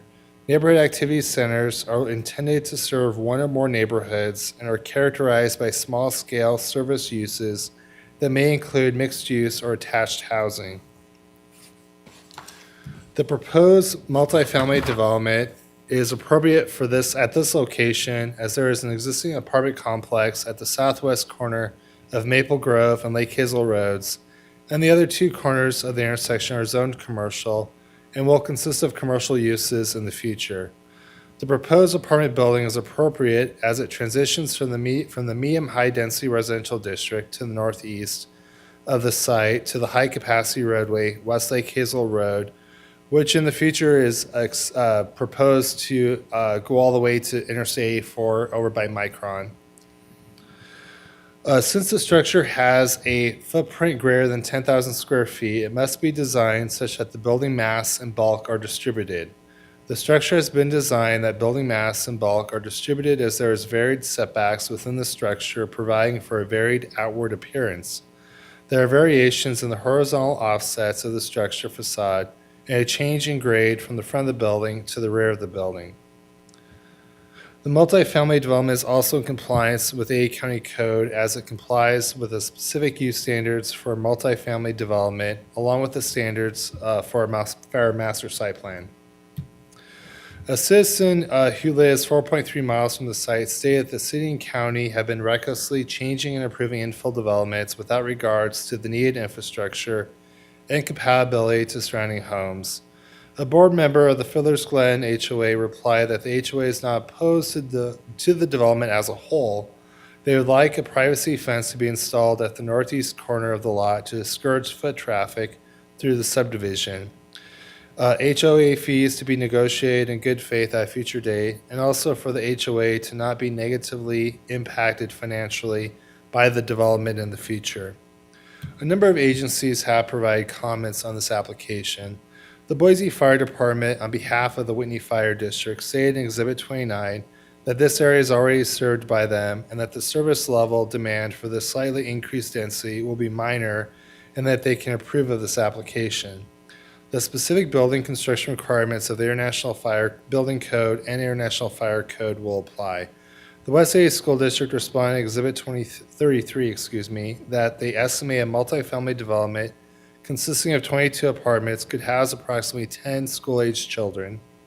The A County Highway District replied in Exhibit number 34 that the development is estimated to generate 148 additional vehicle trips per day and 11 additional vehicle trips per hour in the PM peak hour based on the Institute of Transportation Engineers Trip Generation Manual 11th edition.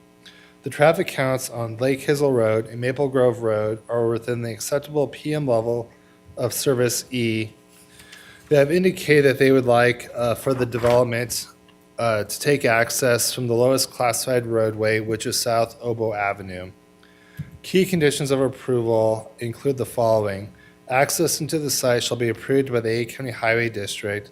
The applicant and/or owner shall provide the heights of the light fixtures, and the freestanding light fixtures shall comply with the setbacks listed in Table 8-4H-1 of the A County Code. The applicant and/or owner shall demonstrate that the indoor bike storage area is accessible to guests, or they shall provide a bike parking facility near the front entrance of the building. Staff finds that this application complies with the A County Code and the adopted comprehensive plan, and I'll stand for any questions. Thank you very much. What questions do commissioners have? Go ahead, Commissioner Birch. Has there been any discussion about whether any portion of this project would be federally subsidized? Not that I'm aware of, and that might be something that we could ask the applicant. Any more questions? Thank you, Madam Chair. So the ACHD threw in a requirement that the access to this project be switched over to Oboe Street. That is correct. Taking everything, rather than off Maple Grove, through an adjacent small residential neighborhood, 148 additional trips through that neighborhood. That is correct. Thank you.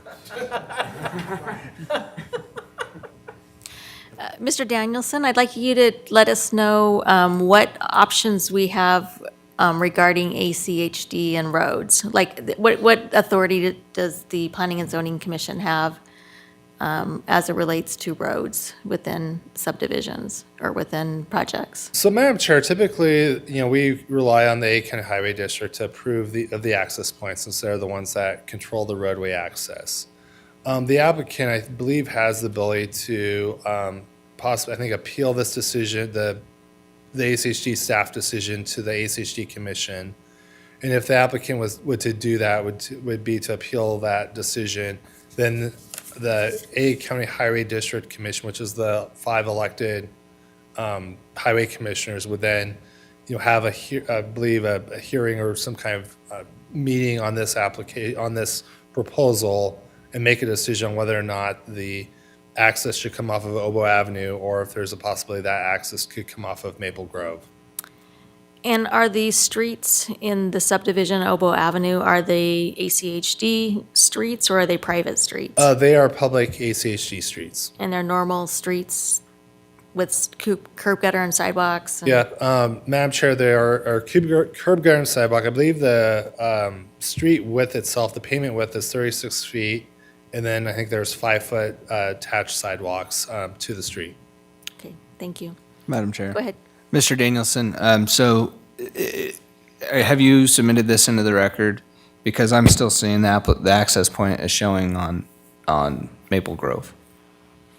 So basically, between this hearing and the board hearing, so this is an application that you'll make a recommendation on. This will eventually go to the Board of County Commissioners because there's a rezone associated with this application, and the board will then make a final decision.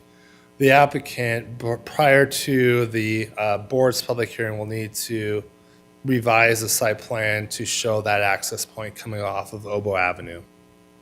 Okay. Does everybody understand that? Any questions for Mr. Madam Danielson? Chair? Go ahead.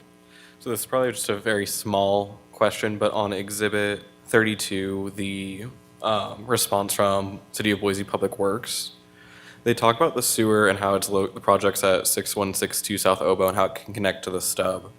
But then the next line says no future building can be located at 6124. I was just curious, where is 6124? And will that impact this project at all? So, Madam Chair, Commissioner Exton, so this parcel consists of 2 lots within Fiddler's Glen. So, in reading the Boise Public Works, they basically are saying this upper lot does not have a sewer connection, however, the lower lot does. Okay. And I think on their letter, they talk about, instead of putting 6162 South Maple Grove, they put 6162 South Oboe. And so I think that's maybe where the confusion lies. I see. I have a question. That purple spot on the map that's up there, is that storage units? I'm sorry. So, Madam Chair, if you look at the legend, so basically that property is across on South Lake Hazel is a zoned commercial. And then on the future land use map, it shows it as being as an office use across the street there. Okay. So I'm looking at the picture, the aerial picture on page 2 of our staff report.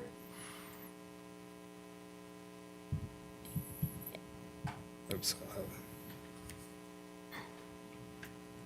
But there is further back behind this, so this is kind of like an empty lot across from Lake Hazel, and then Okay. further back, there is a self-service storage facility. Okay, and then kitty corner is the other apartment building or apartments? Yep, so this is on the other side, key corner from the intersection would be another apartment complex. Okay. And then I think there's an Albertsons a mile away. That is correct, at Okay. the 5-mile intersection. Okay, thank you. Just wanted to orient where we were. Any other questions? Okay, I think we're going to ask the applicant to come forward. Thanks for I being here believe all the night. applicant's online. Okay. Can you hear me? Richard Wilmot is listed Um, here, and Matt. Yep, this is Matt McNulty. Okay. Just give us your name and address and tell us. Alrighty, Matt McNulty with Chrysalis Architecture. Address is 3914 East Presidential Drive in Meridian, Idaho. Madam Chair and Commissioners, I just want to start off saying that we really appreciate working with Brent. He's been great to work with and collaborate with on this project. We have no concerns with any of the conditions that have been provided forth in his report. Just to kind of go over the project, from the beginning of the project, we we've had some constraints with the site. Briefly mentioned was the sewer with the city of Boise. Based on calculations, we are only allowed so many units on this site with the capacity that the sewer has, which is 22 units that we have with the fixture count. Another constraint with the site is it does have kind of a rather steep grade change from the north end to the south end, as well as in discussions with ACHD and with their future construction plans, they are going to redo Lake Hazel and Maple Grove and widen that, and then also add a roundabout at that intersection. So as we went through this, we needed to consider those items and plan accordingly. So we have located our building outside of what we anticipate to be the potential setback just based on sketches provided from ACHD. We also heard concerns, and they're very frequently provided just with parking.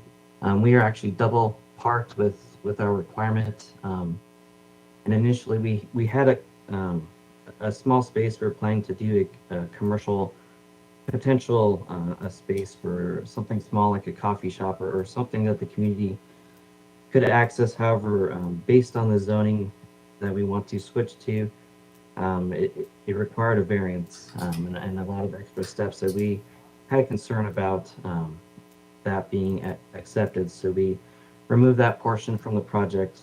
However, we kept that same parking ratio. So we do have more parking provided. And as you see kind of on our site plan initially, like Brent mentioned, our initial intent was to access the site from Maple Grove and not have any connection, vehicular connection with the neighboring subdivision to alleviate that concern there. A couple items that we wanted to incorporate on our site is just to ensure that our project kind of has a good connection with the community and those spaces around us. So we proposed a couple ideas of connecting a walkway that's further east that goes through the subdivision, and we have quite a few connections with the adjacent roads. A lot of times landscaping is a concern with seeing a large building from your neighborhood. So we also planned that and planted plenty of trees and other vegetation to really kind of soften the view and connection with our building. We also took that into account, the closeness to those residences, and placed our building as far away as we could, and put our parking back to provide a decent buffer. Like Brett mentioned, the site it tapers a bit, so we do have a portion that fronts Lake Hazel down here, and just a little bit that fronts Maple Grove that's 3-story, but the remainder of the project is actually 2-story and is relatively close to some of the heights of the buildings as you proceed further up into the site. Unfortunately, in later discussions with ACHD, it was brought up that they and their staff were not going to support any access on Maple Grove, as Brent pointed out, and they're requiring access to Oboe Street. From those discussions, it does point out that basically any development on this corner is going to be required to go through that connection. So be it a retail or commercial or whatever apartments that go here, that connection is a requirement from ACHD.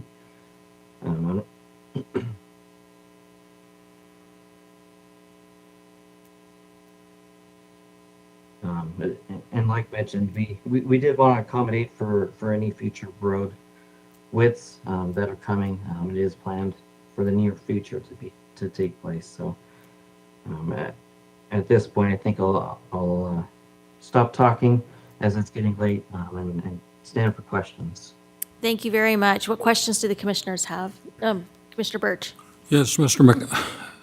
McAnulty, I'm curious what type of tenants you're trying to attract here, and that was part of the reason I asked the question about whether or not any of this project would receive any governmental subsidy. To answer your question, Madam Chair and Commissioner, the answer is no. There is no federally subsidized funds coming towards this project. The intent is to provide affordable housing. However, in this current market, the definition of affordable is skewed. Many apartments are the same price as a single-family home mortgage at this time. So a follow-up question, if I can. Okay. Have you made any determination about what your leases are going to be like for this property? For example, will they be minimum one-year leases, or have you given any consideration to that at all? Madam Chair and Commissioner, at this time, with our discussions with the client, those types of discussions and formalities have not come up at this stage. All right, thank you. What other questions do the commissioners have? Madam Chair. Go ahead, Commissioner Brown. Ms. McNulty, did I understand, I could totally hear you there. As far as, I think one of the things that jumps out to us is the access point coming off of a residential street.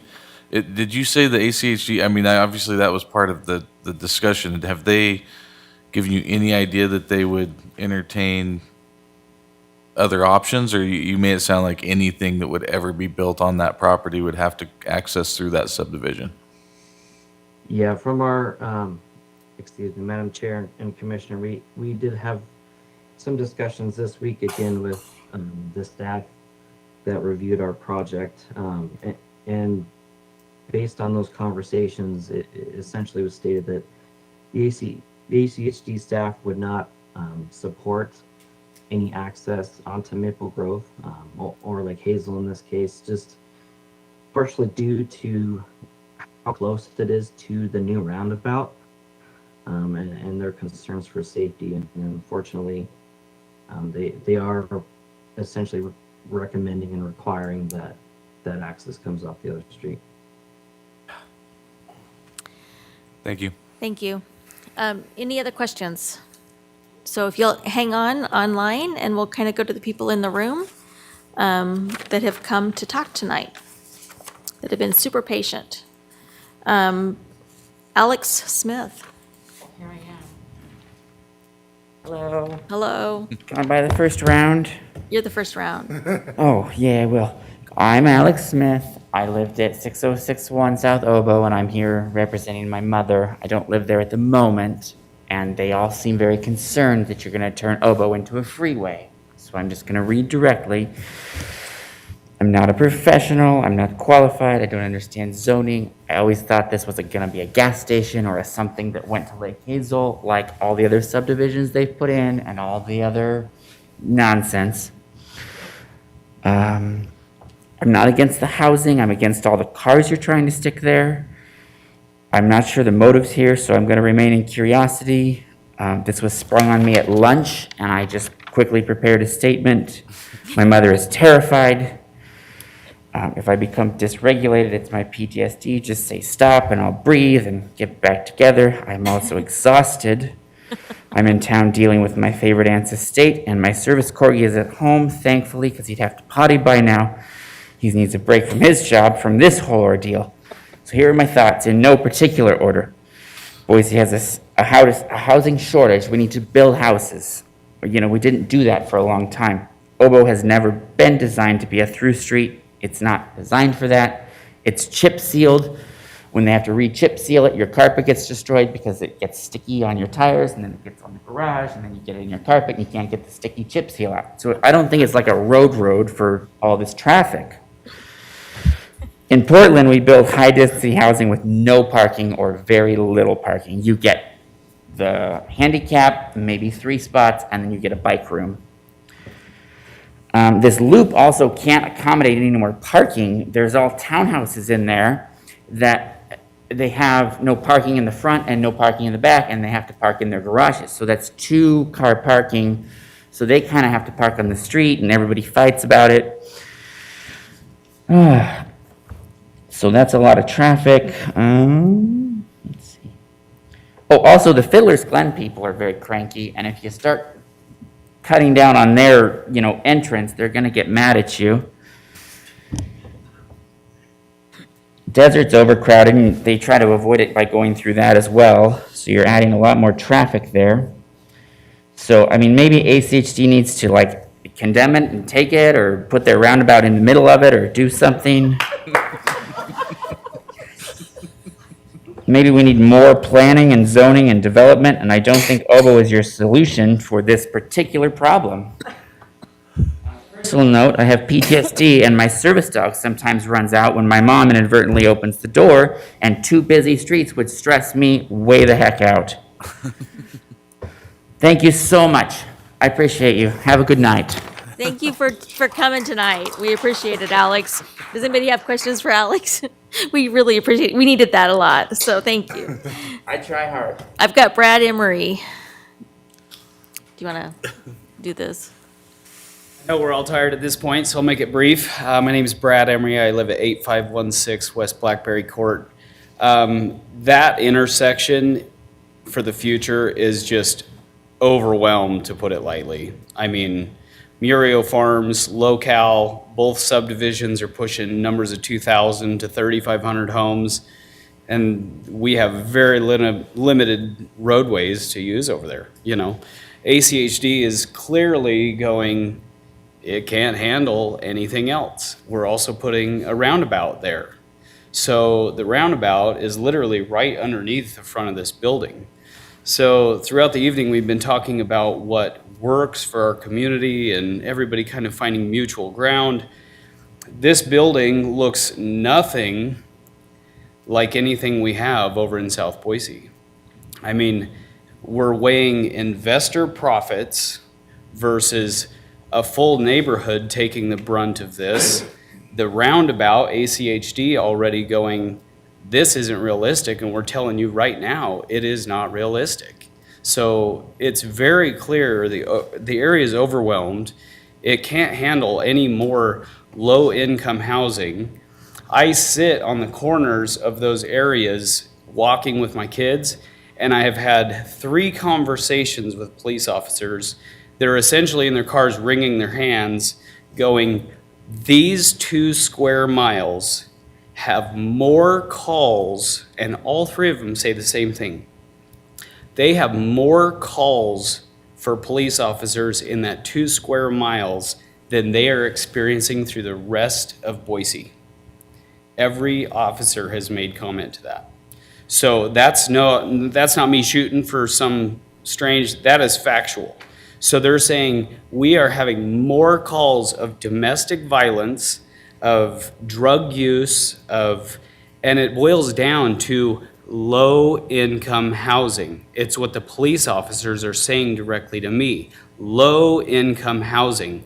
Our community doesn't need to just create more and more and more low-end housing if we expect our community to survive. We've got a massive apartment complex kitty corner to this. I came to these meetings to fight approval of another building for Dave Evans. They built 6 structures and came for approval of a 7th, which was granted to them for more low-income housing. South Boise is filled with low-income housing. We need to focus on what's next, and we need to get past trying to pack 22 units on a corner that ACHD is going, there's no way. It's unrealistic. It's too much for the corner. It's too much for this poor neighborhood that's connected to it. It's too much for the roundabout. It's too much for all the other areas that have already been approved for housing. And it's too much. And that's all I have for you. Any Thank you. questions? Chair, your house is located where? Are you in the Oboe Court? I'm Street? kitty corner, so the purple, and I'm here representing South Boise as a whole. I have moved throughout South Boise, trying to keep moving away from the mess in South Boise. And South Boise just kind of gets, I will say it gets less resistance by the residents because no one really lives there. Everyone's renting and passing through. And that is what the police officer is saying. Short-term rentals ruin communities. And that's the bottom line for South Boise. And that's the truth. I mean, that's why it's like it is, Any other questions? Thank you very much for staying tonight after 10. Derek. I'm sorry, Amy. Amy's next. Amy Welch. Okay, Derek Sanderson.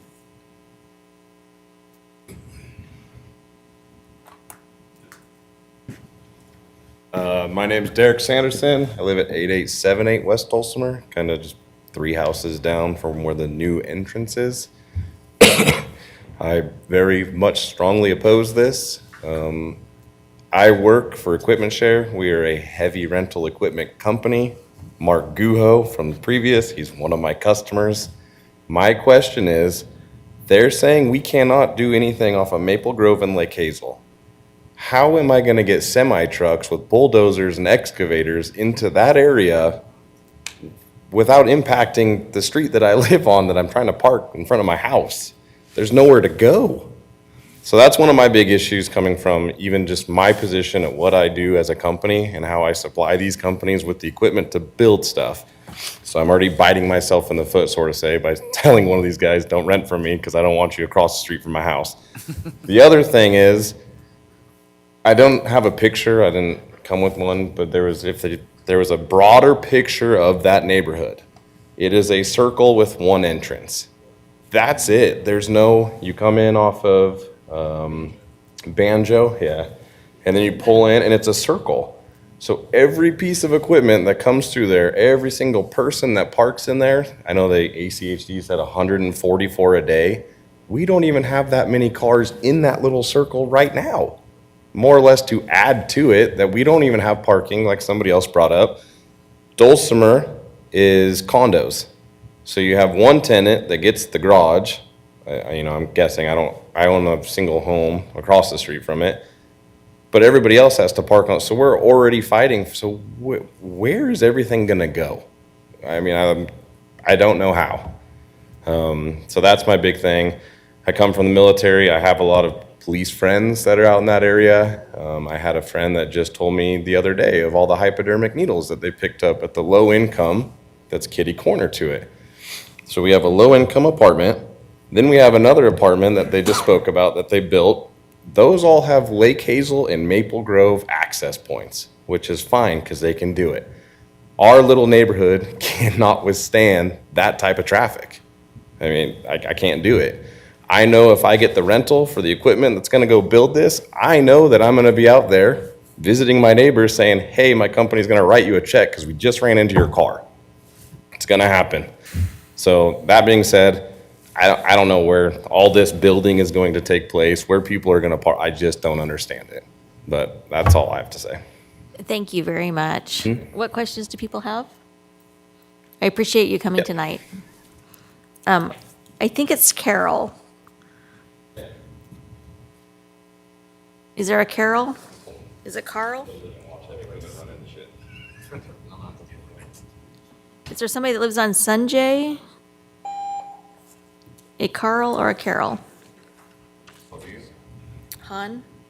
Okay, we'll go to Roger Grigg that lives on Brittany. Okay, Benjamin? All right. My name is Benjamin Chaffetz. I have a property on 8883 Dulcimer Street.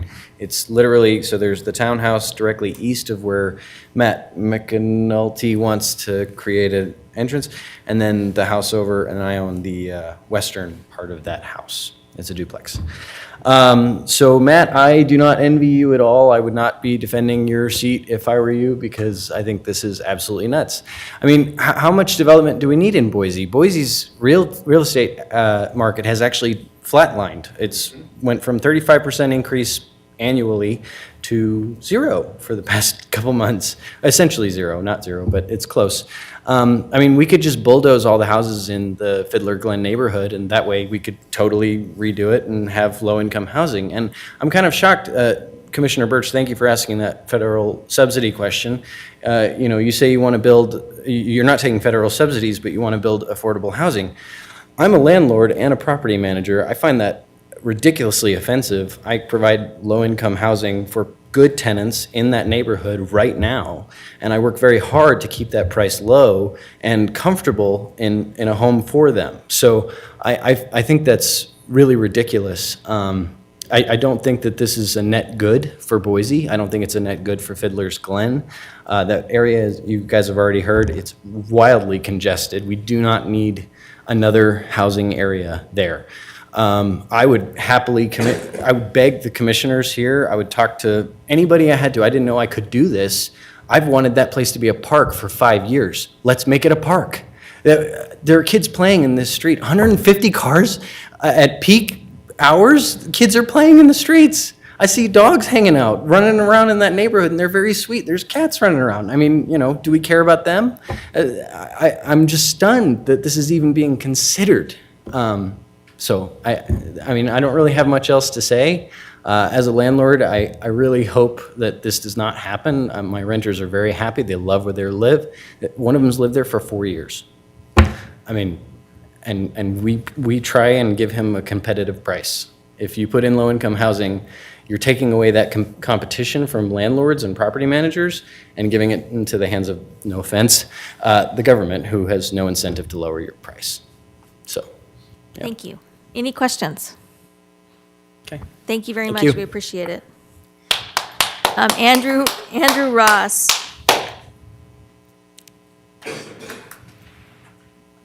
Thank you for coming. Yes, my name is Andrew Ross. I live at 6062 South Tambourine Avenue. I am directly opposed to this project for 3 main reasons. Reason number 1, unreasonable rezoning from R8, medium high density residential, to R20, very high density residential. This project would be by far the smallest, most concentrated R20 in Southwest Boise, within several miles of this proposed project. All other R20 parcels have direct access to a major road that it borders: Maple Grove, Amity, Lake Hazel, 5 Mile. What is reasonable about turning such a small parcel at a busy intersection in this area to an R20 with no reasonable road access? This would have an adverse impact on the traffic flow of this neighborhood, as well as other upcoming Ada County Highway District roundabout projects for the intersection of Maple Grove and Lake Hazel. Taking me to reason number 2. ACHD's unrealistic and exceptionally biased condition of approval to amend the site plans for the access to these apartments to be moved solely to South Oboe Avenue. According to ACHD's own traffic analysis, it is anticipated that an additional 148 trips should be expected in and out of this complex each day. I understand the motive of ACHD's intent to move this volume off of car traffic away from the already approved roundabout at Maple Grove and Lake Hazel. It serves their interest, but not the interest of those that live in the neighborhood along the short Fiddler's Glen roads of Banjo, Zither, Stirrup, Tambourine, Dulcimer, and Oboe. This will double the amount of traffic on these small roads, recognizing the direct pathway from Banjo to Zither to Stirrup to South Oboe. Whose interests are being served by this consideration of this condition set forth by ACHD to amend the access point to the highly concentrated R20 zoned apartment complex? Maybe look at who established the condition without regard to the impact that it would transfer to the lower classified roadways within the adjoining neighborhood of Fiddler's Glen subdivision. And just so you know, you don't answer to ACHD. Reason number 3, exodus of homeowners that live on this small loop of Fiddler's Glen adjacent to this parcel. People will leave. And maybe that doesn't mean much here, as this is not a meeting where how one or a whole neighborhood of people feel about a project means much. I understand that this public hearing can simply be a speed bump for these projects, very evident by the last item that I listened to. It might slow it down briefly, but it won't stop it from moving forward and being given the green light by this Planning and Zoning Department and eventually the Ada County Commissioners. I guess I have one final question. Do you find it a coincidence that this project is overparked by 4 spots? And that by amending the site plan to alter the access point from South Maple Grove, which is where the developer wanted to place it, to South Oboe Avenue, to meet the condition of approval set forth by ACHD, that the site plan would remain in compliance as it would only eliminate 4 spots, keeping the project narrowly within the parking ratio? Coincidence? Maybe, maybe not. This neighborhood, I am almost done, I promise. My neighbors and I should not be expected, we should not be expected to shoulder the burden of this project that simply doesn't fit. I urge you to put a stop to these plans as presented and reconsider other plans that have less impact on the neighboring properties that would absorb the brunt of this project based upon current design and scope. Thank you for listening to my concerns. Thank you. Any questions? Okay, Carl Ray.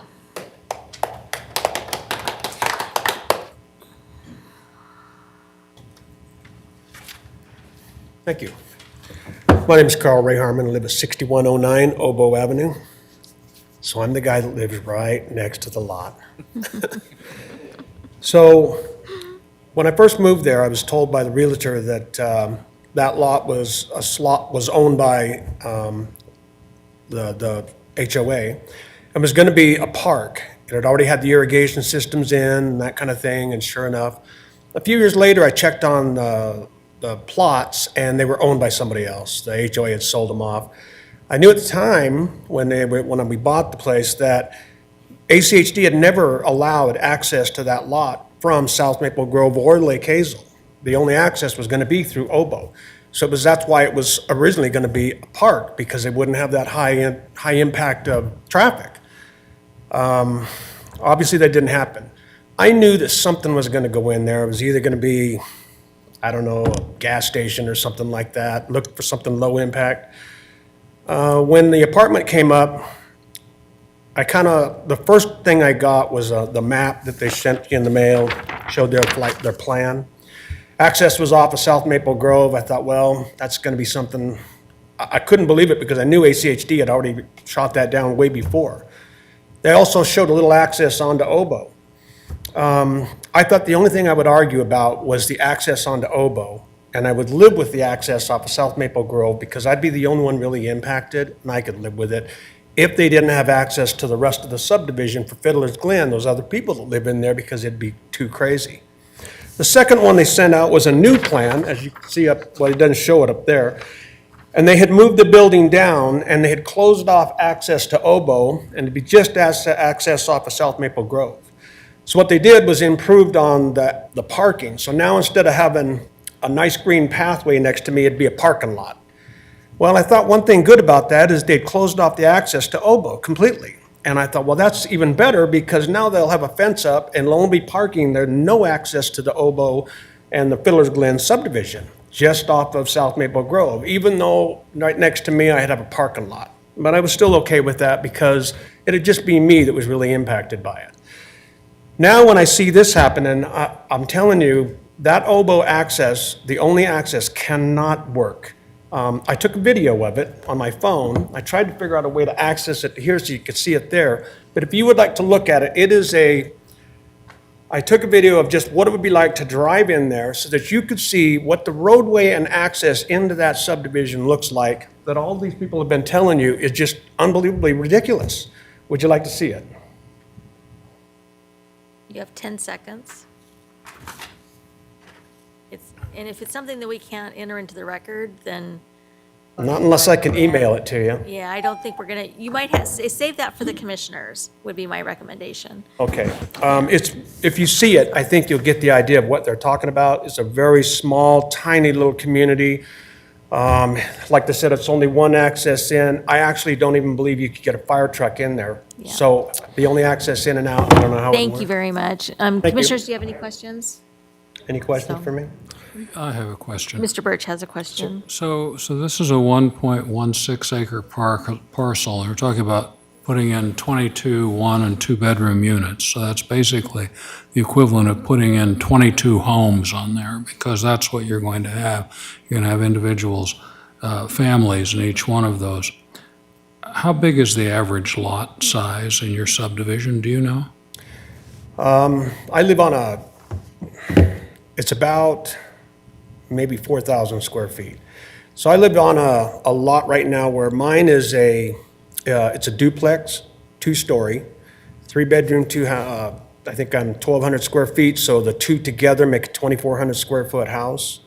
We've got just maybe 8 feet of grass between our fence and our building around one side, so I'd say it might be about 4,000 square foot lot, is about what it is.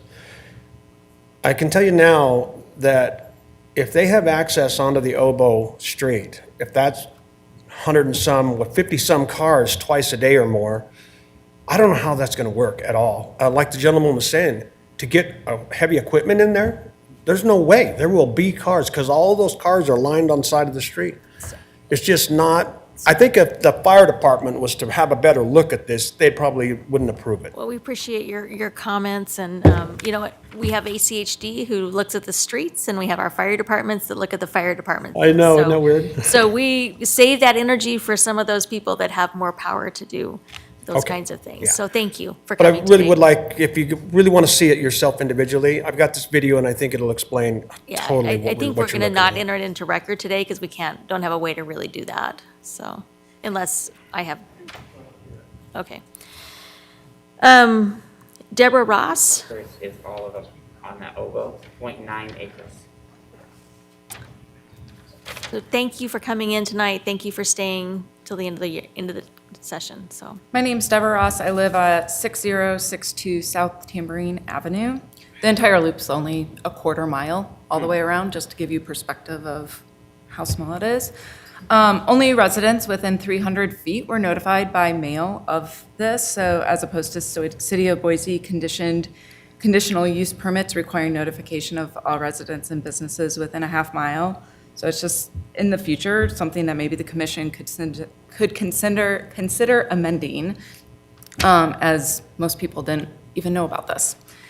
I am going to be using my voice tonight to speak on behalf of one of my neighbors that could not attend. I am writing to express my strong opposition to the proposed rezoning at the northeast corner of Maple Grove Road and Lake Hazel Road. While the local community may be unable to prevent development, all residents of the Zither Avenue, Stirrup Street, Dulcimer Street, Oboe Street, and Tambourine Avenues loop inside Fiddler's Glen neighborhood are completely opposed to the addition of multifamily housing in the loop. Traffic and safety of our children are a major concern. I myself have 4 kids. The traffic surge at all times, but especially during morning rush hours, will negatively impact safety for children. The loop is considered walk zone for our neighborhood elementary school, so our children are walking the neighborhood at different times of the day, and we will be in fear of their safety with the increase of traffic on traveled streets. The plans we have been provided with show the apartment complex will have 28 apartments with 54 parking spaces with less than 2 parking spots per household. The parking will inevitably overflow onto the loop. At this time, parking is already an issue that we as a small neighborhood face. Many of us do not have driveways to park second and third vehicles, so street parking is used. Our HOA prevents us from storing boats and work vehicles in sight, so those are stored in garages, therefore even less parking is available to us. We strongly oppose the building of an apartment complex that does not provide parking for its own tenants, but instead relies on the neighborhood for parking. I urge you to disapprove the proposed rezoning, and I know my opinions are shared by many who have not managed to attend meetings or write letters and emails. This proposed apartment complex will impact our small area more than most. There is no need to rezone this small area of land in Fiddler's Glen, as there is sufficient land elsewhere that will better fit and house 28 apartments and 54 parking spaces. I urge you to turn the applicant towards land that would better suit them for their plan of building. Any questions? Thank you very much for coming. We appreciate it. I think we're down to Susan Lynch.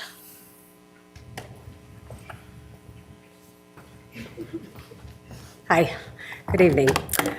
This has been a great learning experience, but this week as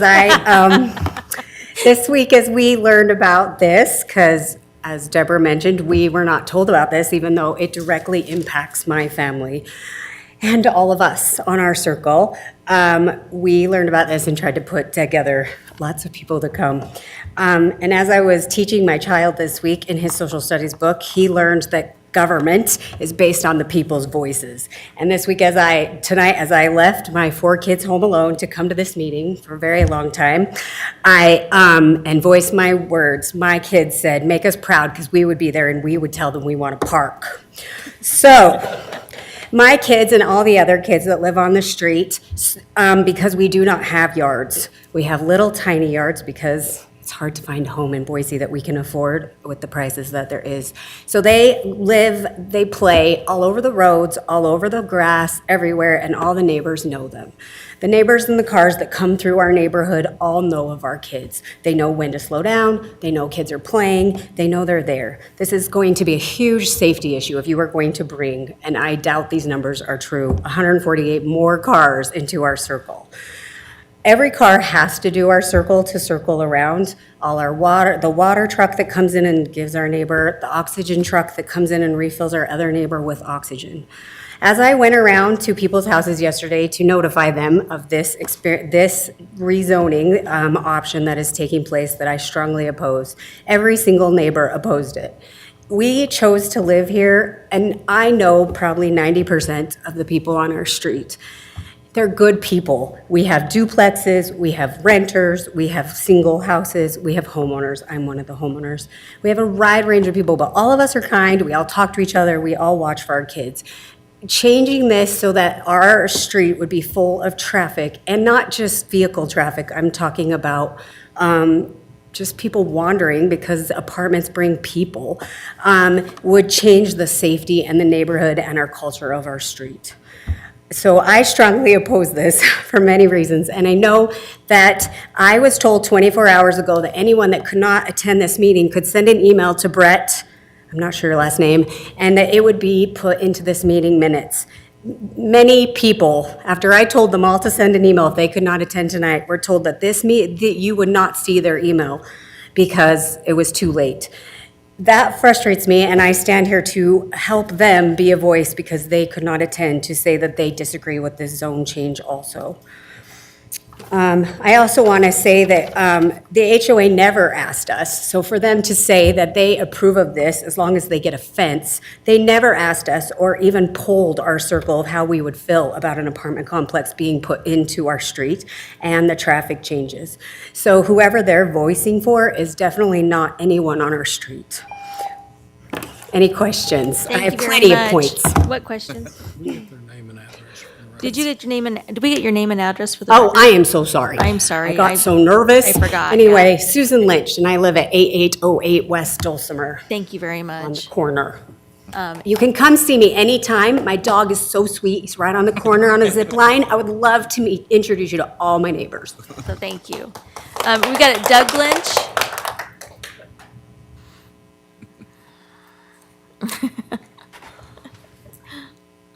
My name is Doug Lynch, 8808 West Dulcimer Street.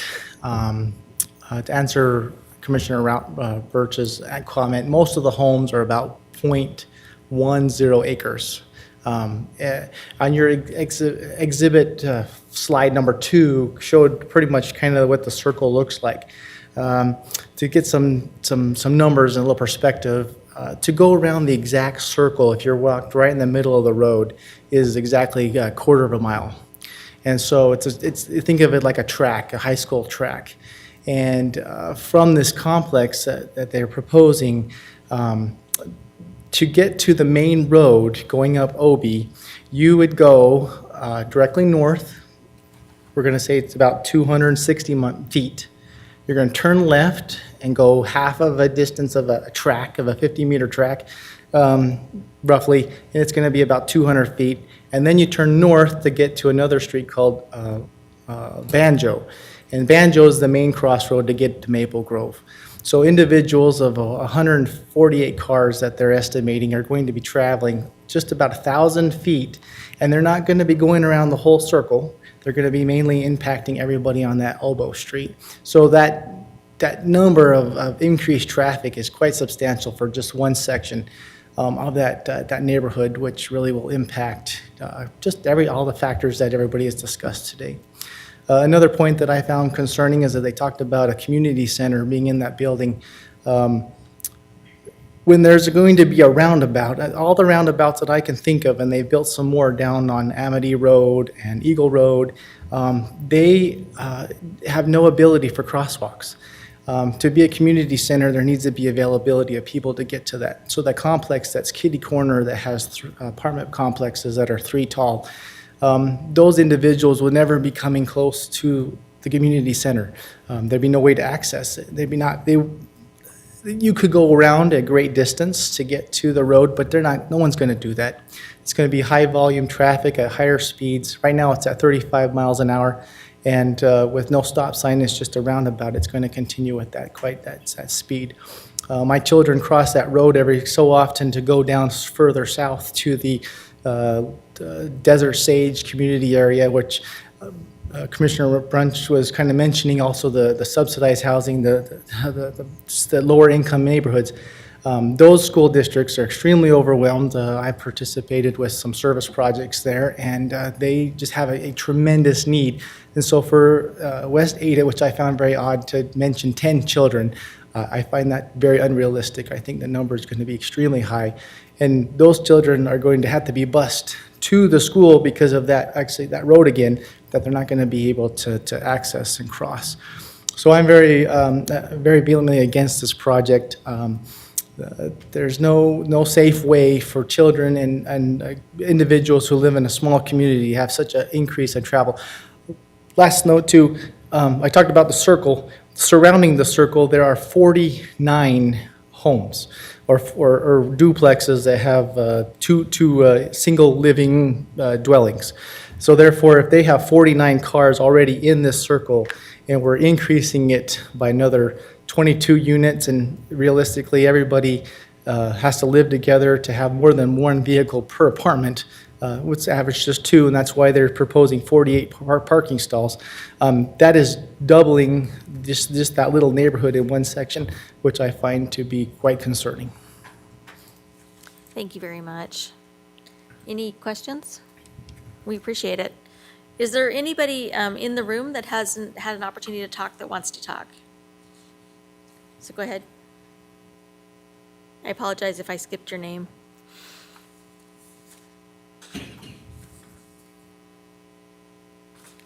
My name is Crystal Huerta. I live at 8890 West Dulcimer Street. And I think I kind of agree with a lot of the points that were already mentioned, mainly the parking, just because parking is already an issue. A lot of us don't have, like they mentioned, a driveway to park multiple cars. So whenever I have guests or something, we're all kind of scrounging to find spaces out in the street. So, just bringing in a big apartment complex with, limited parking areas, of course, that's going to spill out into our neighborhood. And that's also going to affect, safety and noise, lights as well.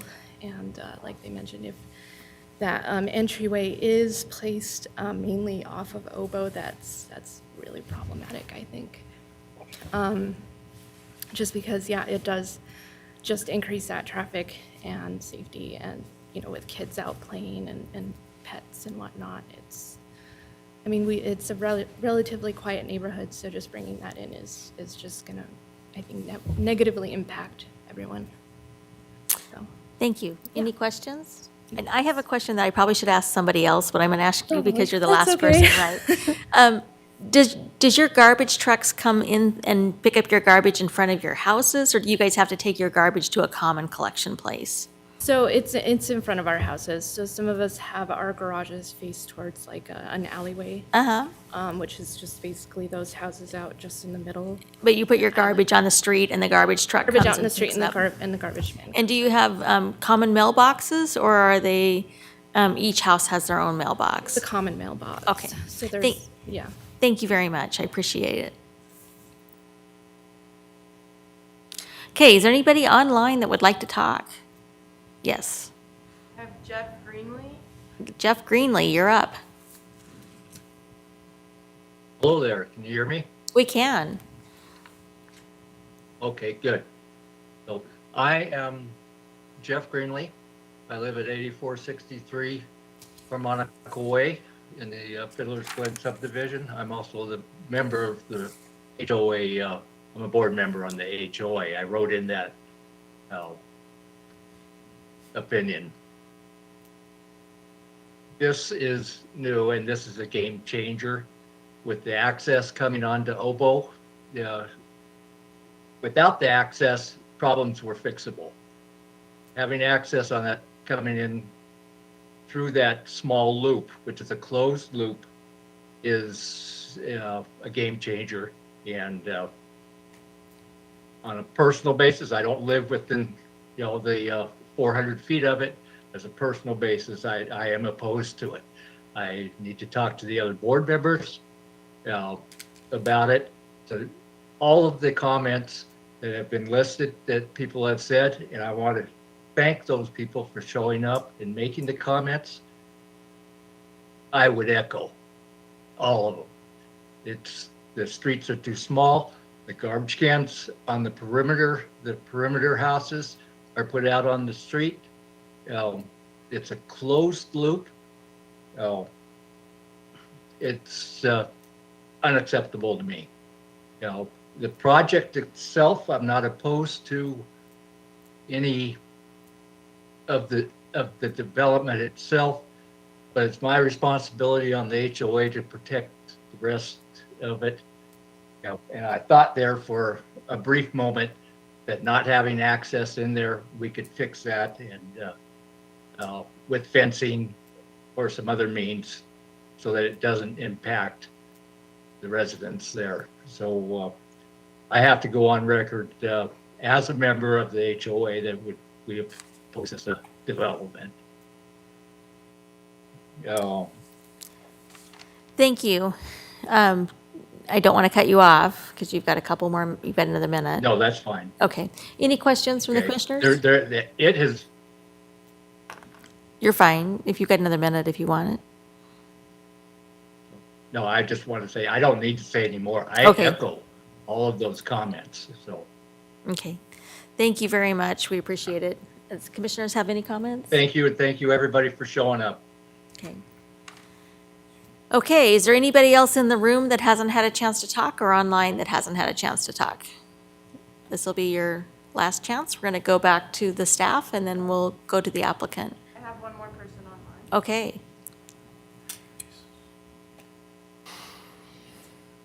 I have Ryan Weimer. Ryan Weimer. Hey, can you hear me? We can hear you. Great. Thank you. Perfect. Is my camera working? Yep, we can see you now. Awesome. So my name is Ryan. I'm actually the owner of the parcel, and I wanted to give a little feedback and just talk about our overall thought process and vision for what we are trying to do. Basically, I'm the application, so I'm the applicant. So originally, we wanted to, noticing that the neighboring properties were townhomes, that's actually what we had originally wanted to do. Unfortunately, when we came across the sewer constraint, we were told we only could make it into one building, and that's why we shifted then into apartments. I just want to note that we do recognize everyone's thoughts and concerns. I can definitely attest to that. I feel for that. I acknowledge all of that. You know, I wrote down some notes that I wanted to address. I did hear low-income housing and the stereotype that may or may not come with that, mentioned a few times. So this is not going to be subsidized housing. There are no federal subsidies. It's not going to be low-income housing. This is going to be a great product. It's going to add some much-needed supply to the market. They're going to be rented at market rents. They're going to be brand new really good-looking units. As far as, I heard the gas station potentially being a use mentioned a few times as well. I think, I'm not a traffic expert, but I would argue that having a gas station there might maybe triple or quadruple any kind of traffic output there. Those are usually the most visited destinations for any kind of cars or vehicles. I did hear parking as a concern for most of the group already, and just given the limitations already in that area.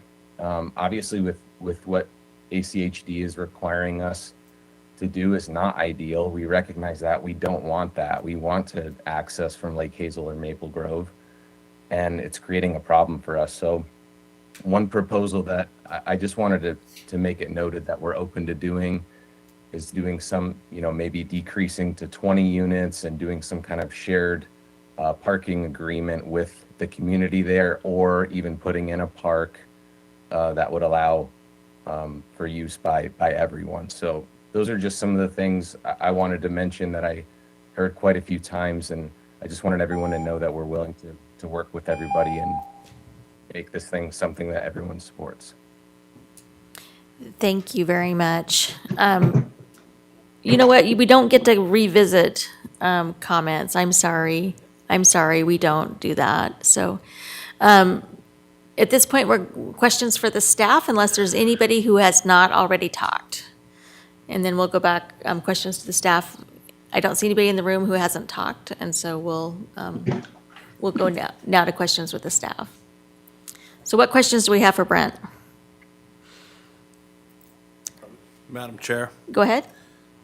So on the zoning restrictions on R8 to R20, R8's what, 8 to an acre? So if it's 1.75 acres, it could, as of right now, it could basically fit almost 14 dwellings. Is that correct? You're right. Madam Chair, Commissioner Colson, you're right. The R8 district is basically equates to 8 dwelling units per acre. So you're right, it'd be about 14-ish, 13 units would be what could fit on that property. Okay. What other questions do we have? Madam Chair, Go ahead. Just to clarify, on page 1 of the staff report, it says the lot is 1.75 acres, and later on it says it's 1.16. So, Madam Chair, Commissioner Wickstrom, so with the rezone goes out to the center line of the road. And so when you do the center line of the road, it's 1.75 acres. And then you are correct, the parcel itself is less than that because it doesn't include the road right-of-way. Madam Chair, so in determining the density, is it based upon the net area or the gross area? I believe it's on the gross area. And what other questions do you guys have? Commissioner Birch? Just by way of clarification, when Commissioner, I think, Roush asked how many homes this would be able to accommodate, the logistics of that would not allow that. You look at the configuration of the piece of property, and even though by the size of the property, you could say, well, if there's one home for every 1/10 of an acre, then you ought to have that many. But anybody having purchased this property would know that you would not be able to get that many homes on it, correct? I mean, you just look at where it's situated and you say, okay, well, how many homes could you realistically put on that piece of property? Well, a potential developer would have to, you are correct, the potential developer would have to look at the property and see how would we lay out the dwelling units and roads and such. So, I mean, there are constraints, as the applicant mentioned in his testimony, with the, kind of going down. So there's opportunity and constraints, with the site. So I have a question. So Brent, could you explain the whole sewer connection issue? Because I know we've had this come up before. We've had a lot of these small parcels that have had to be like multifamily units because the parcel only has one sewer connection. So you can't put 8 different single-family houses on there, you've got to put some sort of multifamily on there because you only get one sewer connection. So Madam Chair, years ago, the city of Boise had extended sewer outside of city limits. And then about around 2013, 2014, they incorporated a new sewer policy. So their new sewer policy is they're no longer going to provide sewer connection unless the property is annexed into the city of Boise or the property already had a previous entitlement. And so basically what that does with their sewer policy is that it limits, so the parcel itself may have a sewer stub because it had sewer got stubbed in the street. So it's able to hook up to that one stub. However, if somebody had a bigger parcel and they wanted to further divide it into individual separate lots, that's where the policy kind of, prohibits that from happening. And so the developer really only has, the only way for that developer to really maximize the number of units would be to do a multifamily development. And so they have one parcel, and then that sewer stub goes to the multifamily apartment building. Yeah, so, and this is, I'm sorry, Question on 6124. I'm sorry, we don't, and that's great, but we don't allow participants to talk during this time. So, question. yep, we appreciate it. I know the answer. My question is, I'm sure you do. Can you talk to us about what we can do legally and not legally when it comes to low-income housing? Because I know that there are some rules about not discriminating against low-income housing in our planning and zoning decisions. I think Leon knows a little bit more about low-income housing than I do, so I might have Leon answer that question. Sure. Yeah, Chairman, Commissioners, it's, the Fair Housing Act basically doesn't allow us to make land use decisions based on the income levels served. There's lots of funding mechanisms out there that have lots of compliance checks and other qualifying checks, but in the Ada County Development Code, we can't say, hey, if this is low income, we'll say no or yes versus market rate. We're just not allowed to make a ruling based on that. You can always ask the question, what income level you're serving. I mean, that's certainly at the discretion of the applicant to share that information, but again, it's certainly not, those aren't typically facts that if we were challenged by our decision, hold up well in a court situation. So I don't know if that answers your question. But yeah, we typically I knew can't there make was decisions something based out on income there. level served, so. Yeah. I've got some procedural questions. So if we deny this, what happens? So what are our options from here? Like, we can approve it, Yep. and it goes directly to planning or to the commissioners. Yep. So, Madam Chair, if you were to approve the application, this would then I would then schedule this for a public hearing in front of the Board of County Commissioners. If you were to deny the application tonight, you would need to table this application to the next public hearing, and I would prepare revised findings of fact. And then those revised findings of fact would be presented to you at the next public hearing for you to approve the revised findings of fact. If there is another issue that you wanted to, let's say, look a little bit more deeply into the transportation aspect with ACHD, you could also table the application to the next public hearing, and then we could further look into that as well. The applicant could look further into what options they may have with ACHD. And so those are kind of, I would say there are three options there. and is the approval of thank you very much, is the approval of the project the same as the approval of the rezoning? So we look, Madam Chair, we look at all the three applications as one project, so they're all tied together. And so basically when you make a decision, your decision is making a recommendation to the Board of County Commissioners. So you would be making a recommendation on all three applications to them. Okay. What other questions do we have for Brent? And then we're going to have the applicant give us their final words, and then we're going to make a decision. Madam Chair, so can we make it I'm not a big fan of it. Just what I'm seeing is going through that whole subdivision Can we make a recommendation to Ada County? I know you'd brought that up before, like maybe even they could rotate the building the way I was looking at the plan, and you could actually have an in-through from the Lake Hazel side, one entrance there and an entrance on the outside going the other way through Maple Grove. I don't know if that's a possibility, but how would we structure that as far as basically tabling it and with that? Madam Chair, Route. Commissioner Colson, I think you could probably, I think we'd table the application because then we would need to meet with ACHD staff and discuss, some of the concerns that were raised in this hearing with the ACHD staff and see what options ACHD staff, if it needs to go to the ACHD commission to see what it would take to do that. And we could then report back to you at the next public hearing. Okay, thank you. What other questions do we have? Okay, the applicant is invited to come back and do the rebuttal and then answer any questions.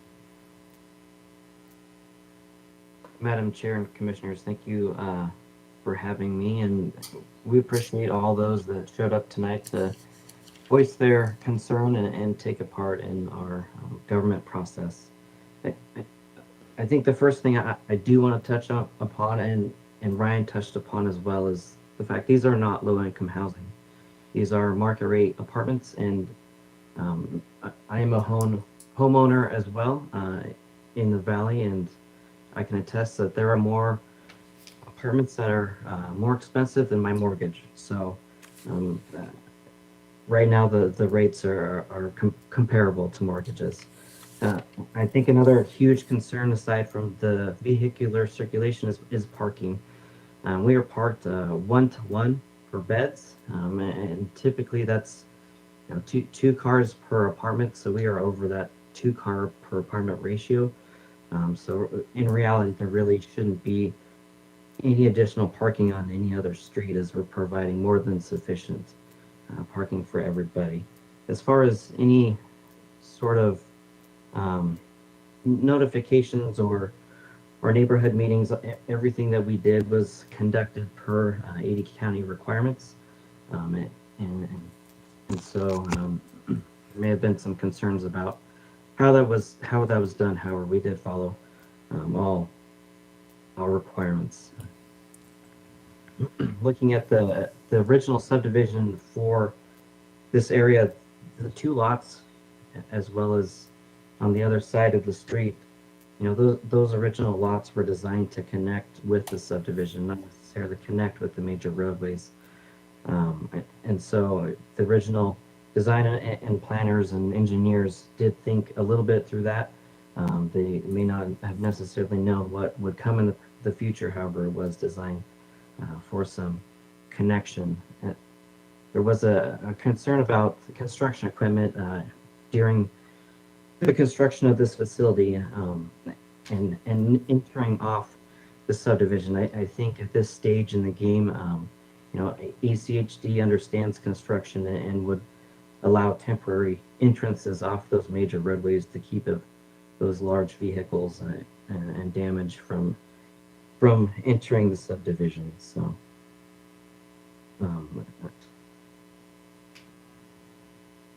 and then lastly, I believe there was a comment discussing kind of a community center. I think that was terminology used in, I believe it's the City of Boise Comprehensive Plan.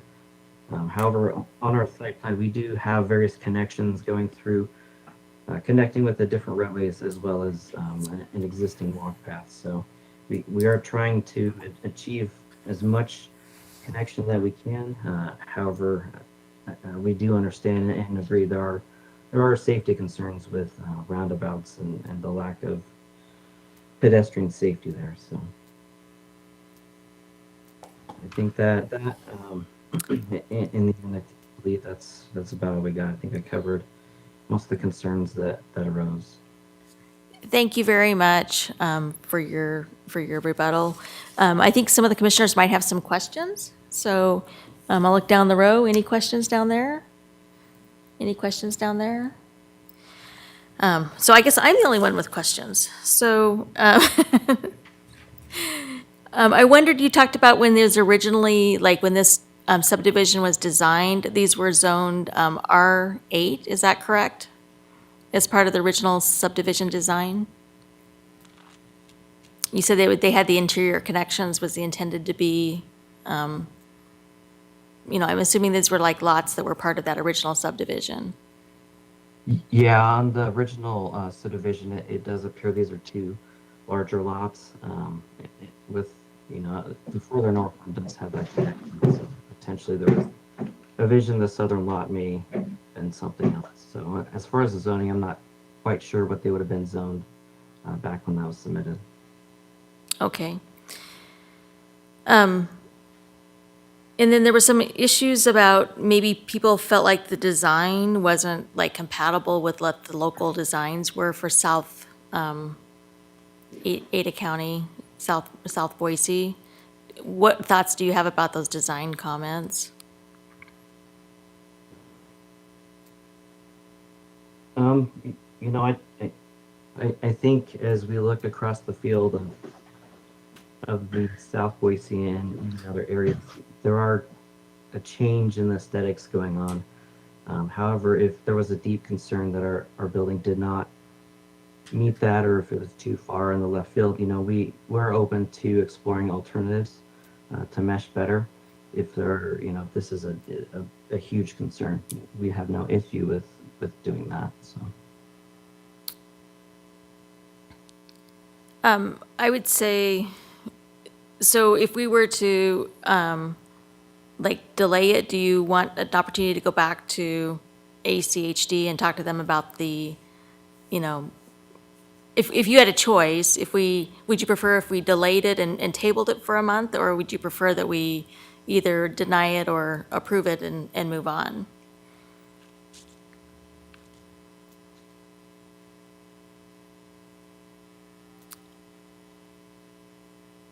I'm saying if we didn't approve it, would you prefer that we table it, or would you prefer that we deny it?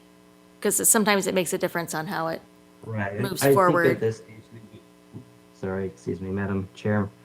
I think we would definitely want to table it and explore options with ACHD, just to ensure that, we explore all those avenues in case it's just we don't want it type of desire versus, it doesn't meet any sort of traffic or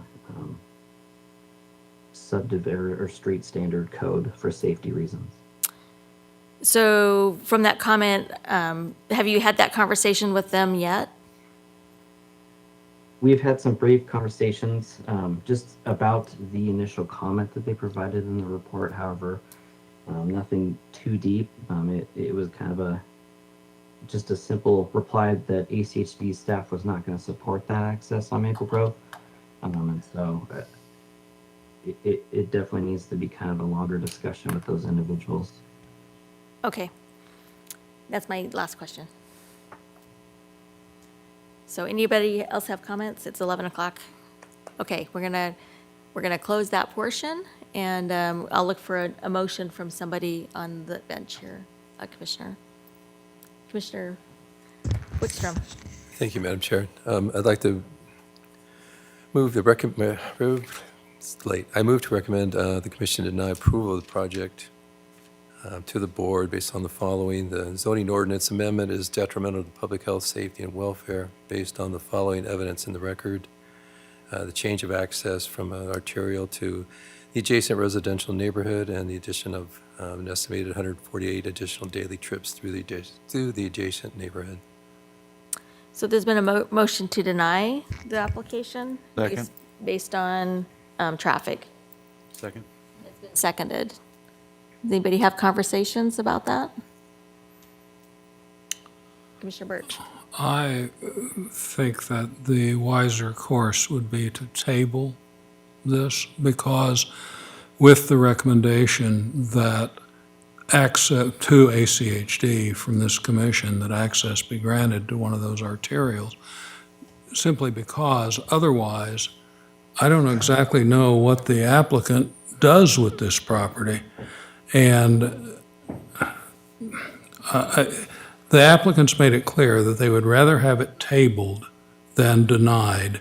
And so that gives them the opportunity to go back to ACHD and see if they can't get some approval to have this not feed right into that subdivision, which would be absolutely nuts to allow that to happen.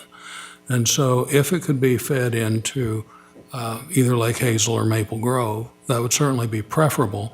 And it gives the applicant the opportunity to see what they can do with the property that might be more acceptable to not only particularly to the neighborhood, because this doesn't work. What comments do you guys have?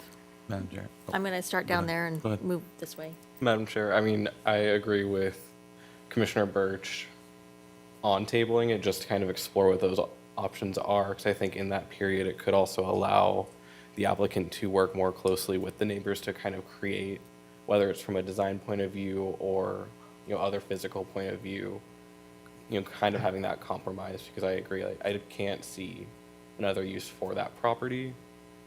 So I do think it would be in everyone's best interest to at least table it to explore those other options. Commissioner Coulson?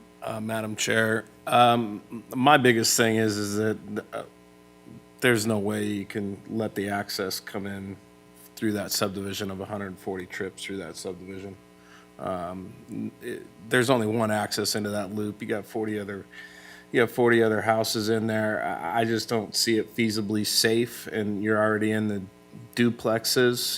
They're not even one-family dwellings, they're duplexes, so it's double the housing. In my opinion, the only thing I can even see is if they can have accesses from those arterials is the only way that's going to work. As far as for that density, if it's stated R8 density and you maybe, because it was originally a lot that was part of that subdivision, and I get the one sewer hookup, which you could probably get away with doing a 12 townhome piece to where it becomes one building, then maybe, because it was already part of that subdivision.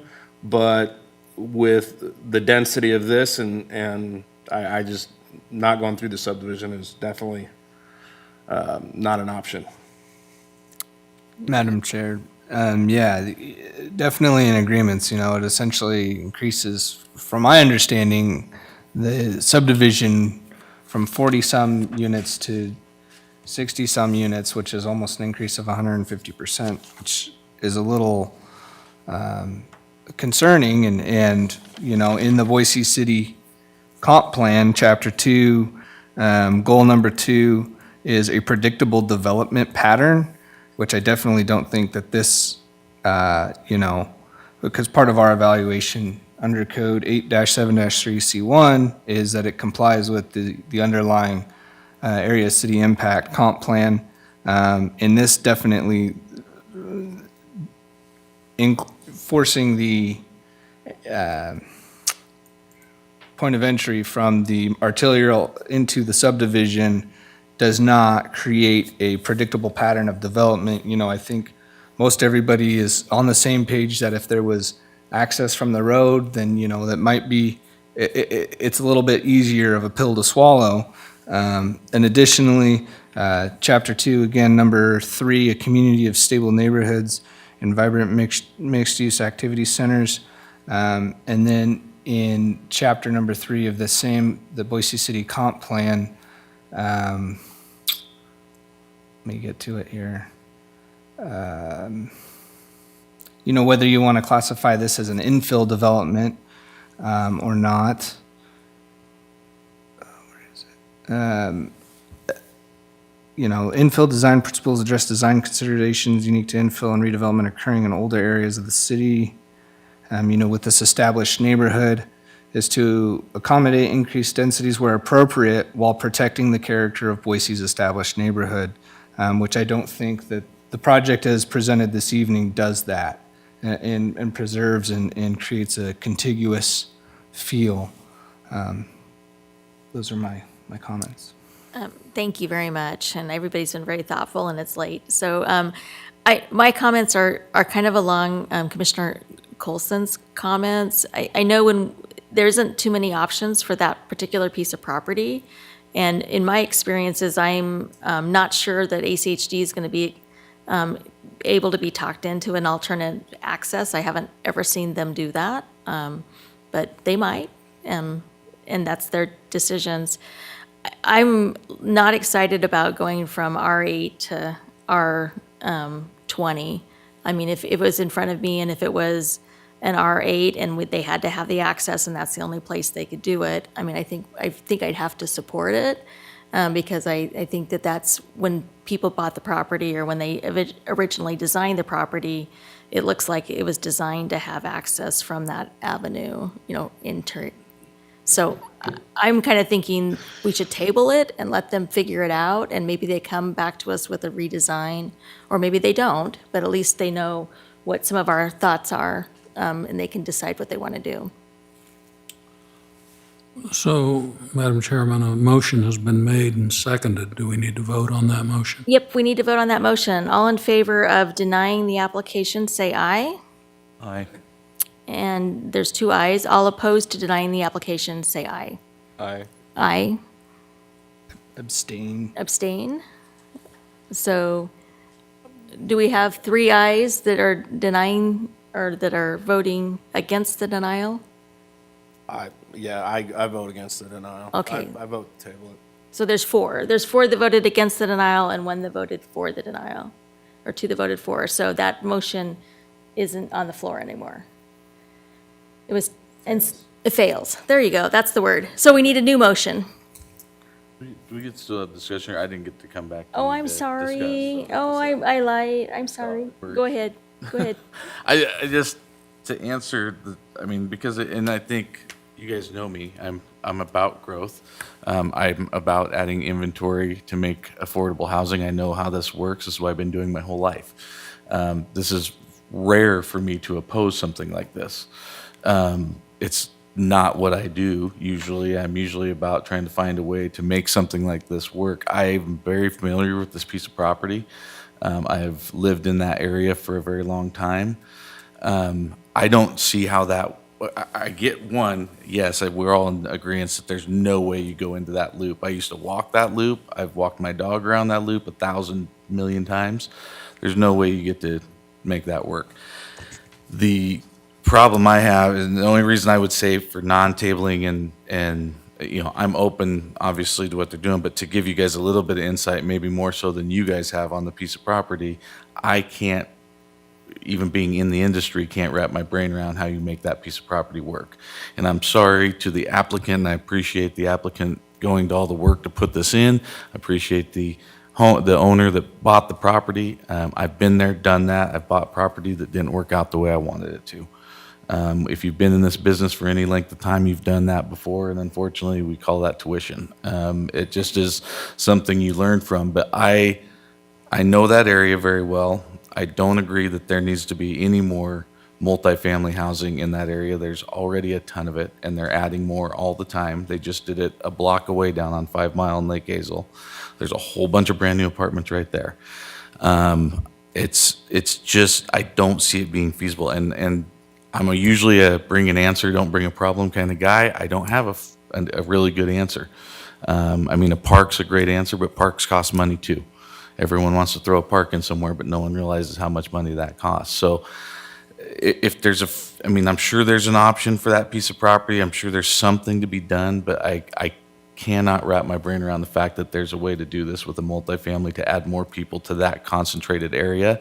And especially when you guys look at that picture and realize they are going to make that into a roundabout. Roundabouts eat up a lot of property. There's not going to be as much land there. That 1.1 acre is going to turn into a lot less, if probably half.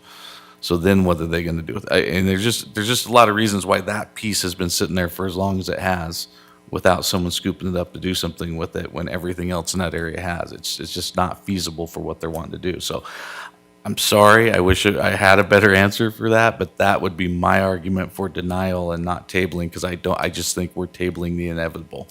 Yeah. Thank you. Commissioner Wickstrom. Thank you, I'm sorry. No problem. It's late. I think all of us seem to agree that the higher density just doesn't work. Nobody was comfortable with that kind of density in that corner. So rather, I mean, the application is for a higher density. That's why I called it, just go ahead and deny it. Let them go back and work with the original zoning for that particular lot, rather than trying to work something out with the higher zoning. I mean, I'm rejecting the idea of it, of increasing the density of the zoning. And I think, I totally agree with what you just said, but I believe that we let people make their own choices, and so by tabling it, we give the applicant a chance to go back and listen to our comments and go back and talk to ACHD and decide what they want to do with this. And Madam Chair, the ACHD, their comments in here were pretty adamant, pretty not wishy-washy at all about no access Yeah. onto Maple Grove. And even if there was access on there, when you first saw that with the access on Maple Grove, you started to the question, well, somebody making a left-hand turn coming south on Maple Grove, that's going to be kind of dicey for the most part. So there's still a bit of a safety problem there. And with a lower density, maybe it's, rather than 148 cars going in and out of there, with a lower density, you're going to have fewer, maybe it's a little more acceptable to ACHD, but, and no access to OVO. So there were just too many problems, as you mentioned, that to try to make this work. I mean, if you originally see this, you think they've done everything possible. They have lots of parking for an apartment like that. The building's away from the other houses, close to the street. They've done everything they possibly can. I don't like the design. I'm glad you brought that up. I'm not thrilled about that, but they've done everything possible to try to make this work. But that's just a deal killer for me to push that many cars through that neighborhood. Thank you.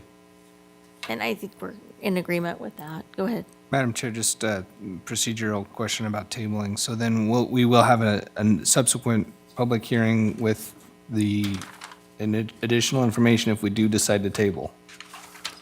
We could table it to one issue or two issues and only accept information on that issue, but all the testimony tonight has been about transportation. So we have to let everybody provide information on transportation. I think we have to open it back up. I mean, unless, I guess I could ask procedural questions and then you can tell us. Sit with this mic. I feel like I've been playing musical chairs here tonight. So, Madam Chair, Commissioners, you can technically close the public testimony period and allow for that additional information. I think that's a little dicey, personally, particularly as you've had a lot of folks talking about traffic. I'd say your safest bet would be to reopen it for everyone to take another shot at the new information. Down here, I'm forgetting, it's late, I'm forgetting my mask is on and off. So yeah, I think if you're going to table it to allow for potential new information from ACHD, I would reopen it next hearing. Yeah. Let the public weigh in.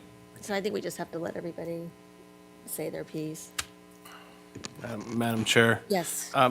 Yeah, I mean, my biggest thing is I do hear what Trevor Brown, Commissioner Brown is saying. And unfortunately, I do see that he is most likely right, that I could see it not changing the zoning. Max is 8. And really, honestly, 8 per the 1.75 of the acres is what that 2 parcels is. That's still 14 dwellings. So I'm still a lot you're cramming in there, even at what the zoning is right now. But I do understand what you're saying as well, too, Brenda, that you want to get, sorry, Madam Chair, that you do want to give those people a chance to see if they can find some other avenue to get it through, to present that we don't know of, out of our control. I mean, I know Commissioner Brown, I mean, we both have been in that area where you spend that money and you've bought that piece of dirt, and you sometimes wish you had that chance to have another chance to see what you can do to try to salvage it. So that's kind of my rest of my information. So I would entertain any more comments or a motion. Madam Chair, Yes. I move to table item number 2021028852 ZC-DA-MSP until the February 9th hearing? It's a February 9th, that's correct. Madam Chair, the Planning and Zoning Commission hearing will be on actually February 10th. Okay. So February 10th? Madam Chair, amend my motion to February 10th. Okay, sounds good. Is there a second to table this motion to February 10th? I'll second that. Commissioner Birch, it's been moved and seconded. Is any further discussion? All those in favor say aye. Aye. Aye. And any opposed, which is fine. So we've got 6 ayes and 1 opposed. So thank you very much. Thank you very much, everybody, for coming tonight.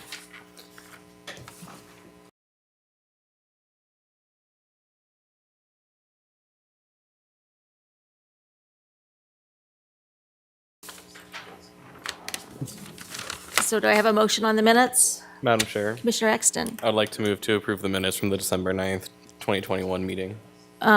It's been moved to approve the minutes. Is there a second? Second. Commissioner Roush, all those in favor of approving the minutes, say aye. Aye. Aye. Any opposed? So everybody votes for it? We're good. Now we're reviewing of the Board of County Commissioners meeting. You guys, I normally go to bed at 8 o'clock. This is really, not 8 o'clock. Really quick. Like, yeah, like 9. Like 9 is my normal bedtime. Oh, my gosh. So Madam Chair, Commissioners, so last night, we had a review of a conditional use permit. You guys added one of those conditions tonight. We actually did one of those last night.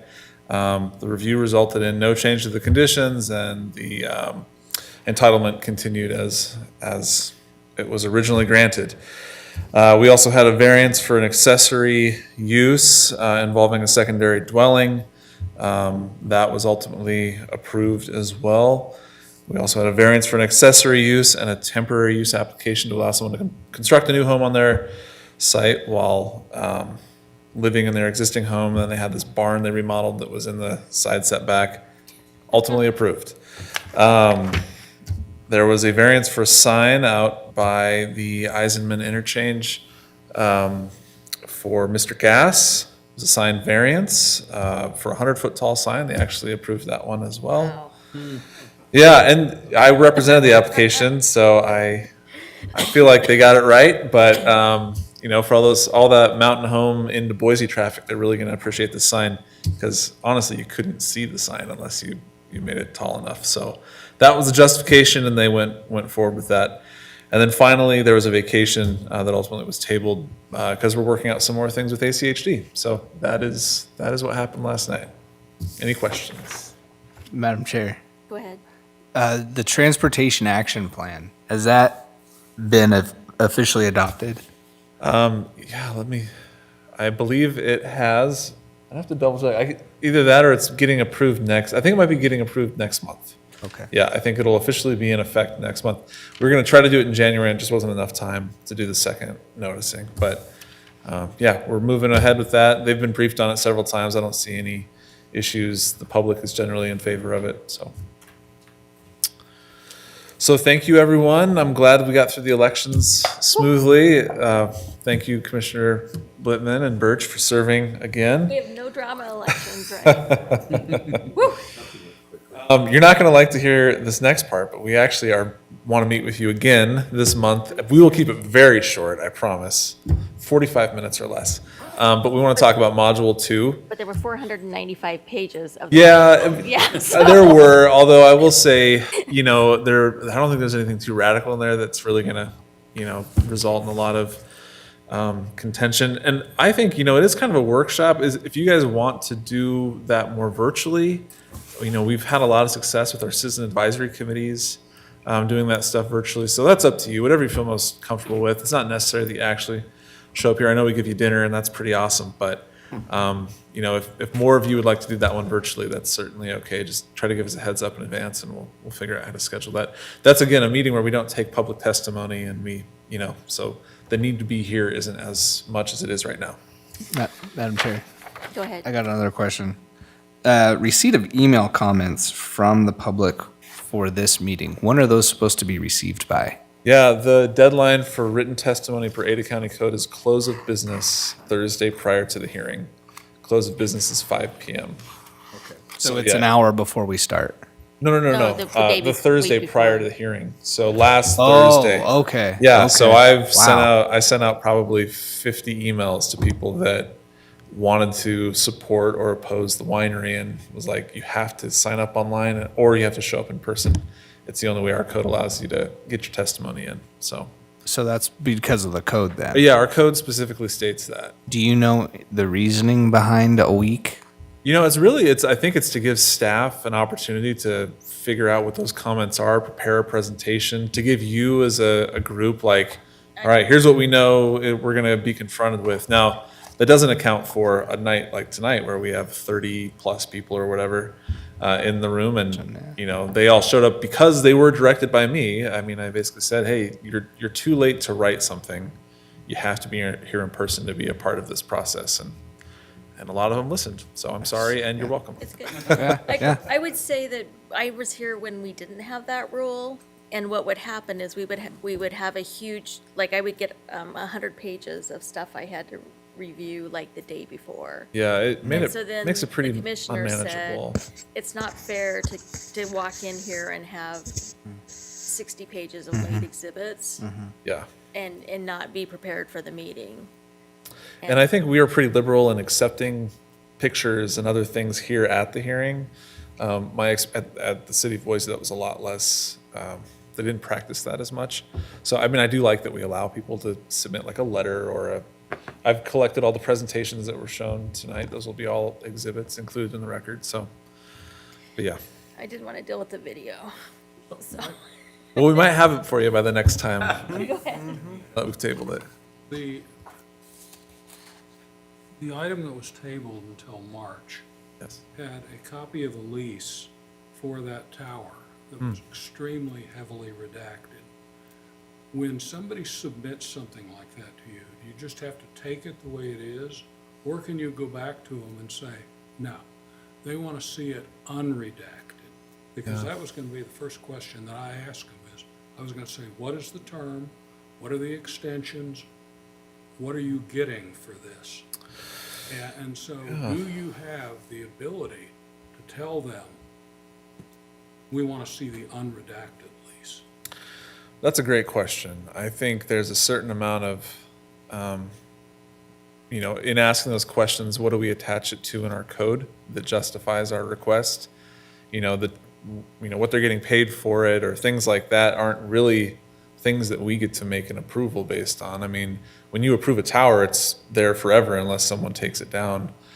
So I would say it'd be more of a situation where you could make that ask if you're considering a term on the tower's approval, like 10 years, 20 years. But that would be the point, would be, why are you moving the tower if your lease gives you the right to stay there? Oh, so this is the one on Floating Feather? Or is this the one on, there's another one on Beacon Light that was being moved from, I think, one spot to a new silo facility or vice versa. I apologize. Yeah, that's an interesting one. The fact that they even brought up, frankly, the other tower being removed isn't a requirement of our code. So it almost kind of complicates the project. I think they're trying to demonstrate that we're not putting up a bunch of towers in this area and we're, trying to move one around. But I think you're certainly welcome to ask those questions as a result of the information they've shared there. That's a unique one. We don't usually have that. I will say staff's not probably thinking of jumping in and trying to modify submittals to that level for redacted leases.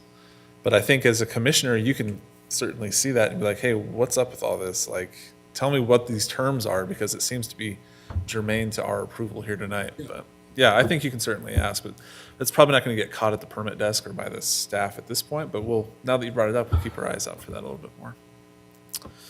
Okay. Do we want to just make it till midnight? I mean, we can talk for 24 minutes or.